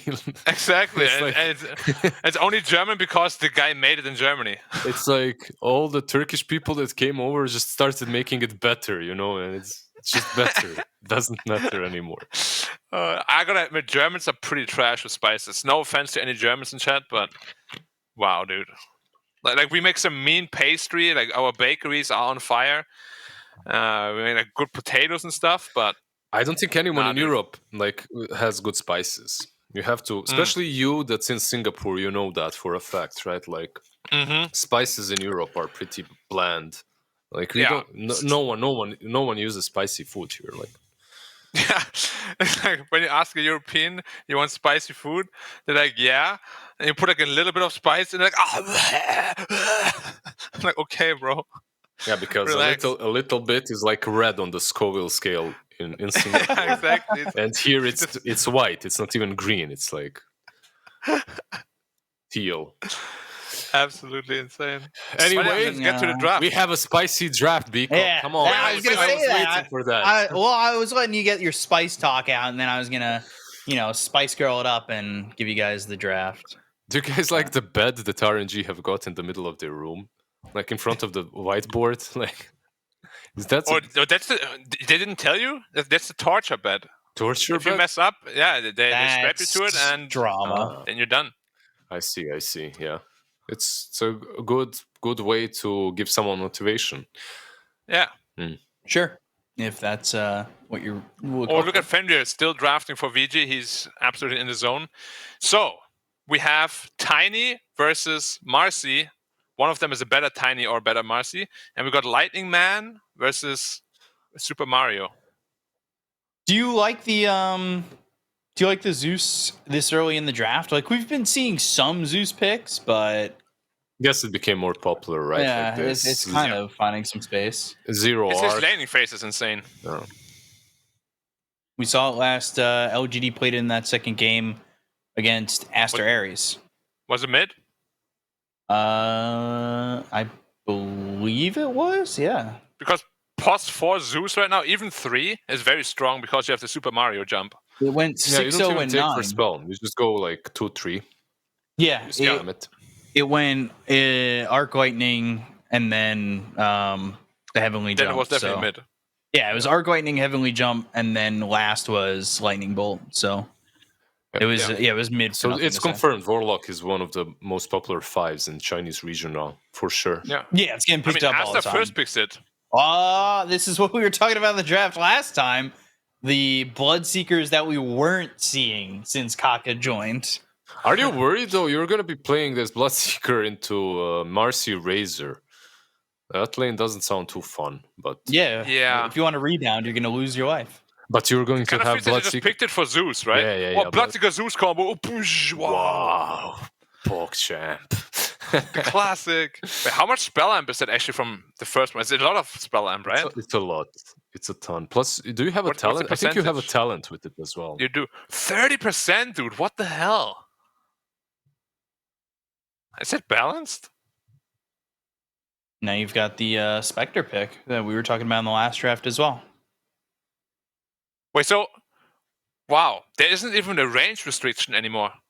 So you just cast it on Zeus, he ults, and the entire team is half health. That's all right. Pretty crazy. We'll see if that works out. What do you think about the Spectre pick going up against these heroes? Like, I don't know if the Spectre feels that safe. It's one of the best against Zeus. It has a pretty decent matchup against Bloodseeker too. I like the Spectre right now because it forces RNG to pick a hero that can really deal with her. Okay. Which is probably... is it offlane Bloodseeker or carry? I hope it's offlane Bloodseeker, to be honest. Let's see what... So you also dodged the bad Marcy Razor matchup. They're thinking it's going to be safe lane Bloodseeker with a Necro ban. Or maybe... Yeah, I guess safe lane Bloodseeker. Could you... If you think Zeus is going to get messed up by the Spectre, would you be willing to throw Zeus 4 tiny mid? Potentially, yeah. It's pretty good. Okay. And Bloodseeker Zeus is also a decent combo if you think about it. Like, if you do the Mario jump, they can't get out of the silence. It's a lot of damage.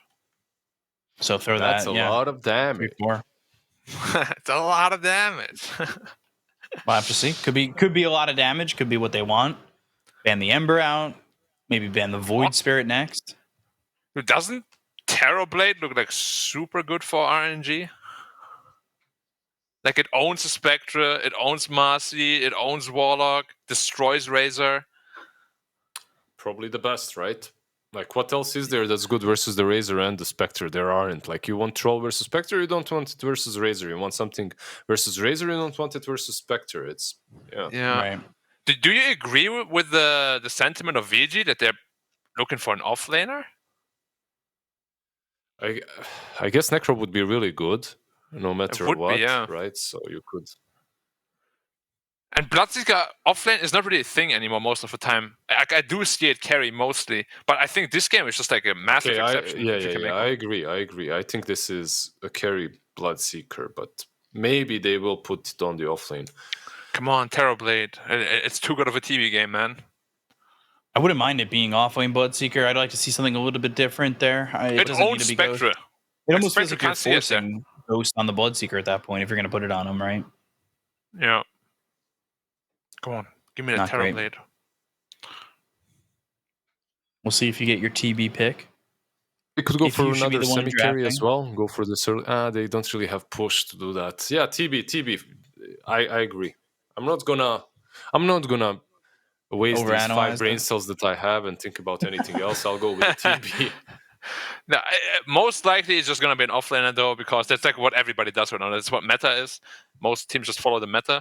If it's an offlaner, what's even good for Chalice still? Lycan. Okay. Interesting. Yeah. Now we forgot about that boy. If TB is good, Lycan is good for the same reasons, because you have a lot of controlled units. They just run them over. You get the Kunkka from Ichi Gaming. Yeah. Good versus Bloodseeker, good versus Lycan. Is there anything else? Kunkka definitely seems super good. There is. Whenever there's Kunkka, there's a couple of these heroes that do the same, right? What about... it's tough because you're landing into Zeus. So like something like Tidehunter is a little bit more risky. Get some Quap. Jump on top of him. Quap. Yeah, but then you can do the thing where you just put the like in middle, and it owns the quap. Yeah, that's true. Is Void Spirit worth picking up? Can also work. It's pretty good against Zeus. I would rather like have pick is not Kunkka. addressed. I would rather have a Kunkka than I agree. It's just the Lycan is not addressed at all. You need to pick something that can keep him in check. Like some Bristleback, maybe even Tidehunter also works. Kunkka is great. Now VG's smarts are gonna get tested. We'll see. I'm sure that they're thinking about the same heroes we are, right? Like, it's not really a difficult situation to be in. Yeah, there you go. It's if not Kunkka Tide. I was calling for this one before. I still think that Kunkka is better, but it does give you a hero to face up against the Lycan, right? You're putting yourself in a really bad spot now. Like Tidehunter gets destroyed by Bloodseeker, right? Yeah. Like you don't care at all, and now you have the Razor against Zeus matchup, which Zeus is really happy in. That's true. Yeah. I thought they were going to pick up something different for mid. I didn't think they would just throw XM there on the Razor. A little bit surprised. Yeah. So this time around, you don't have to ask Alec RNG. Yeah, can you switch the lanes? Put Yang on safe lane. I guess you could, but we see that a lot, or not a lot, but like in the few times I feel like we've seen that in China, at least, when the players aren't exactly ready for it, they get dumpstered mid because like you're up against amazing mid players that just don't let that happen. Like even when the matchup's not that great, like I don't think Somnus is going to allow Yang to play that lane that well, right? Like if they swap the lane, I feel like Somnus is just too good for Yang overall. Yeah, I liked Kunkka a lot. Tide does the same thing in which he defends versus the Lycan. You have that big boy to put in front of the tower, but you don't have catch. You don't have as much control. It's only the Ravage. I would have liked the Kunkka a lot better as well. That's why I think RNG's draft is just quite a bit superior. So, are you guys both going for RNG in this game? As your predictions? Yeah. For me, yeah. Okay. I'm going to go RNG as well. Seems like we're going to at least try to get to a third game with this Caster's Curse, but we'll roll on in to game number 2 and see what happens. See if Vici has anything to show us here in this series, because it's certainly looking like it could be a quick one again for RNG. Yeah. A lot of potential for that to happen. Unfortunately, it could be a wash. What I do like, though, a lot, XM's item build middle. Quad branch and just one tango plus stick. Super nice. I think all you aspiring mid laners can learn from that. And on the safe lane, I'm seeing the same thing. Wand, branch, and the Quelling Blade, and that's it. Like, I see a lot of players just doing the same thing. Or just a wand and tangos into a Basilisk. Like, there's definitely a different starting item meta on that safe lane right now. People are starting to realize just how important mana is, which is kind of funny because Dota has been around for like how many years? But yeah, mana is pretty important, the resource, and if you can sustain your mana pool in the lane, you're gonna do pretty damn well there. I still don't like this Tidehunter pick into the Bloodseeker, I gotta admit. It looks so weird. Like, you get Ruptured on the Tide, he runs at you with BKB, and what can you do? Definitely feels like it's going to be a problem. Can't run. Because that gives Lycan then the whole like freedom to kill the supports in the back, right? Or the Razor, or anything.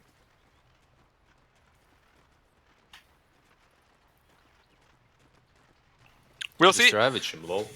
Nah. Well, look at that picture in the middle. Alex picture? Yeah. It's kind of ridiculous. I think it's pretty funny. They seem to be going to Chalice all the time with their sprays. I mean, he's a goofball on the team, right? So it makes sense. Definitely, yeah. Seems like, not that he's not serious, but definitely feels like he maybe is not as serious in terms of like how goofy he is. Obviously takes the game very seriously. You would hope, at least, yeah. I would assume so. We'll see how this goes, because XM playing the lane interestingly as he's under the tower and gets hit with the heavenly jump like that. He's taking a lot of damage here, but of course he's got that stick. Make sure that he should stay A-okay. Yeah, it's pretty free for Somnus' lane, so I don't think he's gonna be in any trouble of dying, like, ever. Got his bottle coming already.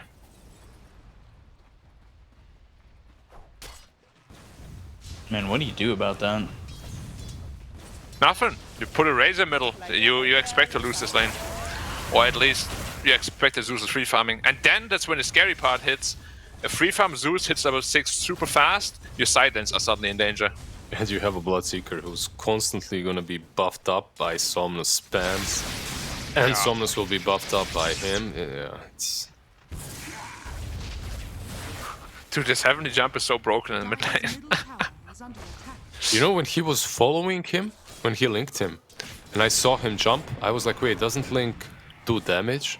Because I forgot that, yeah, it doesn't matter. You can heavily his jump even when you're dead. It looks like a Tumblr store, you know, so I was like, yeah.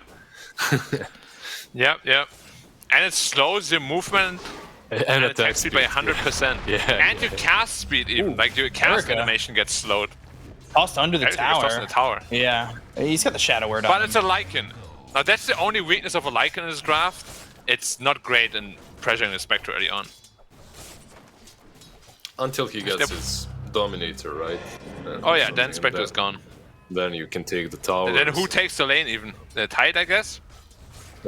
Yeah, that's what you have to do, right? Like, yeah, but then you put the Spectre against the Bloodseeker and you'll be not happy either way. Yeah. I have to say though, they've made Chalice's life quite difficult here so far. Yeah. The lane. 2 levels into the Wolves. Doesn't have his helmet yet, but after this creeper if he has it. And he's in some trouble. Tossed back. XM on the run. There's the kill for Somnus. Gets first blood. The heavenly jump is so stupid, man. Yeah, it looked... okay, but Shauma as well. Shauma just jumping in. That was funny. Like, I got you, fam. Jumps in with that rebound. Doesn't do anything. Yeah. It's like that friend that wants to join the fight after it's already over. But he's very eager, you know. He's very eager to help you. But just a little bit too late. Of course. They do end up getting Chalice, and it's a solo kill, kind of, for Erica. Fatal Bonds. Well. Yeah, Fatal Bonds, but Erica's the one making the dive. Man, he greeted that out. Like, you're not supposed to die on that lane as a Lycan. Against Warlock Spectre, it's like the least kill lane ever. So... Is it the carryover of the last game? One game you're crushing, and then you just want to continue doing the same? Yeah, I mean, he walked up to the Spectre with like 200 health. Like, that is just pure greed. Top lane Ghost. Yeah, Ghost went in for Yang, but Yang does have the stick charges. There was the dispose there. Rebound again. Silence is down on the ground. Yang taking a lot of damage, but it's really kind of impossible to chase him. And now Ghost, he'll be the one popping his wand, hit with the gush. As they'll continue to chase, they've got the dispose. The anchor smash is there. The stun comes out from X-Nova. The rebound onto Ghost. And they get the kill. Like, that is just kind of Ghost misplaying his hand. Continuing to go after Yang when he felt tanky enough to just survive it all. Yeah. Also blood raged himself and lost even more health. But, yeah. I'm always wondering how comfortable some of these players are on the heroes, because you don't see them every day, right? Mm-hmm. Like, carry Bloodseeker is starting to become meta, but it's still very far from actually being meta. Now they have the Zeus ult though. So goodbye Tidehunter. You'd think so. 250 health. Now as a salve, pops that. Yeah. You have to do the math, guys. 225 damage, okay? It's the Zeus ult. Always. Always? Always? Unless they have a cloak or you're an anti-mage or something. So almost always. Yeah. Okay. So don't ult before it's 225, guys. And Lion is 450, by the way. Do the math. Thank you. Gosh. Look how far ahead Zeus is over the Razor. Yeah. They're gonna go again. Toss up into the air. Xiaoma in trouble. Avalanche comes out. Thundergod's Wrath. Magma goes down. They end up losing Kaka. They'll take out XM though, and Heavenly in Victoria 5 mana. was not allowed to really save anybody on that. Heavenly The jump. blood has a Zeus, dude. Going And ham. there it the is. right clicks Should be are another real. kill, Oh, the and bait. triple kill for Zombies. And the region rune. Oh, And gets the everything he region. wants. Does he have? He does have one. Yeah, perfect. Yeah, this is that's illegal. This is when Gaben also wants you to win. You know, the draft and everything happening is not enough. And then you The get game blessed. is like, yeah, you need this. Take it. You deserve it. Seriously, that is This a blessing. Pretty ridiculous. Yeah.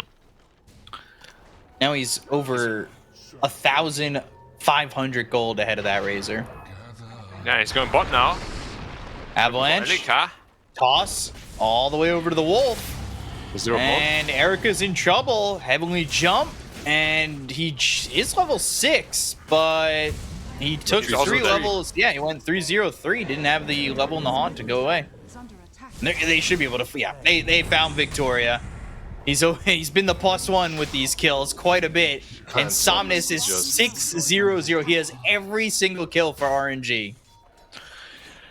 Hey, what do you say about this, man? Like, VG really set Somnus up for this, though. Like, you can't give Somnus a free lane like this. This is always gonna happen. Ghost again, though. He's in some trouble. Somnus is there again. Uh-oh. He's everywhere. Somnus is in. X-Nova's here. Xiaoma's most likely just dead, and now they Oh, go the to Rupture Rupture on XM? XM. Not a lot of mana there for Somnus, though. Yang doesn't have mana for Ravage as well, so Blood right down, silence on a 3, X-Nova getting static linked, and eventually he'll die to XM. yeah. Not only is this Zeus dominating, not only is he unstoppable, he also has the Bloodseeker to help him out in a couple of moments, right? Like, with that bonus magic amp. The silver lining, though, is... Oh, they're aggressive Okay, again. Somnus, that might have been a bit greedy. Heavenly jump. He's fine. It looked like he kicked him in the butt, man. Yeah. He's got the wand charges, too. Plasma field, Kaka, static link. There's the rebound. Xiaoma might want to be careful. Oh my god, this arc lightning doing so much damage. Just not enough TP mana. to base and ult? Ah, no Yeah, TP yeah, on yeah. him. He just doesn't have enough mana to work with. Tranquil boots, yeah. Of course, Somnus knows, 225. He's not gonna do it. The silver lining is that Bloodseeker is pretty poor. But does it matter? Because Doesn't Zeus seems to matter. be a real Yeah. carry here. And you have the Lycan as well, right? So Smoke up. Sipping on that bottle, grab a bounty, refill it a little bit, sip on it some more. Look at Erika. Try to find Erika. Can't find Erika. Chalice gets the bot tower despite Yang being there. We got Erika, draft. Erica has ult. So Avalanche, Rupture, Wait, where does he go? They're all five top. he's got nowhere to go. Blood Rights down, and Ghost gets the kill. when Xiaoma also And gets killed. Xiaoma, yeah, he's gonna die. Chalice had the shapeshift ready to go. he's running The straight. crumbling is beginning, Lizard. Yep, yeah, very similar to that game 1, and very similar. Victoria now drafts. too. Victoria every time. He just can't hide. Without shapeshift even, or the Ravage also. Ravage committed. No, They're gonna TP no, a +1, no. but they have nothing to stop the TP No now. way! Oh, just not in time. Yeah, that hurts. That hurts my soul. Oh, no, everything man, is going that's- wrong, dude. Yeah. Can they catch Zeus before he gets the region? Maybe Jama will jump him. Let's see. Never mind. Oh, Oh, okay. Well, I guess that's something that he's probably dead. what was that? Heavenly jump. Kind of got stuck there. Somnus running. This is a lot of gold to give away if Somnus ends up dead. Wow. And Jauma is the one who takes it. Yeah, small misplay there by okay. Somnus. X-Nova should also be falling. Yeah, 3 Could be kills. mid tower as well. But yeah, as Zeus, if you just stop even a millisecond and then jump, you don't move. Yeah, you Like, just stick in that's how the spots. spell works. Yeah, that's what happened to him there. Correct me if I'm wrong, but even if you get body blocked perfectly, you don't jump, right? I'm not sure 'cause it's because movement-based. you can, as much as I understand, you can jump out of cogs.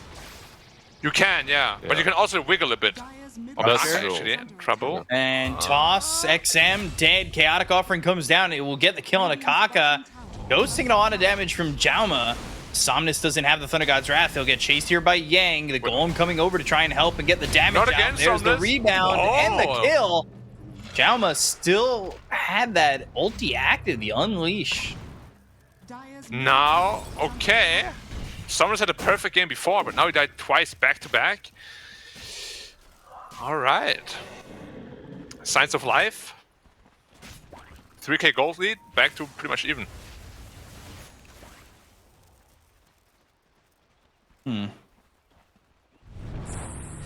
And Ghost is still mega poor.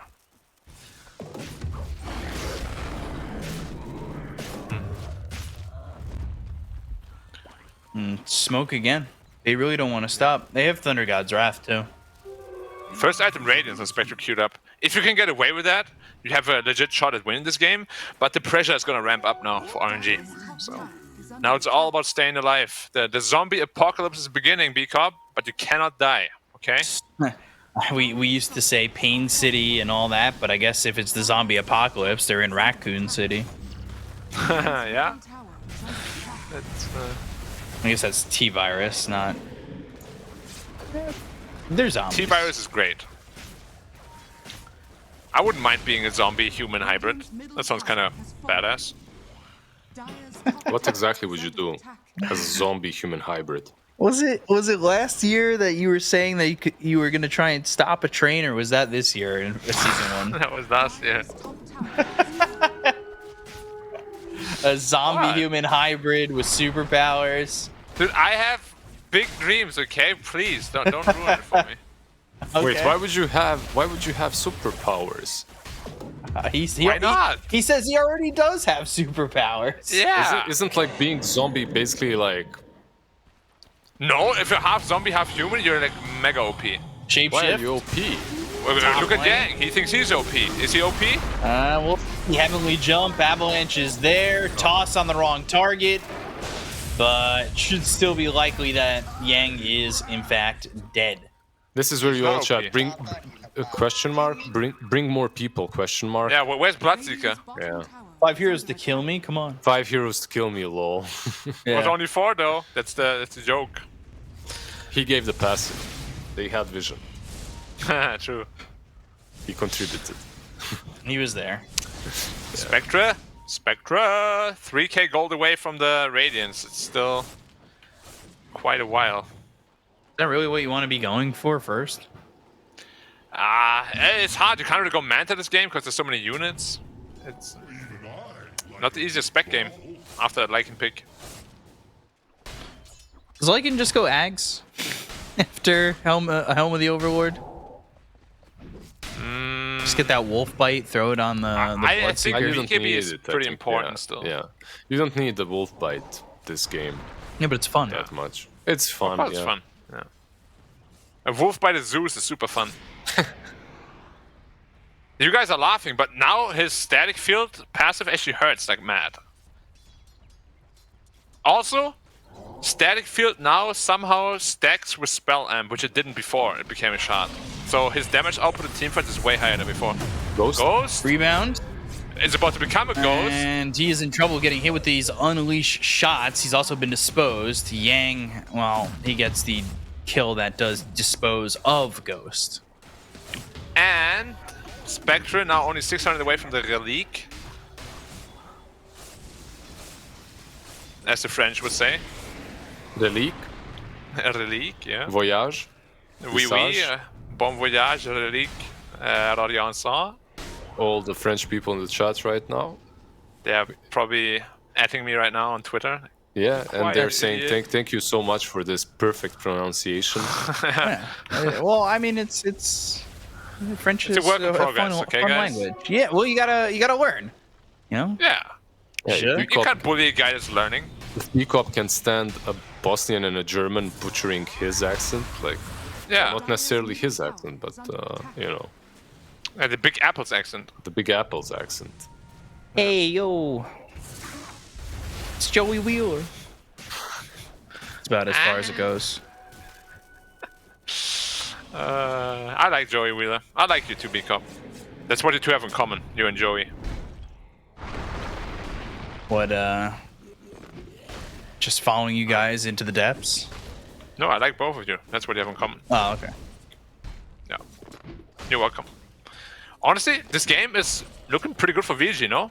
Net worth's not that far behind. I guess RNG, though, they've kind of pressured the map okay, but... Yeah. Lycan has yet to step on the gas. Gas, step on the gas. He almost has Radiance, and it's going to make everything a little bit more difficult for RNG. They're going where? Are they going top? Pick off into the pit? Would make sense. Here's a BKB Razor, please don't use the courier. Ooh, TP's out, Heavenly and jump. he's out. Under God's Wrath. Jalma's dead. Is Master gonna make it out? No, wow. Is this enough rush? That's the only question. Ravage, think so, Chaotic the Lycan, Offering, right? and Haunt. I don't know. You are playing into a rock once again. And you're playing to BKB Razor too. But there's no Radiance Haunt yet. It's risky. It's risky. That might be one of those places in which you say, yeah, we can wait for Radiance. But Yeah, they I smoke would up. agree. They're coming. They're coming. Well, if you lose that fight now, though, the game is over. And it's pre-Spectre timing. So scary!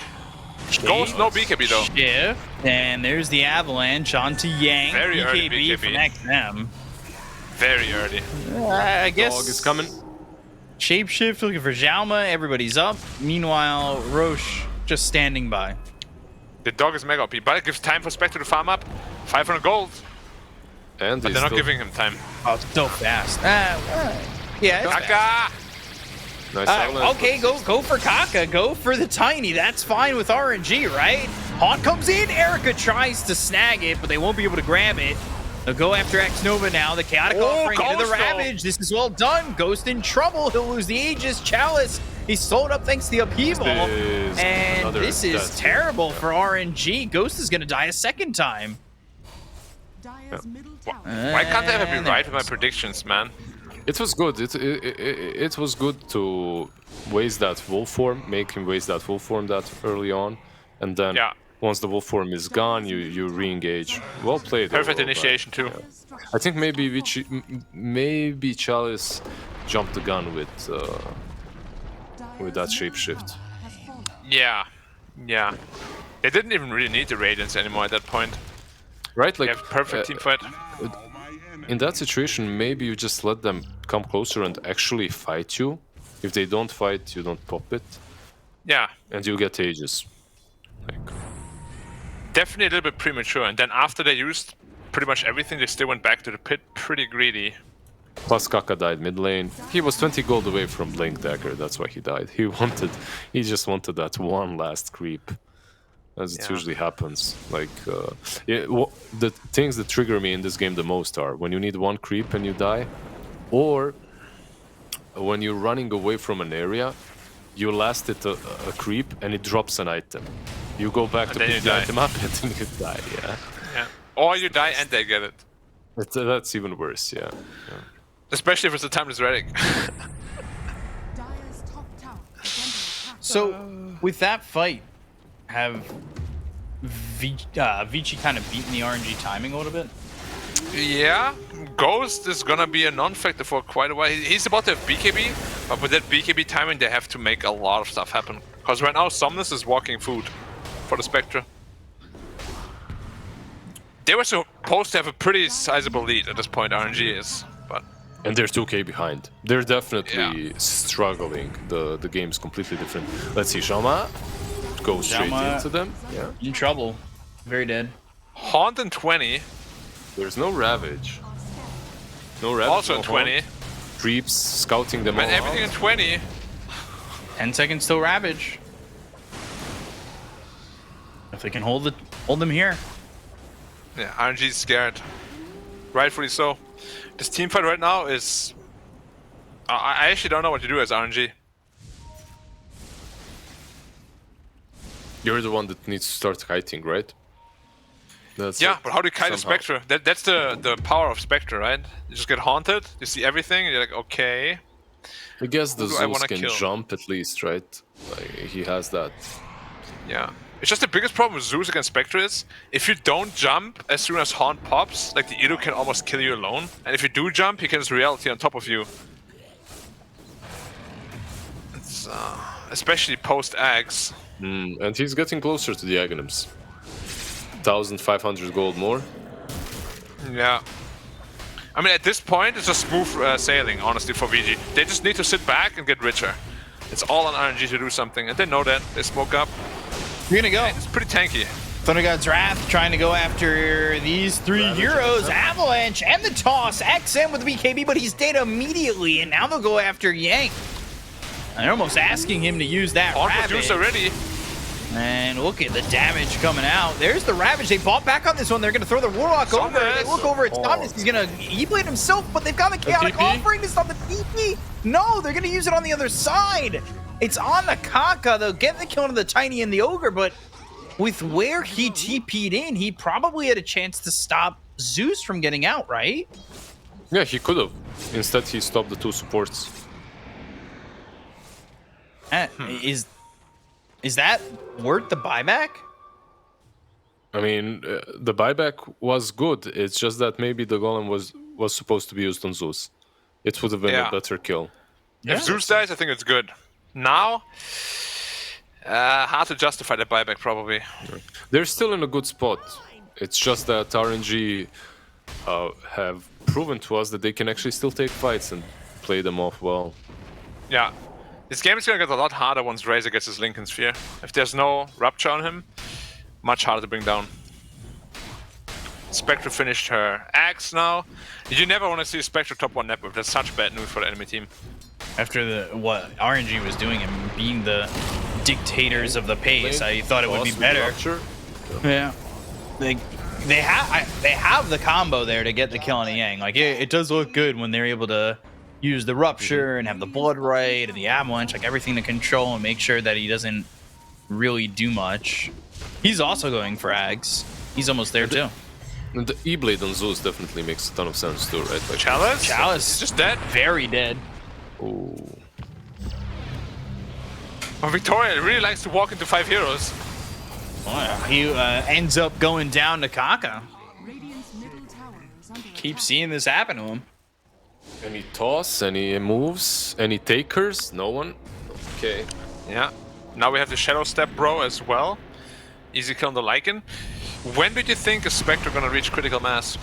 How many more items? One more, I feel like. Perhaps not critical mass in which you're winning the game, but... Wait, what does she have? Radiance and Axe, right? Radiance, Axe, yeah.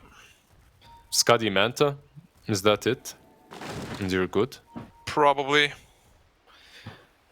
I thought in this game you might want to potentially think about a mage or like a Bloodthorn too after the Manta. I like that too, yeah. Some really crippled Zeus.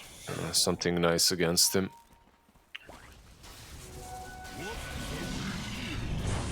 Where so late game there's no chance for RNG, right? Double Ravage, double Iron Storm, nothing. Nah, no chance. That late, yeah, but they're not exactly going like double. They're not going Refresher yet for Yang. Yeah. But the game is just gonna get harder, right? But at the same time too, if RNG wins a fight, like they can take the base, no problem. I haven't seen Blood Rage Zeus yet though. Like they have the combo, but they haven't used that yet. He's using it on himself most of the time, running in. Yeah. Which I guess you kind of have to, because otherwise you're useless too. Yeah, but I feel that I'd rather give it to Zeus. I think so too. Like his spell damage is gonna just pop that Rupture and 30% more. Like his ult alone did 800. That's without static field.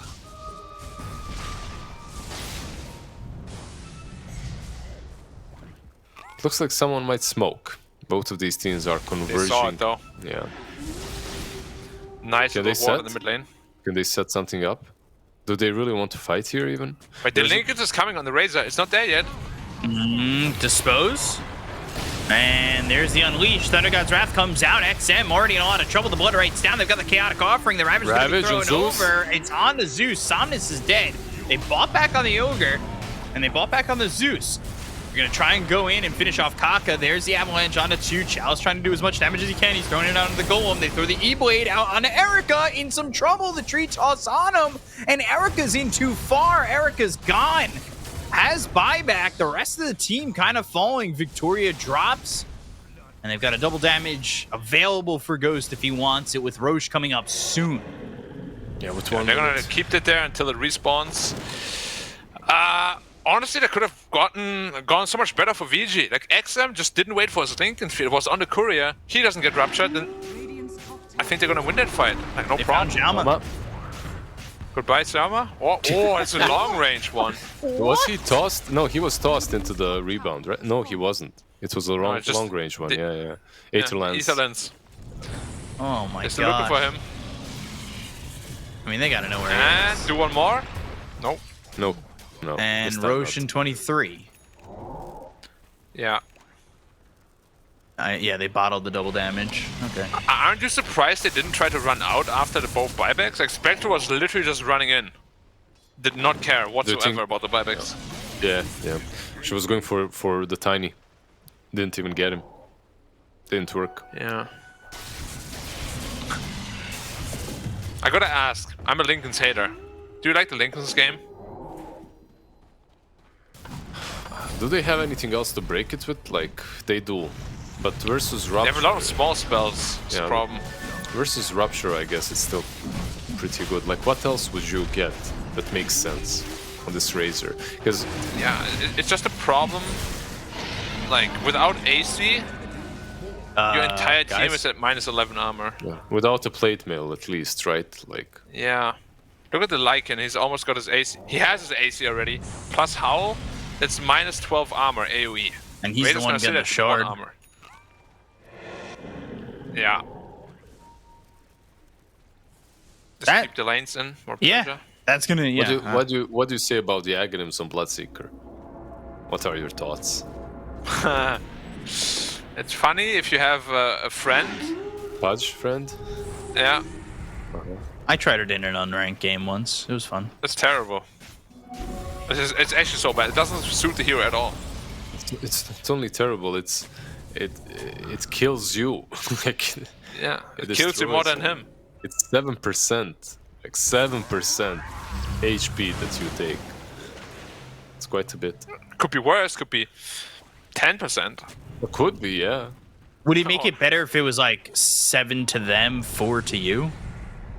Of course, it would be better. Like, yeah, obviously it's better, but would it? Yeah. So, like, what's the percentages need to be? I guess that was a stupid Would it be better? question. Yeah. All right. Guy asked a stupid question more at 9. No, but honestly, I don't quite know the numbers, because something like that can be, like, if you just tweak the numbers a little bit, it can suddenly be broken, right? Yeah. So, like, that's what I'm kind of getting at, is what would be the most balanced Yeah, it's a number. very interesting question. I'm also not entirely sure, because I just have never seen it a single time. I don't actually know how terrible it is, you know? BKB Spectre. Okay, interesting. Thoughts? Opinions? When you said that you thought a different item build and not Manta Skadi, I thought that you might say BKB, but I don't like it way too much. Yeah, the BKB Overall. looks a little weird. Not only has the item itself been weakened, but They're looking for a fight. Oh, that could be big damage. Could have been, but instead it's a 3-man avalanche. And they get the kill on the Yang. The Chaotic Offering comes in a little bit late. They pop the Lincolns onto XM. They're going to look over at Chalice, but the damage coming out of Jalma. The E-Blade thrown over. Not going to be enough to get the kill here out onto the Marcy. But eventually Ghost finds the blood right. They'll chase after Erica. They've got the Rupture. That's Rupture? Even with the BKB. Well, Erica still not in a safe spot, trying to fight Ghost 1v1. And while Kaka's kind of there, throwing a couple of right clicks. Blood right down. Ghost heals up so much once they get the kill on Erica. Oh, that was so good from Kaka as well, right? Avalanche, Dude, breaking. did you see all of them stuck up on the high ground there? If Tide blinks in there, man. Oh, it would have been perfect. Like, that's one of those 5-man Ravage, 5-man Rock. That's one of those fights that could have went completely. And now it just looks like it's actually GG. Lycan, your base is gone. god, look how fast they push. Yeah, Lycan is not. I hate Lycan, man. I hate Lycan. I hate Beastmaster. This is bottom lane as well, right? Two sides. Yeah, it's everything. Oh, they can't get top, but there's tier 2 top lane. Maybe. They still have Ravage actually. They haven't used it. Yeah, will they go for this? They should, right? At least get another set. I don't know how comfortable Yang is anymore. You don't want to Ravage until you've got the Spectre anyway, right? Yeah. Now this looks like an almost impossible scenario. Spectre no longer top net worth, not even close. No, suddenly it's Chalice again. Who also went for BKB now, so Lycan is gonna deal a ton of right-click damage too. Chalice is kind of standing his ground.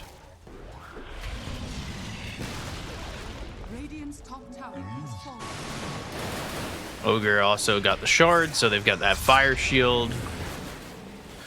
I can't help but think that VG should be winning this game. They're just getting completely outplayed by RNG. I'd be hard pressed to disagree with you, but like with the position they were in, right? With the Spectre is so rich and whatnot. With the position that they were in, 100%. With the position that they're in right now, that's a little bit more difficult. yeah, it kind of ran away from you. And by a little bit, I mean, yeah. Oh my god, what the hell do we do? There's always that game in which you are the ultimate win condition, but the game just didn't go well enough, and everyone is farmed, right? Like everyone has enough items to deal with you now. Yeah. So the Spectre is not like, tanky anymore. Yeah. Plus the BKB, I mean, we all saw what it did in that last fight. Pretty much nothing. Yeah. Very interesting item when you play against Blood. Blink Avalanche comes in, Thunder God's Wrath. They're going to dispose here of Kaka. Look at the Chaotic Offering down. They get the kill into Yang. Yang's going to buy back with the BKB pop by XM as well as Arca. They're going to try and take this fight. Ravage. Kill into the Tiny. They'll look over and finish off X-Nova. They still have the Ravage, but they need to catch somebody with this. They'll look what the range? for the +1. There's the Ravage on it, just Chalice. But it will grant them the kill. So 3 heroes dead on the side of RNG, but a lot used there. You see that range on the dispose? It's, yeah. I saw it. I saw it, Black. It's normal. It's Marcy. That's what she does. Yeah. That's what she does. She does have a Blink Dagger, you know, so... Blink Dagger, well, what about a Seer Stone, Marcy? How does that look? Must look super funny. She's like, you know that Gumball guy that can extend his arms real far out? No, but that's what I think. Like, she won't even extend the arms out. Like, she just grabs the air. Oh, so she's like some airbender or something. Is that what you're saying? Yeah. Like some Goku fan. Can't shoot a Kamehameha, but some air balls.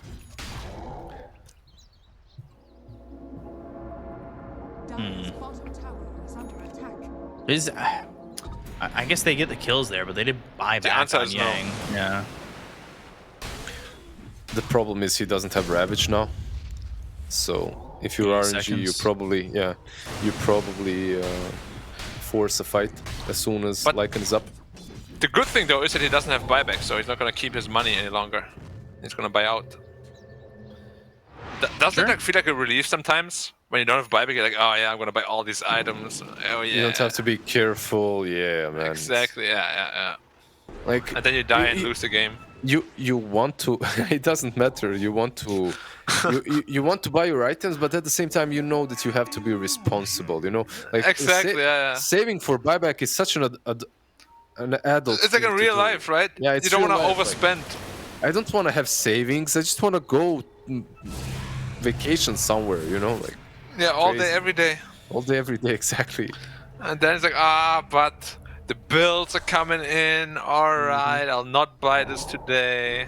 They're kicking you out of your apartment. Yeah. You're living on noodles for 2 months. You promise yourself, I'm gonna save up for buyback next time. You still don't do it.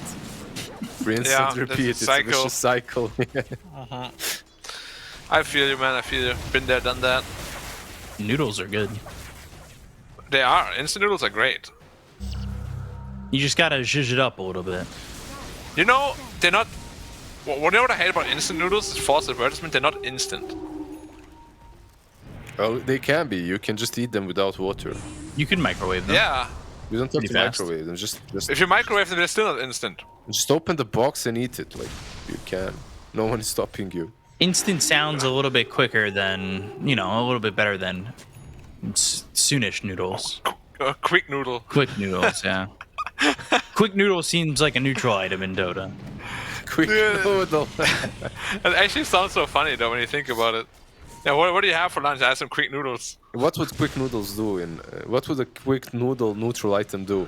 It would be 2 charges. You eat one, and your cooldowns get reduced by 5%. Okay, I like that. Some so reason like royal as well, jelly. right? Yeah, a little bit of mana regen. So it's like royal jelly, but better. No, sure. It won't last forever. That's what you're saying, right? It would... Lasts for the first. Lasts for 5 minutes per charge. Why are you but pulling that lost number on out death. there? What if it's a new way of new type of a neutral item that can drop at any time and drops constantly? Hold that thought, Kaka. Ravage comes in. They're gonna go after X-Nova to start this one off. They've got themselves the rebound, looking for the dispose. Ghost pops the BKB, but he's on the run from XM. The damage is done. They get the kill there. They'll take out the Bloodseeker. They're going to buy back here on X-Nova as well as Ghost. They get the kill to Xiaoma. He's going to buy back as well. They'll look over at Chalice. Chalice is by himself. Chalice fighting Yang, Erica, as well as XM. He needs some help. Here comes Victoria. Somnus moving over, maybe trying to help him out just a little bit as the damage done on a Victoria to get the kill on the Warlock feels fine enough. They'll back up towards Roche again as they... That was a great fight for VG. But now they don't have anything. They have nothing left in the tank for the Roche, though. They give it to Ghost, of course, right? Yeah. Or Special can't die. Special has GG. Yeah, Spectre gets the kill there on Akaka. They've got themselves the Rupture. Erica gonna try and TP out of this. No bash, no bash. Bad. Oh, there it is. They pop the Lincolns. They have the control. They should be able to get the kill on Erica and finish off this game as he's dead for 100 seconds. But I say that XM with the static link, they've got the dispose. It's onto the Zeus. He's got Somnus in trouble. Somnus, he does have buyback. Let's see if he's going to use it. There it is, immediately used. XM ends up dead. Ghost gets the kill there. He's going to buy back immediately after dying. Chalice is going to be on the run. They've got the dispose. It's right on the Chalice. They'll get the kill and they'll like it. And now they've got the Aegis out of the hands of Ghost. Ghost popping the refresher. They've got themselves the Nimbus as well as the Thunder God's Wrath. They comes down and gets the kill on a Victoria. They've got the Ultra kill on the Ghost. He's going for a rampage. Going after Yang. The right clicks are in. He just needs one more. And it's a rampage here for Ghost. And they'll call GG off that. RNG take the series 2-0 over VG in a total time of about an hour. Yeah. All right. Well, the second game at least was a little bit more competitive. Although I do feel like RNG was a little bit too relaxed in that early mid-stage, giving VG a way back into the game. But the way they fought back is very commendable. I don't think they had any business winning this game after what happened in the mid-game, honestly. Yeah, they really, RNG kind of let it go, right? Like, they had their opportunity to get themselves an advantage, get themselves a lead. Ghost, still not impressed. But at the end of the day, like, it didn't exactly go the way that they would have planned. They do win it after all is said and done, but, like, that's not really the way they probably had it planned, right? Like, that was a little bit tougher than it should have been. It was, but they still made it work. Yeah, I feel like when you compare these two teams, RNG is just on a slightly higher level. If you can come back in a game such as this one, like Black is saying, there is no way they should. There is no way they should have been allowed to. But Yang perhaps dropping the ball a little bit, or the whole team playing a bit subpar to what we come to expect from them. But some of those ravages, if they were clutch, if they happened at the right moment, the game is completely different. Or just a single one, even, honestly. Yeah. Fair enough. There were a lot of opportunities, but Yang always just like a tiny bit too late, like a millisecond. Suddenly the BKBs are popped, and you're like, "Hey!" Just everybody at one time. Everybody just goes, "Hey, here we go! Hey, Ravage, let's go!" Woo! A wave, do the wave. We got, come on.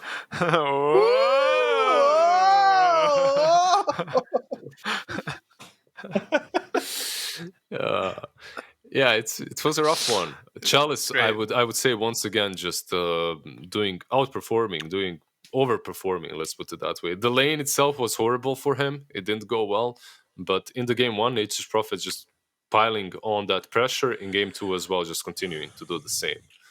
They need to stop giving him these tempo controlling off lanes that can also take objectives very easily. It kind of feels like he's like the Chinese version of 33, right? Like they play like very similar heroes. Yeah. He plays like in very similar style. Maybe, honestly, I would love to ask him if we have him on the line later.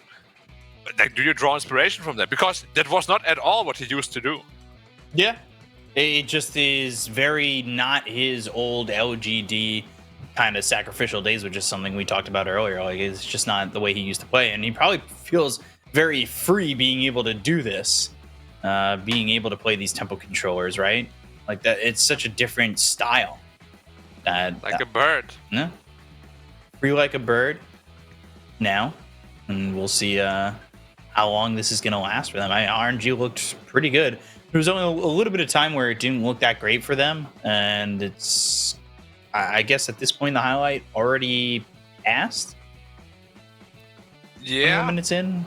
Yeah, because they were down 2K. RNG is, mounting the comeback of the comeback, where they bring it back from the comeback. This does put RNG in first at 3-1. Let's see, Warlock TP's in.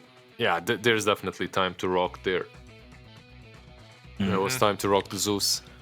So, yeah, as you said, RNG 3-1 now. So they're first, and it's very important for them and Aster actually to make it to that major, because they are the ones that need the DPC points to get some more Chinese teams at TI. So hopefully they don't drop the ball, because we need more Chinese representation. Right now, only one team locked in. Yeah, and that's LGD, who will be moved down into second place. Technically, they're in second with Aster and I guess Vici and Extreme, because they all have 2 wins. And this is a big fight right here where it doesn't get the Ravage off, doesn't have buyback. The Avalanche is perfect there from Kaka. Wait, there was the fight, right? Where there were 5 at the stairs? Yeah. This is exactly the fight. Oh, he had like a He had a millisecond to. Yeah, exactly. It's like these really clutch moments. Who's faster? Are we faster? You faster? They're faster. Maybe they just didn't expect. That smoke. It looked like they just wanted to pass through there. They weren't expecting. Do you think into them so fast? Before it shows up, do you think Kaka's the MVP again with the way he stopped a lot of this with the Avalanches, or is it Chalice? Chalice, or even should give it to Somnus this time. Yeah, I guess Somnus too. I'm pretty sure it's gonna be Ghost because he had a rampage. Yeah, or that. That's how it always goes. You're 0-15, but you get a rampage at the end. Yeah, that's our MVP right there. No, but real talk. Like, I would have given it to Somnus if, like, the early game, like, it went perfect, right? But then he was just a little bit too overconfident, dropped the ball just a little bit. Chalice seemed pretty consistent overall. But then again, so did most of RNG. They just had like 1 or 2 bad fights. Is that Roche fight? You get the Aegis in the hands of RNG on this one with the Refresher. Refresher obviously coming in clutch in that last fight as well. Yeah. In this fight, they tried to ferry over the cheese to Zeus as he was dying. After this, after they take Roche and take a fight here. But it didn't work. He still dies buybacks. So, nice attempt from them. Refresher, cheese picked up by Chalice. Yeah. He's gonna give it to Zeus in this fight. And then anything but a bash, please, please, please. And that's always when a bash happens, of course. Spectre actually needed 300 gold for buyback. Because of the kill they get on Somnus, he gets enough money for buyback. Plus 678 among 3 heroes. Like, wow. Okay. That's a lot of gold. Yeah, seriously. I actually thought VG was going to win this fight, but look at the Zeus damage suddenly on the Spectre. Just goes boom, and he's dead.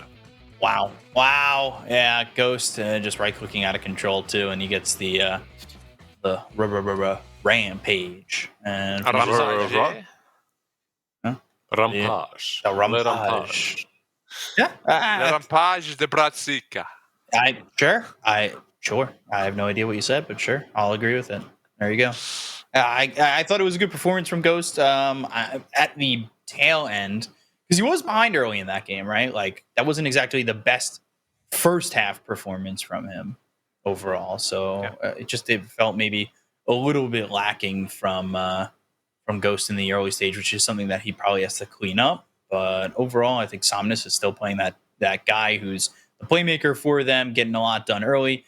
At one point in that game, I'm pretty sure he was like 7-0-2, which was kind of nuts. And from there, like, they had the lead, they didn't give it up too much, and things worked out for RNG to take the 2-0 over Vici. I'm not sure if we're ready for the interview yet, but we do have one coming up. Around the corner. Around the corner. I'm going to assume production. You can tell me if I'm right or not. We do have an interview with X Nova, which should be a fun one.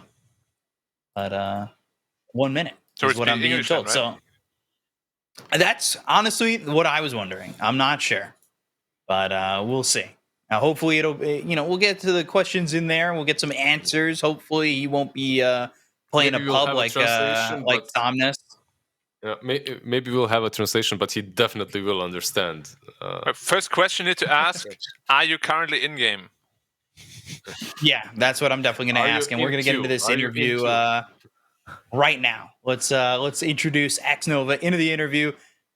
X Nova, how you doing? Thanks for joining us. How do you feel after this victory? Great, I guess. Great, I guess. All right. I feel like it's 2-0 win. Pretty simple victory for you guys. I know Somnus, when we interviewed him, he was in game. Are you currently queuing for one right now? I'm watching replay right now, actually. I'll just stop it. So in that second game, you guys had like one or two fights that kind of put it back maybe a little bit in favor for Vici. Did you guys as a group ever feel like the game was out of your grasp? Was it ever a lot of pressure coming out when you got towards that mid game in that second one? We actually had quite a good lead in front, but a few sloppy mistakes that we had a fight at our jungle area. We threw back quite a little. But against their heavy cooldown lineup, I think we still need to force something out of it that's not in par of the timing of Roshan and something. So losing a few heroes against their lineup is actually quite good for us, because we have a very good advantage for the next fight. So as long as we got the Roshan in control and we managed to burst one of their cores, then I think it's good enough. Yeah, it looked like you guys had everything kind of storybooked, ready to go. You've played with Chalice quite a bit. Does it feel like to him or even to you that his playstyles kind of changed from the days from LGD, where it felt like his lane was a lot more sacrificial? Depends on what the team needs from him. I think our playstyle is still kind of similar. There's nothing much change about it. Okay. Lizard, Black, you guys got any questions for X Nova? Mm-hmm. You want to go ahead first? Yeah, sure. Long time since Twitter DM interviews, by the way, X Nova. Congrats on win. Thank you. Yeah, I'm wondering, like, how is it to play with Kaka? How does it differ from other position 4s? How much does he bring to you, actually? Like, how much are you learning anything from this experience?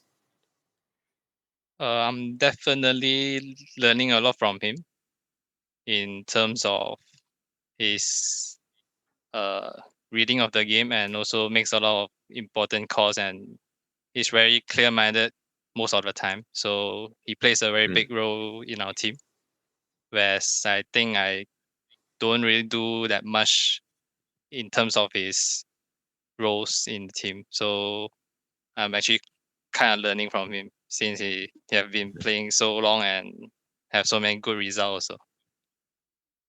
Yeah. And what about Vici Gaming? Did they do something to you guys so you decide to win versus them in an hour, or is it just like any other game? Nah, it's just the same, I guess. Thanks. That's great. That's it from me, Black. You can. Did you guys or rather, do you watch other regions at all? And do you draw inspiration on their strategies and their gameplay? Because what I see quite a bit, Tundra is doing a lot of crazy stuff, and you guys are also starting to get out there with your drafts. There's the Zeus Bloodseeker opening, very reminds me a lot of them. Yeah, we do watch a lot of mostly Europe games where they prioritize Zeus, heroes like Zeus, Marcy, and stuff. So we are kind of learning from it and working out around from it. Okay, cool. Lanham in an interview said that a lot of teams are taking inspiration off of LGD's style. Would you agree with that, or is it kind of is that overplayed? Do you think it's just everybody just copies LGD, or is it more so just what they fall back on? Is there anything more to that you want to maybe add to? Is that what you think's going on?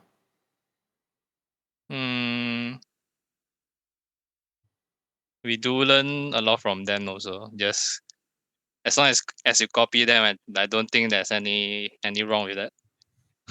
Okay, fair enough. I guess last question. What's after a victory, what's the go-to meal? What's the one thing that feels the best to eat after a victory? Hot pot. I'll prefer BBQ, I guess. Fair enough.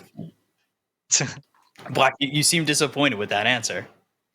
Yeah, I mean, most Chinese players China, then I'll get hot pot. That's because you're from Malaysia. Exactly. Yeah. Okay. Yeah. I forgot about that fact. Okay, that makes sense. You guys have any more questions before we let Xnova go? Let him go watch his replays, man. Come on, he's on a timer. Yeah, we don't want to disturb their practice too much. Congratulations on your win again. Talk to you again soon, hopefully. And we'll let you go, Xnova. Thanks so much. Thank you. Have a nice day. You too. Cool. Woo! So it feels like they've got a lot of confidence coming out. Correct me if I'm wrong, boys, but that was our first English-Chinese interview, right? I think so. Or did we have some in the past and other seasons? Maybe Xnova in different seasons, but I think that was our first. Yeah, probably Xnova in a different season as well. So it's always him carrying the English community in China. Yeah, it's tough. It's tough. What can you do? Whoa! It was honestly, it was kind of weird. Right on the forehead, dude. Yeah, so go ahead. I'm good. No, it felt kind of weird interviewing in English, right? It just is not what I'm used to. I'm used to Marshall taking my question. Yeah. I was waiting for him to say everything I was saying. It's so easy with him. It's so easy with Marshall as well, right? You just throw some random bunch of words and you're here you go, translate that, make it into a good question or whatever. I almost wasn't ready for an English interview. I was so confused on what to do. I was waiting to, like you said, waiting to hear his voice. That's all I wanted. What do you guys think about what do you guys think about the replay already being open? It's the grind never I'm very surprised it uploaded that fast. Whenever I want to watch a replay, it takes 10 minutes. I don't know what kind of technology he's using, but I'm going to steal it. Black, that's the true sign that you are washed, because there are some my replays take longer to load. Yeah. All the pro players get that Insta replay, but I'm going to ask every time we have an interview now, I'm going to ask every player, how long do your replays take to load? I will ask literally everybody. Everybody will think I'm stupid, which I am, but they don't need to know that. And then we have to answer that, okay? If they say 5 to 10 minutes, I'll be you're washed, bro. Okay. So fair enough. They get the pro player treatment with the replays. And if you guys want to watch the replays while we're on break, you can certainly do so. We're going to take a little bit of an extended break before we get to the next series. So download a replay, get yourself a snack, but then come on back because we've got more Dota to come in a little under an hour. So we'll see you guys then, and take care. We'll be back. 你不曾拥有姓名，通向终点的路很长，但谁也无法预知结局。有人前心暗影，谋而后动；有人拼尽全力，克敌机先。没有对与错，只有速度是唯一的答案。奔跑吧，在到达终点之前。